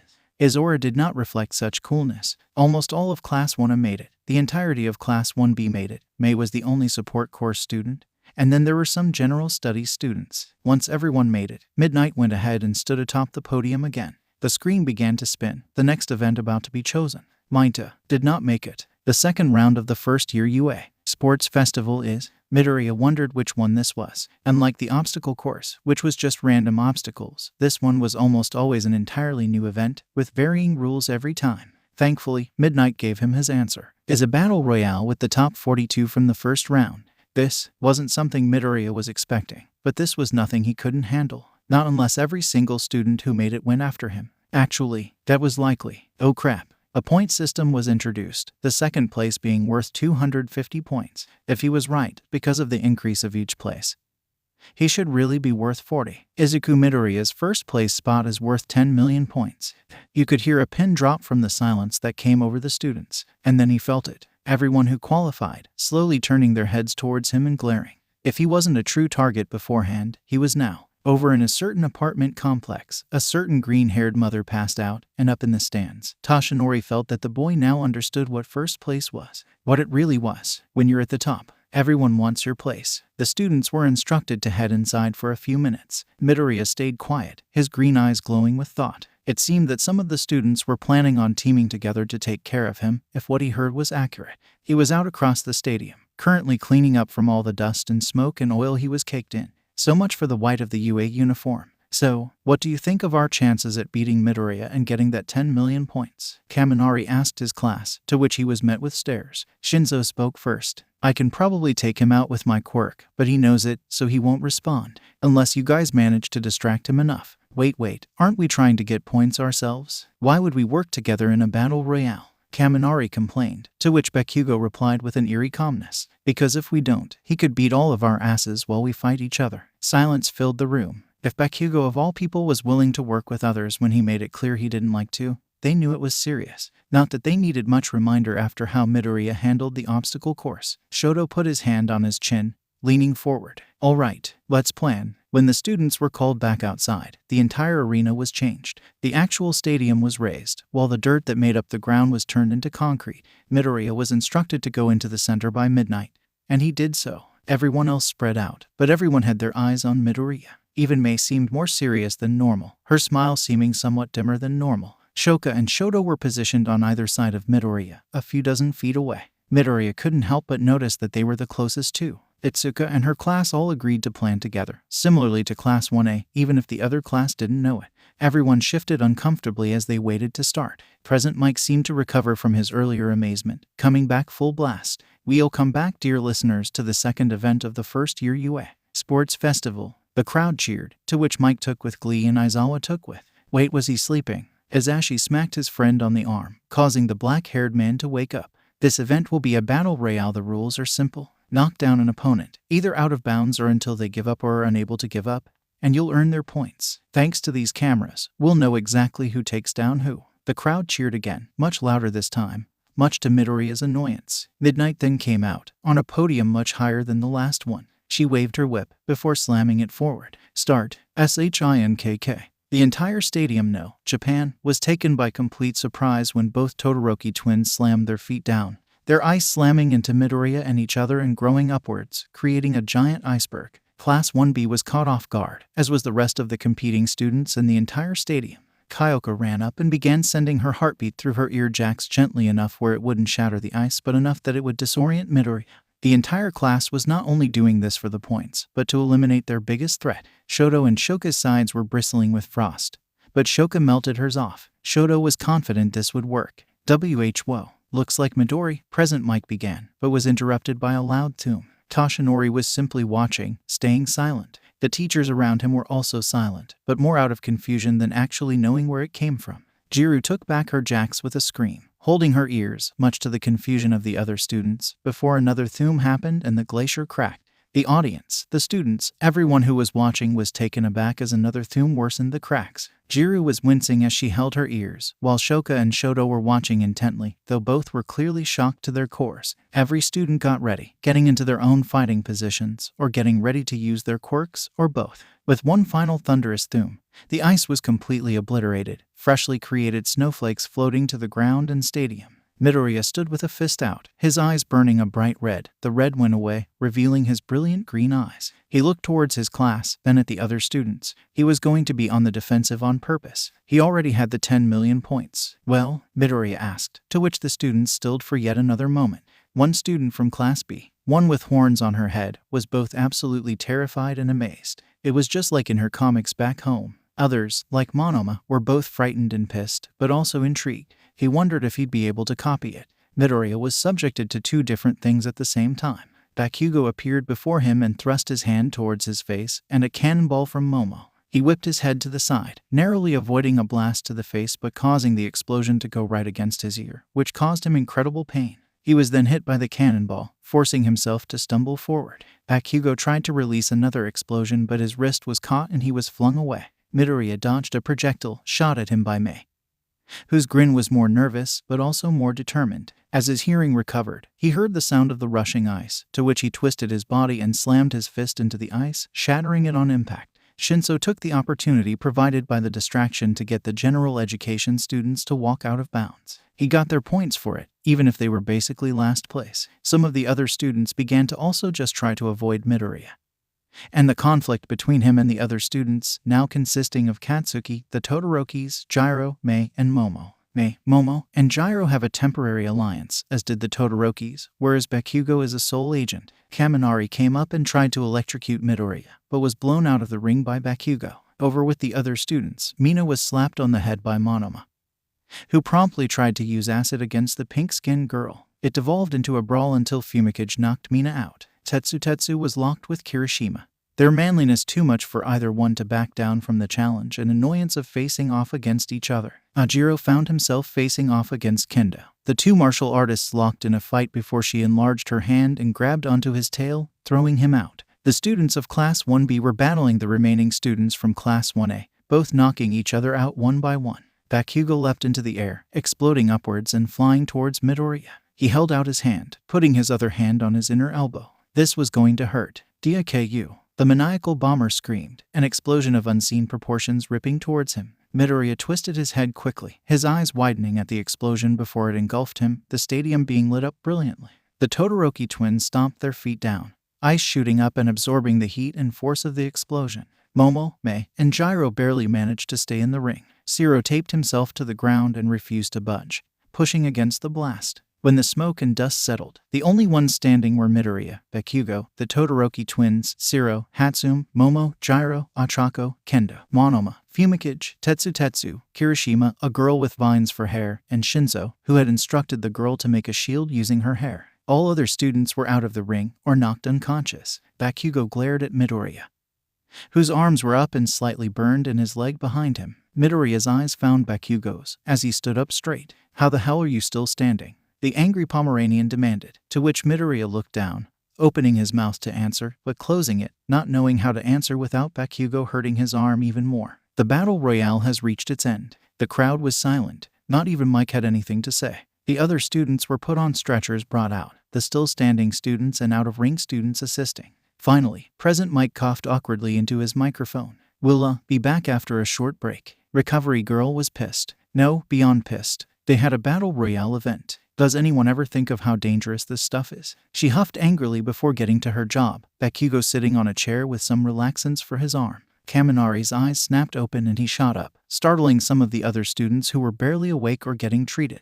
"We didn't get Midoriya out, did we?" To his left, Mina called out. "No, we were too busy fighting each other." Bakugo scoffed. If the electric idiot hadn't gotten in his way. No, he landed a direct hit on Midoriya, but it did almost nothing. He was almost unfazed, and everyone knew what the next event was. It was the matchups. They couldn't even take him while working together as a pseudo-functional team. What chance did they have against him alone? Bakugo growled, his red eyes shining with rage. Kaminari tried not to look. It wasn't that hard when Bakugo caught him staring and gave him the most horrifying death glare Kaminari had ever seen. Shoto, Todoroki, and Midoriya sat on opposite walls, the red and white colored hair boy inhaling softly. Before beginning, Shoto had called Midoriya out here during the break. He wanted to talk. Do you know why I called you here, Midoriya? The green-haired boy shook his head. Shoto placed a hand on the left side of his face before setting it down. I called you here to tell you something. Dead scar on Shoka. I was the one who should have gotten it. Midoriya's eyebrows knit in confusion and shot outside, and he explained further. My mother called me a monster, Midoriya.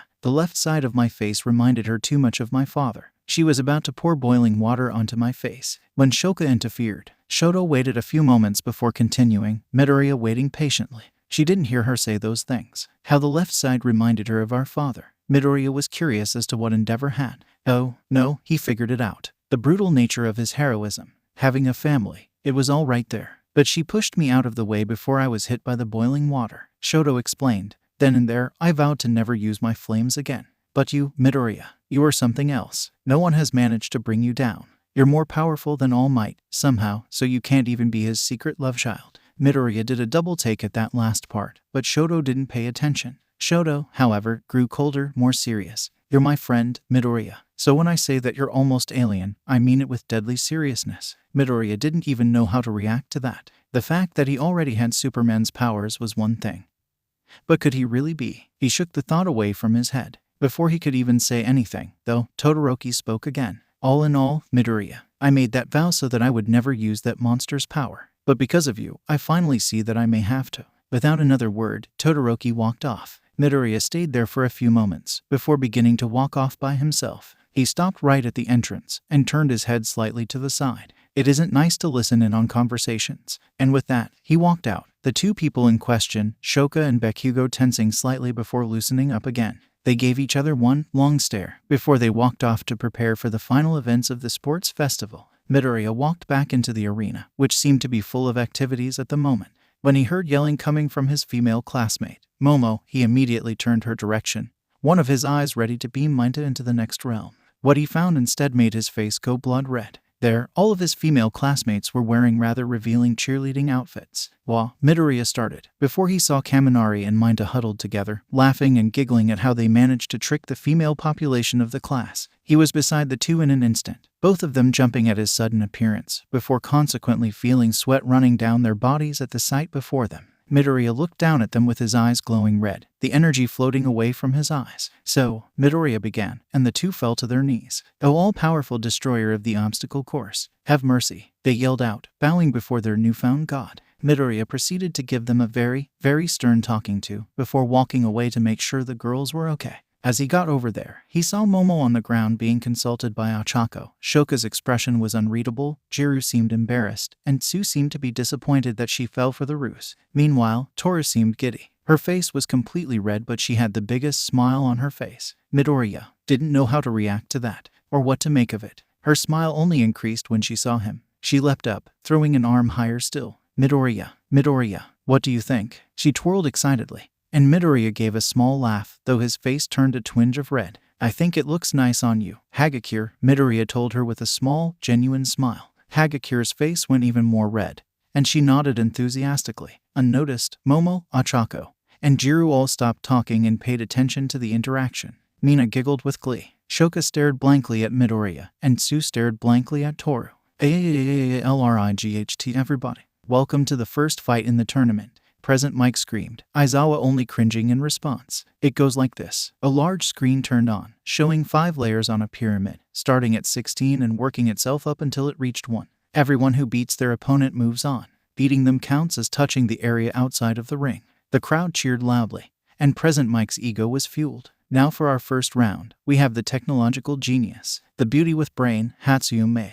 The crowd cheered as Hatsume came out of the tunnel and into the ring, her bag on her back full of equipment. Midoriya, up in the stands, could only wince. He knew what was coming. And on the other side, we have the blonde bandit of quirks, the copying machine, Nito Monoma. The crowd cheered louder as Monoma made his way out of the tunnel, his hands clenched and his smile as maniacal as ever. Well, slightly toned down but still. We'll start in 5, 4, 3, 2, 1. Everyone but Midoriya had fallen asleep. He didn't know how, but Monoma and Hatsume had to have talked at some point, because she was able to test every single invention she had, and he kept switching his copied quirks to match too. Finally, she willingly stepped out of the ring. Midoriya shot up out of his seat, watching as Monoma's ego was inflated. Make no mistake, he and Monoma weren't too bad, but letting his ego inflate was never a good thing. He clapped slowly, which startled everyone else awake. Present Mike snapped back to life, shaking his head as he realized where he was. Well, that was long. Anyways, break time. Up next is Shoto Todoroki versus Tetsu.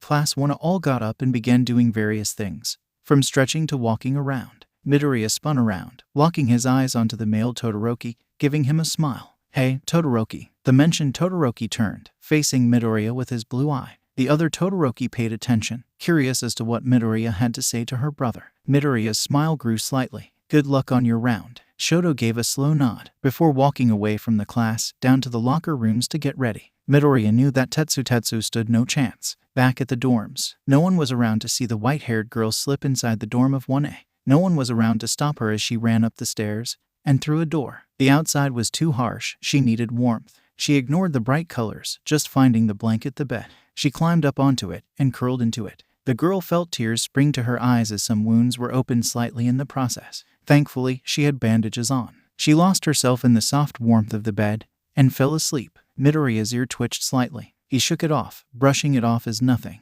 So, Deku, who do you think is going to win? Ochako piped to his left. Ida curious for his friend's answer as well. Midoriya didn't miss a beat. Todoroki is winning this one. Zero guffawed, looking at Midoriya with amusement. Kaminari, in reflex to Zero guffawing, snorted. Shinso rolled his eyes, but felt a smile tug his lips. Midoriya didn't focus on that. He just focused on the ring. His hearing would be lost if he wasn't focusing on specific things, such as Todoroki's heartbeat. His sister's was calm, but his own was racing, as if he was angry or panicked. Present Mike introduced the combatants. They entered the ring. The fight was over before it even began. Half the audience was nearly frozen as Shoto managed to fur out another iceberg. Tetsu's iron armor was chipped away nearly instantly.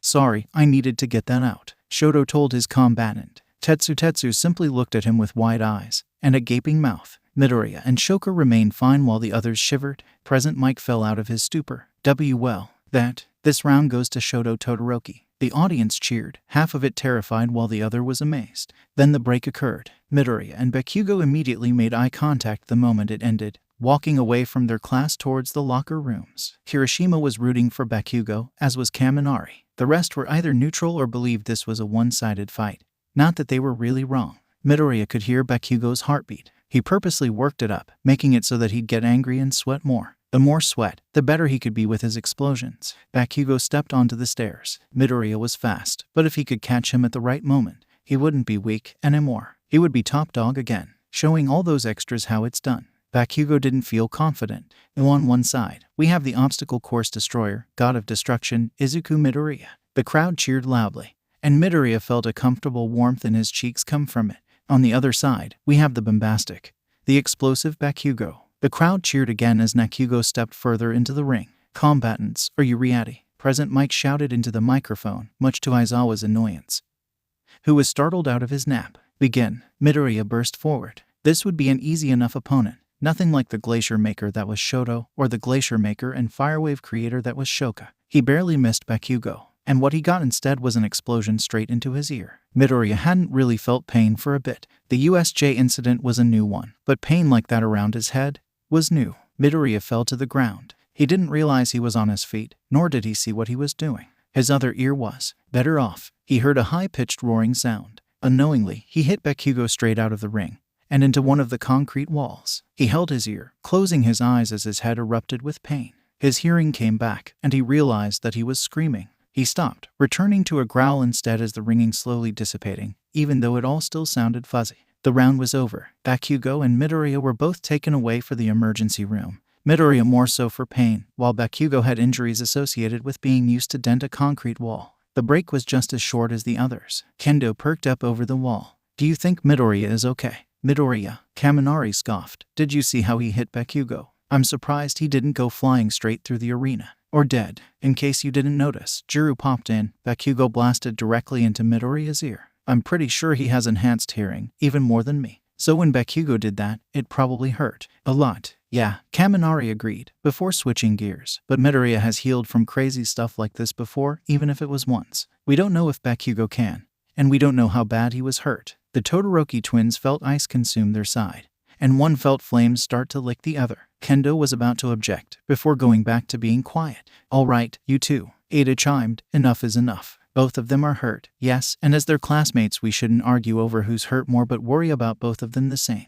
Class 1 all stared at him, all except for Kirishima and Yaoyorozu. Those two were in the locker rooms, getting ready for the fight. "Speaking of which, are you ready?" President Mike's voice boomed across the stadium, the crowd cheering. "AAALRIGHT. On one side, we have Momo Yaoyorozu, heir of the Yaoyorozu family and creator of badass weapons." Aizawa sighed at the description. President Mike was stretching it. Momo walked up the stairs, getting into a stance and looking forward with confidence. "On the other side, we have the shield, the unmovable object, Ijiro Kirishima." Kirishima hopped up, smirking as he looked towards Momo. Midoriya walked up to his class, sitting down and groaning as he did so. "Are you all right, Deku?" Ochako asked, causing Midoriya to sigh. "Yeah, I'm fine. Just need to work on dialing down hearing when I don't need it. Let's focus on the match now. Funnily enough, begin." Kirishima rushed forward, keeping his skin normal for now, at least, until Momo created a metal gauntlet and tried punching him with it. Her form was terribly sloppy, allowing Kirishima to dodge and then punch her in the stomach. Yaoyorozu coughed before she was pushed out of the ring by Kirishima, who smiled proudly at his work. Yaoyorozu's heart fell in defeat. Midoriya's left eye opened slightly, watching as Momo walked away from the stadium, defeated. He heard her heartbeat quicken like she was about to cry. As much as the sound alone made his head split anew, he knew that he'd better comfort her for the loss. Midoriya got up, excusing himself from the rest of the class, then leaving. On the other side of the wall, "I totally could have done that if I wasn't thrown against such a cheat," Tetsu yelled in despair, much to the amusement of his friends and classmates, all except for Pony, who was focused not on anything, not even the battles, except for one thing. Izuku Midoriya. His powers were too close to the legend that was Superman, the hero before heroes, as they called him. While here he was nothing but a comic, they had a full-on memorial dedicated to him in the States in what used to be Metropolis before the Quirk Wars. So, seeing someone like this, there was no doubt that he was inspired by or related to the legendary Man of Steel. Pony squealed at the thought, causing several of her classmates to look at her confused, except for Shizaki. They all looked away pretty quickly. "Are you fangirling over that demon, Pony?" she questioned, her gaze towards the aforementioned girl. Pony huffed and crossed her arms in irritation.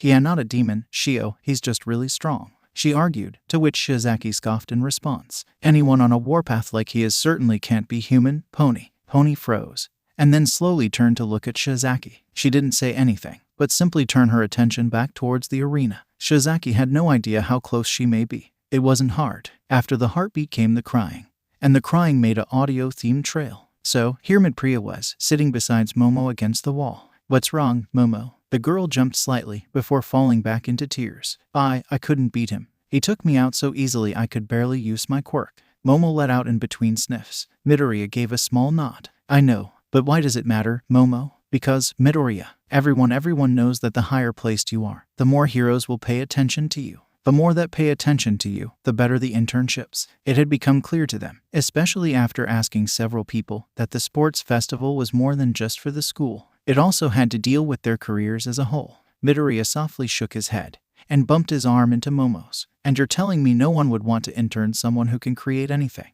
Momo nodded but stopped midway through. Midoriya smiled. "Exactly. You'll be fine, Momo. I know you will." Momo felt small tears well up again, seeing as she was stuck in an emotional state. Midoriya started getting up to give her personal space, but she grabbed onto him, pulling him back down, after which she gave him a hug. "Thank you, Midoriya. It's what heroes do." Midoriya's face flashed red for a moment as he realized he was hugging someone of the opposite sex, before he realized he didn't care. He was here for her, and if she wanted to give a hug or get a hug, so be it. Kendo and Shinso's fight began in the meantime. Shinso looked at Kendo for a solid second, before snickering and closing his eyes. Kendo squinted in confusion. "What's so funny?" "Oh," Shinso said, acting as if nothing was out of the ordinary, "just wondering if you or one of the other girls will win Midoriya or not." The reaction was immediate from the martial artist, her face becoming like that of a tomato as she shouted in response. And then she stopped, and her eyes went blank. Shinso's smile disappeared. He pointed towards her arena entrance. "Walk off the arena's edge." The audience gasped as they witnessed what happened. Itsuka Kendo turned around and did exactly what she was told to do, only snapping out of it as she fell. Shinso heard the crowd call his quirk villainous. He sighed. He was X. "All of you need to shut up. Shinso's eyes widened dramatically, along with the rest of Class 1A and 1B, or those who were outside, of course. "You're calling his quirk villainous?" Aizawa questioned, to which no one answered. "The quirk isn't what makes a villain, people. It's what the person who has it does." And just like that, Aizawa's mic cut out again, staying quiet once again. The crowd was also quiet. Shinso couldn't have asked for anything more than what he got. He looked up to Aizawa and gave him a thumbs up, before walking off. Kendo continued looking on for a moment before snapping out of it, walking out of the arena while her face continued mimicking a tomato. Midoriya himself, having overheard after he and Yaoyorozu returned, was red-faced himself. His classmates looked on in confusion, to which Midoriya just waved it off, saying it was nothing. Ochako waved to Midoriya as the next break happened, running off to get ready for her bout against Shizaki. Yaoyorozu was leaning sitting next to Midoriya, watching as Ochako and Shizaki entered the ring from opposite sides. She noticed the tightness in Ochako's stride, the unsure twitches of her hands. She had made a pair of binoculars, after all, to observe these small differences. She realized quickly that Ochako was unsure if she would win. Midoriya must have noticed this too, along with Ida. "Uraraka," their class president shouted, catching the brunette's attention. "You can do this," he and Ida told her. The entire class noticed. How could they not? They all decided to add in, shouting things to the brunette to hype her up. "Give them a show, like moi," Aoyama added, posing with a random spotlight coming out of nowhere and shining down upon him. "You better win, because I plan on making a victory cake," Sato shouted, much to the delight of Class 1A. No one could resist what he made. Not even Shoto. "Or Bakugo. HHAI," she shouted back to her classmates, a nice warmth forming in her chest and stomach. It was really nice, having people cheer her on like this. She couldn't disappoint them. Shizaki had this in the bag. Or, she thought she did. When she looked upon the brunette after getting the motivation from her classmates, Shizaki felt like something was wrong. She ignored it, of course. All she had to do was push her out of the ring.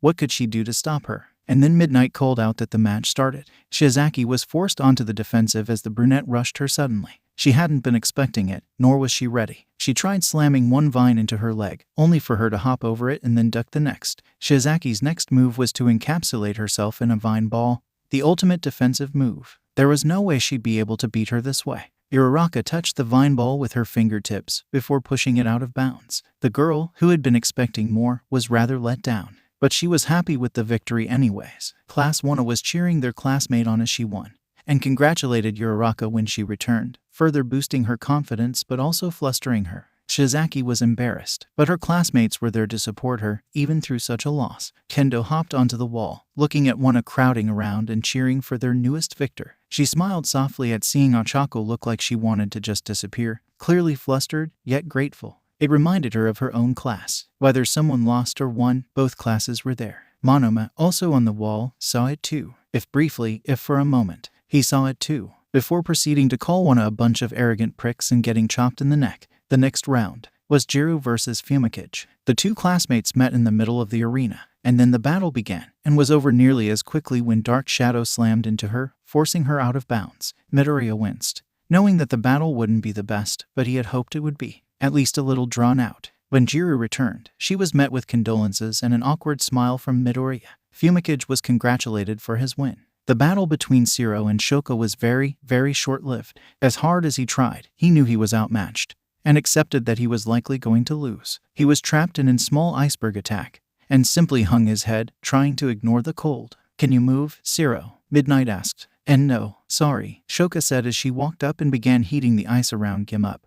To which Shiro just shook his head while forcing a small laugh. "Don't worry about it. Just try turning down the output for guys like me." "I'll try." Finally, they had entered a rest period before the next round started up. Midoriya was resting in the lunchroom with headphones over his ears, and a few of his classmates in Class 1B were around him, talking about various things. Ochako was sitting beside him, chattering with Ida, and Hagakure was at his other side, chatting with Mina. Jiru was across from him, wearing headphones and listening to music. The Todoroki twins were beside her, eating soba. Sato showed up out of what could be assumed was the kitchen, and held up a cake he had somehow managed to make with the ingredients present. He had made sure to make it large enough for both classes present. "What's this? Class 1 mocks us," Monoma said, before being kicked in the shin by Tetsu. Crumpling from the pain of iron meeting shin, Monoma was knocked out. Both classes proceeded to enjoy their break time. Ashido ended up making a betting ring for the upcoming matches, and when Ida tried to crack down on it, he was convinced that it was perfectly fine because they were betting using Sato cooking favors.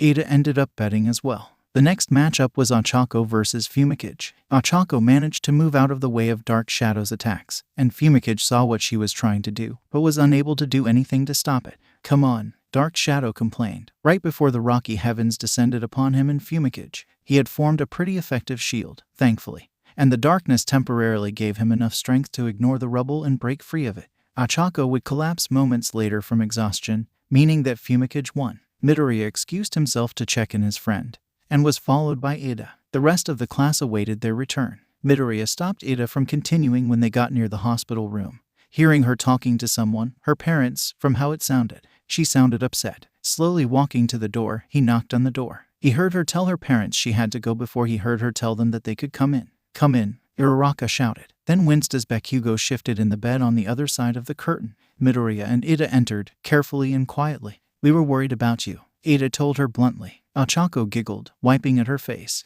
You guys, don't worry about me. I'm fine, promise." Midoriya shook his head slightly, sitting down next to her. "Are you sure you're all right?" he asked her, to which Ada tilted his head. Uraraka opened her mouth in an O shape, before closing it again. Then she spoke after a moment of silence. "I'm just tired, guys. Seriously, I'm fine," she reassured with a smile. Another groan from Bakugo made her zip up her mouth, though. "Fucking Deku," Bakugo spoke, before his hand shakily moved the curtain. Speeding to the other side of Uraraka's bed to help Bakugo, Midoriya moved the curtain out of the way for him. He winced at the almost completely bandaged Bakugo. Bakugo's red eyes met his own. "You are a dick." Midoriya only smiled in return. "I'm glad to see you're awake too, Kaken. MMPH. Fucking staying like this for at least 3 days," he told Midoriya, and he nodded. Uraraka and Ida watched on in fascination at the calm interaction between the two. "I'll make you spicy food for the week to make up for it." 2 weeks. Fine, 2 weeks. Now get the fuck out. And you, Bakugo started, turning his head towards a very startled Uraraka. "Quiet the fuck down."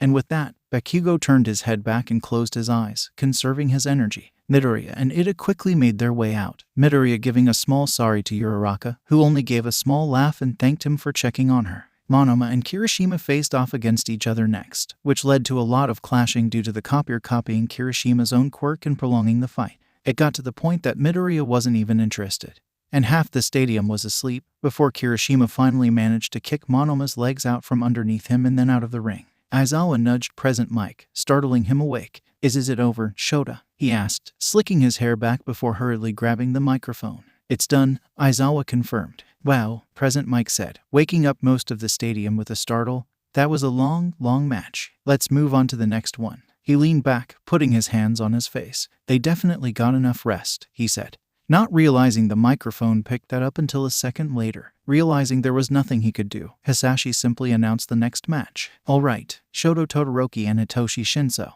please make your way to the ring." Or, square. Why did we make it a square? Focus, Mike. Right, just make your way to the field. The fight was almost over immediately, with Shoto throwing a glacier at Shinso. Tetsu shivered. "Can you move?" Midnight asked. Shinso simply stared at her. "Right. Wow, what an anticlimactic battle," Present Mike shouted, to which the audience had to agree. Looking down at the matches coming up, Present Mike smirked. "Well now, folks," he began, "looks like our god of destruction is going against the queen of ice and fire. We'll be right back after this break. So, bets on Midoriya?" Mina asked, to which the entire class, and even Class 1B raised their hands. Mina's face became sour. "Oh, come on you guys. We can't. I'll bet on Todoroki," Minta shouted. Both classes stared at Minta, before a single thought was shared between all of the students. "You're an idiot." Shoka shifted on the field, waiting for Midoriya to come out. This was, admittedly, making her nervous. She knew she had little to no chance of winning against him, but she still wanted to try. But given what he's shown he can do. She stopped her train of thought as the verdette finally came onto the field. "Hey, you ready?" he called out to her, to which he got a solid nod in return. He gave her a nod, and then he just waited for Midnight. "All right, start." Shoka started off with a heavy wave of ice, a tsunami of it shooting forth and towards Midoriya.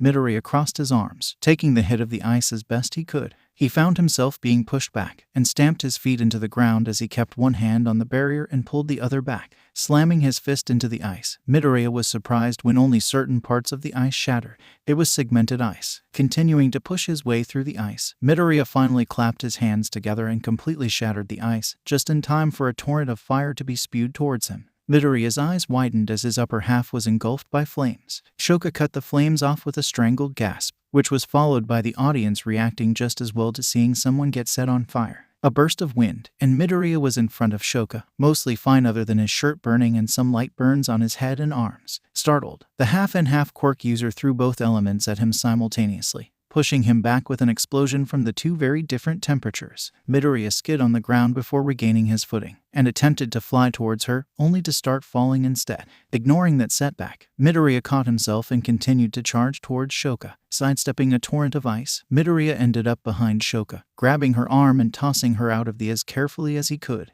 She hit the grass, and managed to correct herself so she ended up on her back. Izuku Midoriya is the winner. Hey, isn't that the kid that punched the slime villain? Kamui Woods said to his teammates, to which Mount Lady immediately turned around, almost glued to the screen, scowling as she looked away. Death Arms only raised an eyebrow. Oh, hey, it is. Wait, isn't that also the kid that got injured at the UA attack? Huh, looks like it. Kamui said, looking closer. Hey, you, why so pouty? That brat is just look at him. What are we supposed to do to compete against that?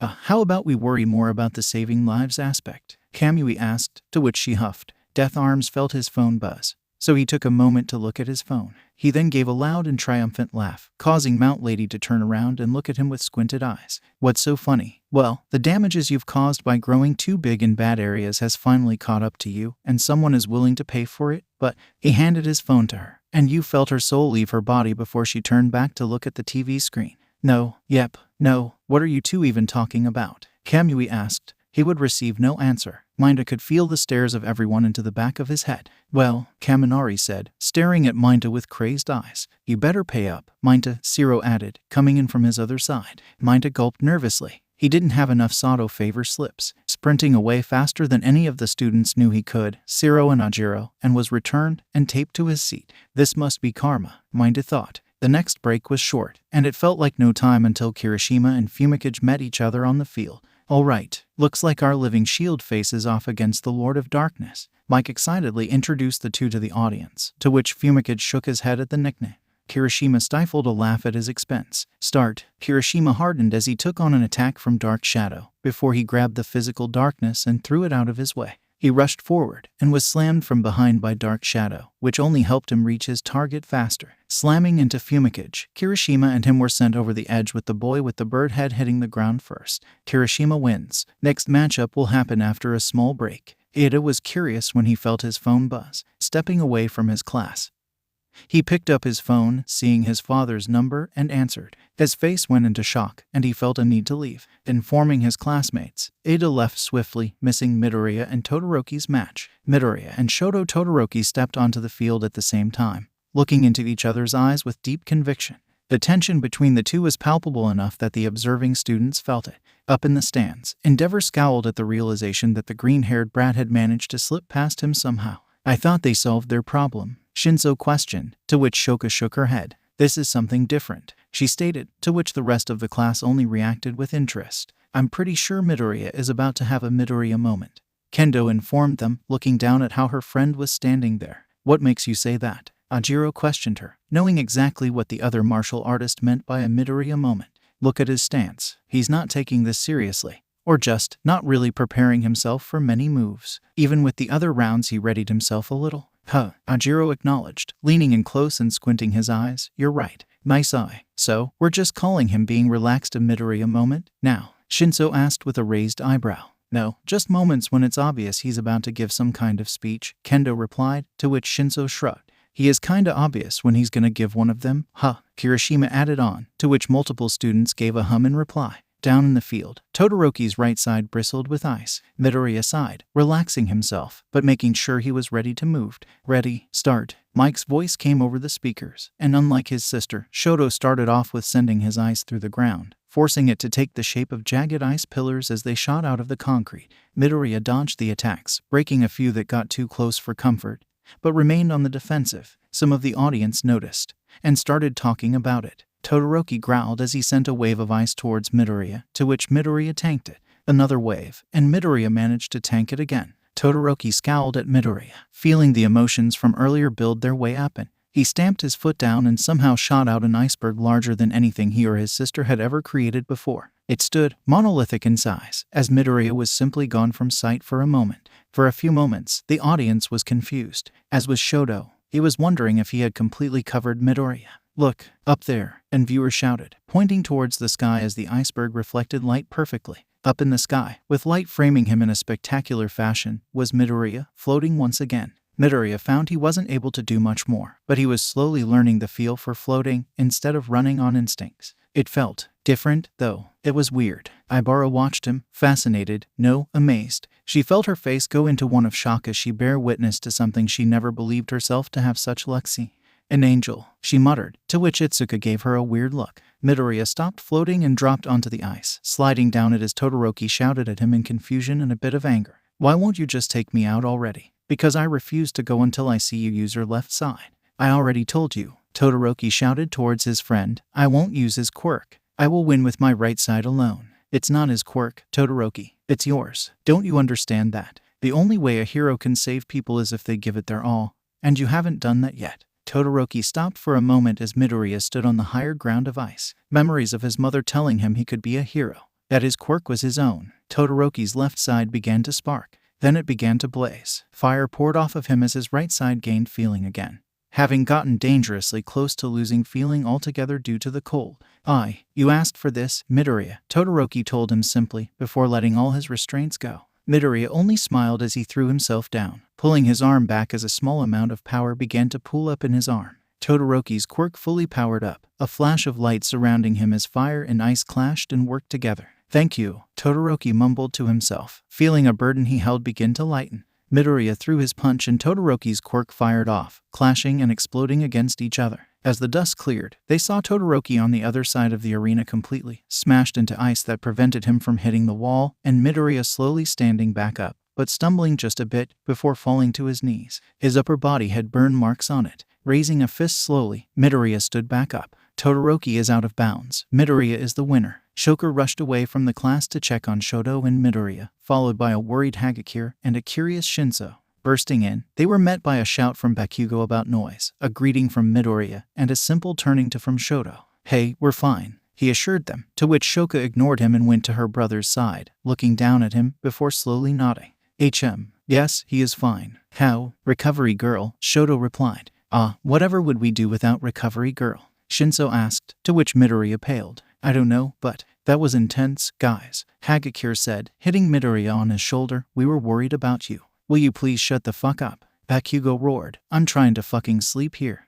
Is the Pomeranian not getting any beauty rest?" Shinso asked. "No thanks to you, Fu. Go to sleep." And Bakugo was out like a light. The visitors left, followed by Midoriya, who only needed some help with the burns. "Alright, the final round is between Midoriya, our unstoppable champion so far, and Kirishima, our immovable shield." Kirishima stared at Midoriya, before hardening his body as much as he could. "I won't go down that easily, Midoriya." "Yeah, let's do this, Kirishima. Start." Midoriya blitzed forward, landing a well-placed punch into Kirishima's arms, causing Kirishima to go flying out of bounds. Kirishima is out of bounds. Izuku Midoriya gets first place and wins the sports festival. Midoriya only scratched the back of his head as he went to help Kirishima out. "Maybe I should start holding back a lot more." "More? You're already holding back," Kirishima asked, genuine horror in his voice. "Why?" "Yes, Midoriya, I love you bro, but you're the manliest man I know, but you're an even scarier monster at that." "Thanks, you're welcome, buddy." The awards ceremony began, Midoriya, Kirishima, and Todoroki being raised on their respective podiums. All Might arrived, and after a little verbal mishap where he didn't say plus ultra, the top three got their respective medals. "Nice work out there, kid," All Might whispered to Midoriya, with Midoriya giving a nod and a smile. "And here you have it, folks, the winners of this year's sports festival," All Might announced, turning around and motioning towards the three on the podium.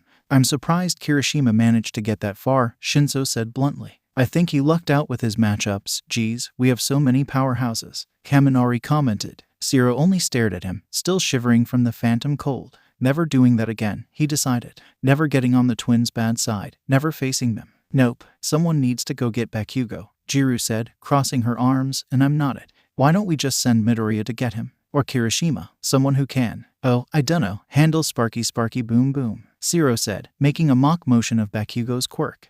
"You're probably right. Later that night, the students finally returned to their dorms. Or, most of them. Midoriya was pulled aside by All Might, being told he needed to talk to him urgently about sitting in the teacher's lounge, or one of them. Midoriya sat across from Toshinori as he explained the story of One for All. He explained All for One, and how he had somehow managed to exist since the dawn of quirks, how he had a quirk that allowed him to give and take quirks. He explained how his brother was weaker than him, quirkless, and how All for One held his brother prisoner. How he eventually gave him a quirk, a power stockpiling quirk. His brother, however, did have a quirk that could be passed on to others. The stockpiling quirk that All for One gave him merged with it, creating One for All. Midoriya finished, leaning back into his chair just a bit more than before. This was a lot. Yes, correct. And his brother has been trying to get it back ever since. Or was. You see, young Midoriya, All for One is supposed to be dead. How did he die? Midoriya asked, terrified by whatever powerhouse could. Is Scar?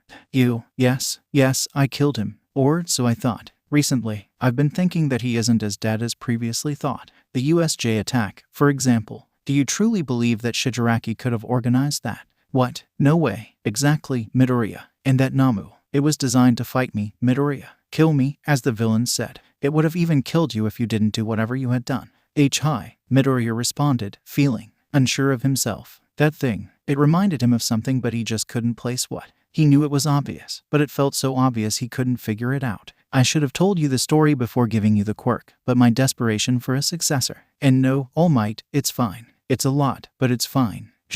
Well, you should go back to your dorm, it's late. I'm going to assume you probably want to enjoy the rest of your break, too. Yes, sir, Midoriya said, standing up and making his way to the door as All Might sighed and put his head in his hands. Just what had he gotten his boy into? Toshinori blinked to himself. There he was again, calling Midoriya his boy, his son. Then again, he shook his head at himself, realizing just how attached he had grown to the boy, and vice versa. Like mentor, like successor, Nana, Toshinori asked himself mentally, before getting up and deciding he needed to get to his dorm as well. He would think more about this later. When Midoriya returned to his dorm, he found it mostly the same, other than his bed being slightly messy. He assumed he forgot to make his bed before the festival, but he was also too tired to care. Moving over to his bed, he flopped onto it, ready to sleep. Midoriya shot off his bed, staring at his bed and the bundle of blankets with a distraught look. Turning his lights on, he saw a little girl with white hair and a horn. What? Midoriya asked confusedly.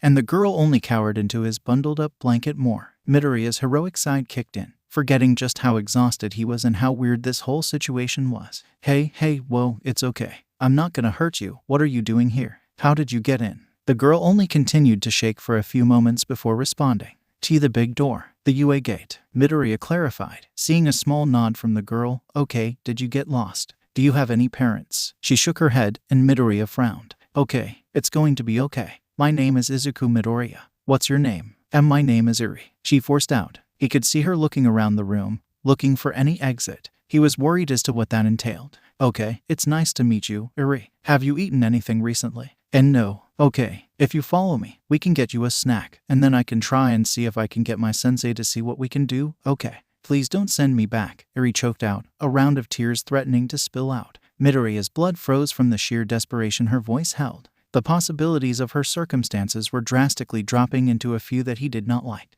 That's when Midoriya would make a promise to her, one he intended to keep. I promise, we won't send you back. Let's just get a snack, okay? Some water. Do you need any help? Iri shook her head and slowly moved out of the blanket.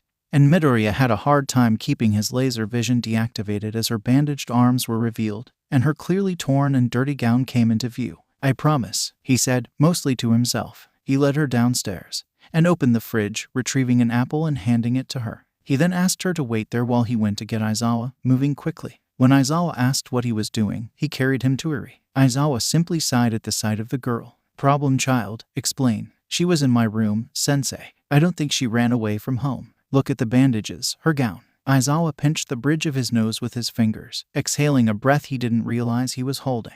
I'll talk to Nezu about this. Maybe he already has several ideas, but until then, she's in your care, Midoriya. What? Midoriya shouted, before receiving a pointed glare from Aizawa and a startled look from Iri, who seemed to be enjoying her apple. Sorry, what? You found her, and she seems to trust you. Sensei, I literally found her 10 minutes ago. She's also already used to your room. And, Midoriya, I'm tired. I'll help. But right now, the most we can do is just make sure she's comfortable as Nezu investigates, because I know you're listening. A gentle laugh could be heard following the wind, and comes up with a plan.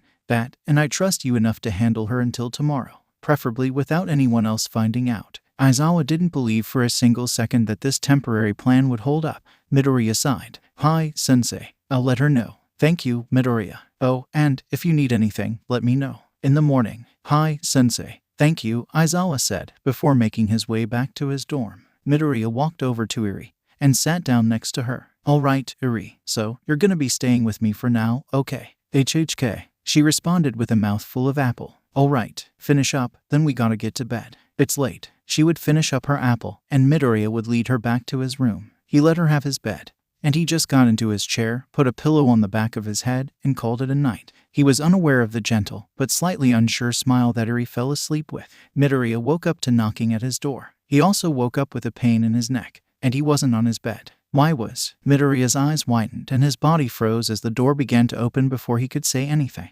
Wait, he uselessly shouted just as Iri popped up from the blankets she was under from all the noise. Midori, you're never in here, this Shido began, before staring at a Midoriya clad in all-might pajamas, and a little girl on his bed. Blinking once, Ashido also recognized the blanket around Midoriya and the pillow on his chair. Midori, who? She weakly asked, all enthusiasm gone and replaced with nothing but confusion and worry. Before Midoriya could answer, though, Aizawa spoke from behind her. Problem child, Nezu has a plan. Get dressed and then you and Iri will come with me. Why yes, sensei, Midoriya replied, before shrinking into his chair a bit more and turning to Iri. Please go outside my room and wait, Ashido. Could you watch over her while I get dressed, please? I'll be quick, and don't tell the others. Mina weakly nodded as the little girl very cautiously approached the doorway. Moving out of her way, she closed the door, and then stared at the child for a few moments before speaking. So, are you Midori's kid? And no, is her name Iri? Why yes. Do you like pancakes? Mina suggested, taking notice of the bandages and trying to keep it to herself. Aizawa-sensei probably knew what those were for. What's a pancake? Iri asked innocently, looking up at Mina with confusion. Mina felt her world shatter when Iri asked her that. All right, I'm dressed, Midoriya declared, opening the door right as Mina started looking towards it. Let's get going, Iri. Principal Nezu is friendly, so don't worry, okay? Oh, okay, she assured, giving him a small thumbs up, and she and Midoriya moved towards Aizawa. They were gone after a few minutes, and Mina stood there for a bit longer. She didn't say a thing or move a muscle until it all finally processed. What the heck just happened? Pinky, good news and bad news. Phone charger, oh no. Phone charger, who changed my name again? Earjack, what's the good news? Invisigirl, don't leave us hanging like that. Pinky, good news is that we have pancake mix. Ice Queen, good. Pinky, bad news is that Midori got himself caught up in something again. Lord Explosion murder, you're fucking kidding me. Iravity, no, she's right. I saw him and Aizawa-sensei walking towards the main building. They had a kid with them. Pinky, a kid that Midori is probably taking care of, knowing him. Ice and fire, what? So, Midoriya. Nezu began slowly as the mention sat down across from him. After much investigation, we have determined that Iri simply does not exist. Not legally, that is. Which means, Midoriya began. Yes, that she was likely hidden away for one reason or another. That reason is, obviously, unknown to us, but I suspect it has something to do with scars. Midoriya nodded slowly. He could see how angry Nezu was speaking about this subject. It must hit too close to home for him. Anyways, as such, I pulled some strings and have placed her under your care. Midoriya blanched, and Iri looked confused. Excuse me, why me? Why not someone else? Midoriya nervously asked, not entirely having expected to be put in such a position this early, let alone at all. Well, Nezu began carefully, as of the moment, she has already clearly formed a bond with you and trusts you most, and it would stress her out to be placed with a new group of humans. Nezu spoke, sounding like he had personal experience with such a thing. That is not to say you won't be helped. Seeing as she is still here at UA, the staff will be more than happy to accommodate you and Iri and help where they can. But as of right now, you are her official guardian. Midoriya scratched the back of his head, more than a little nervous about this. After a few moments, though, he gathered his courage and nodded his head. Nezu smiled gently. Thank you, you may go. Midoriya nodded again and took Iri's hand, gently leading her away from the room. He wasn't sure about taking care of her, but he would do his best. Nezu took a sip of his tea as Aizawa looked at him with a bored expression. Are you afraid of the Hero Commission finding out about her? Afraid? No, not at all. Worried? Yes. They'll most definitely try and take her away, which we can't allow for very obvious reasons. I don't want to imagine how they'd try and use her for their own gain. Simply thinking about that, it all makes me quite uncomfortable. Agreed. There was a silence between the two for a few moments, Aizawa contemplating, and Nezu waiting for Aizawa to actually voice the question he already knew he would ask. Are you going to add a subsection to the betting board? Oh, absolutely. What do you want placed down? Put me down for Uraraka. I knew you'd say that. Of course you did, Midoriya returned with Eri, holding her hand as gently as he could. This was a lot of responsibility put on him. He knew that Principal Nezu probably had a good reason for doing this, but he was still a student. Pushing the doubt aside, Midoriya pushed open the front door and wasn't assaulted by questions. All right, that was good. From the sound of it, they were having breakfast right now. All right, Eri, just stick with me. We're going to meet the rest of my class, okay? Oh, okay. Eri replied to her new guardian with nervous excitement, fidgeting nervously as she followed him. Midoriya pushed open a door. The noise of clattering silverware and china met their ears as he stepped forward into the room, followed by the snow-haired child.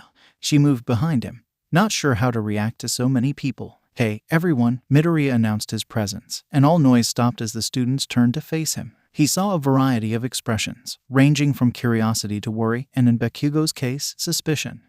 Sorry for taking a while, but I'd like you all to meet someone. Eri, meet my class. Eri, nervously, moved out from behind Midoriya.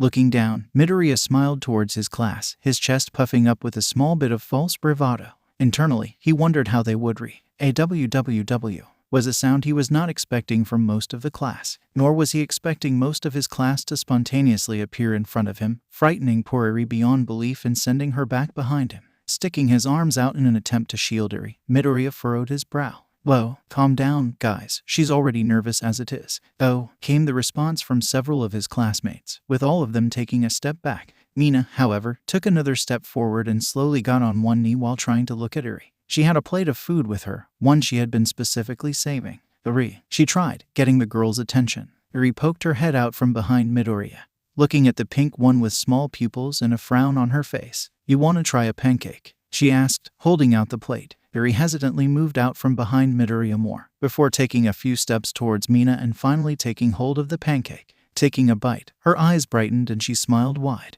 So fluffy, Eri said with pure awe. Mina giggled at the reaction and Midoriya, having been watching them, smiled brightly. Eri began to take more bites of the pancake as Midoriya began to fuss and tell her to slow down.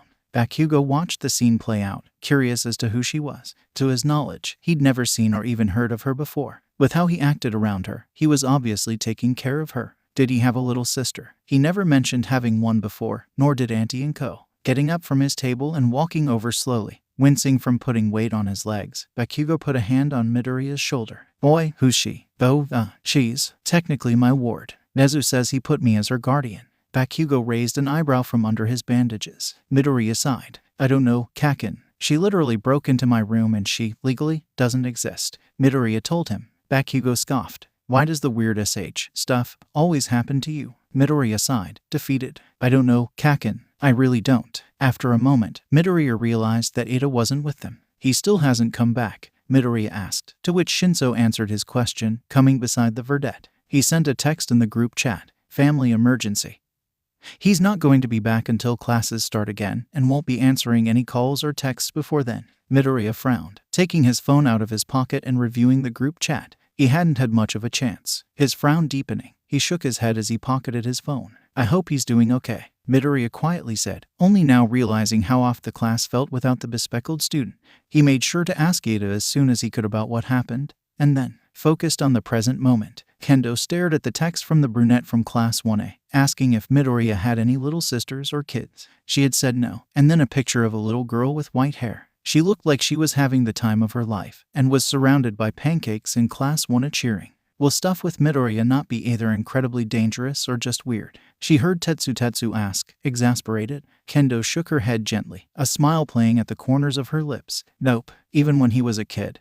This was pretty routine. Well, except for somehow adopting a kid, but Tetsu groaned. Monoma groaned. Kendo grinned. Walking into her class common room, she was almost immediately pulled aside by Pony. Pony looked worried. What's wrong? Kendo asked, any playfulness immediately gone. Pony opened her mouth, closed it, then opened it again. I think you should check on Shizaki, she said. Kendo frowned, but nodded. Making her way into the girls' side of the dorms, she moved swiftly to Shizaki's dorm. After about a minute, she had finally reached it. Knocking on the door, she raised an eyebrow as she heard whispering coming from within. "Shizaki, are you okay?" A few moments went by without response. Kendo carefully opened the door. "Oh, Father who art in heaven, please forgive me for," and slowly closed the door. She was praying, that was fine. And it wasn't her business to know what she was asking to be forgiven for. If she had left the door open for just a second longer, she would have heard her asking to be forgiven for accusing her Lord's angel for being a demon. Going back down, she reassured Pony that Shizaki was fine, and then went back to figuring out what she wanted to do with her day. Okay, sadly the chapter is over. And if you enjoyed the video, just leave a like and subscribe with post notification, so when the next chapter is ready, you will be notified. Okay, see you in the next video. Bye.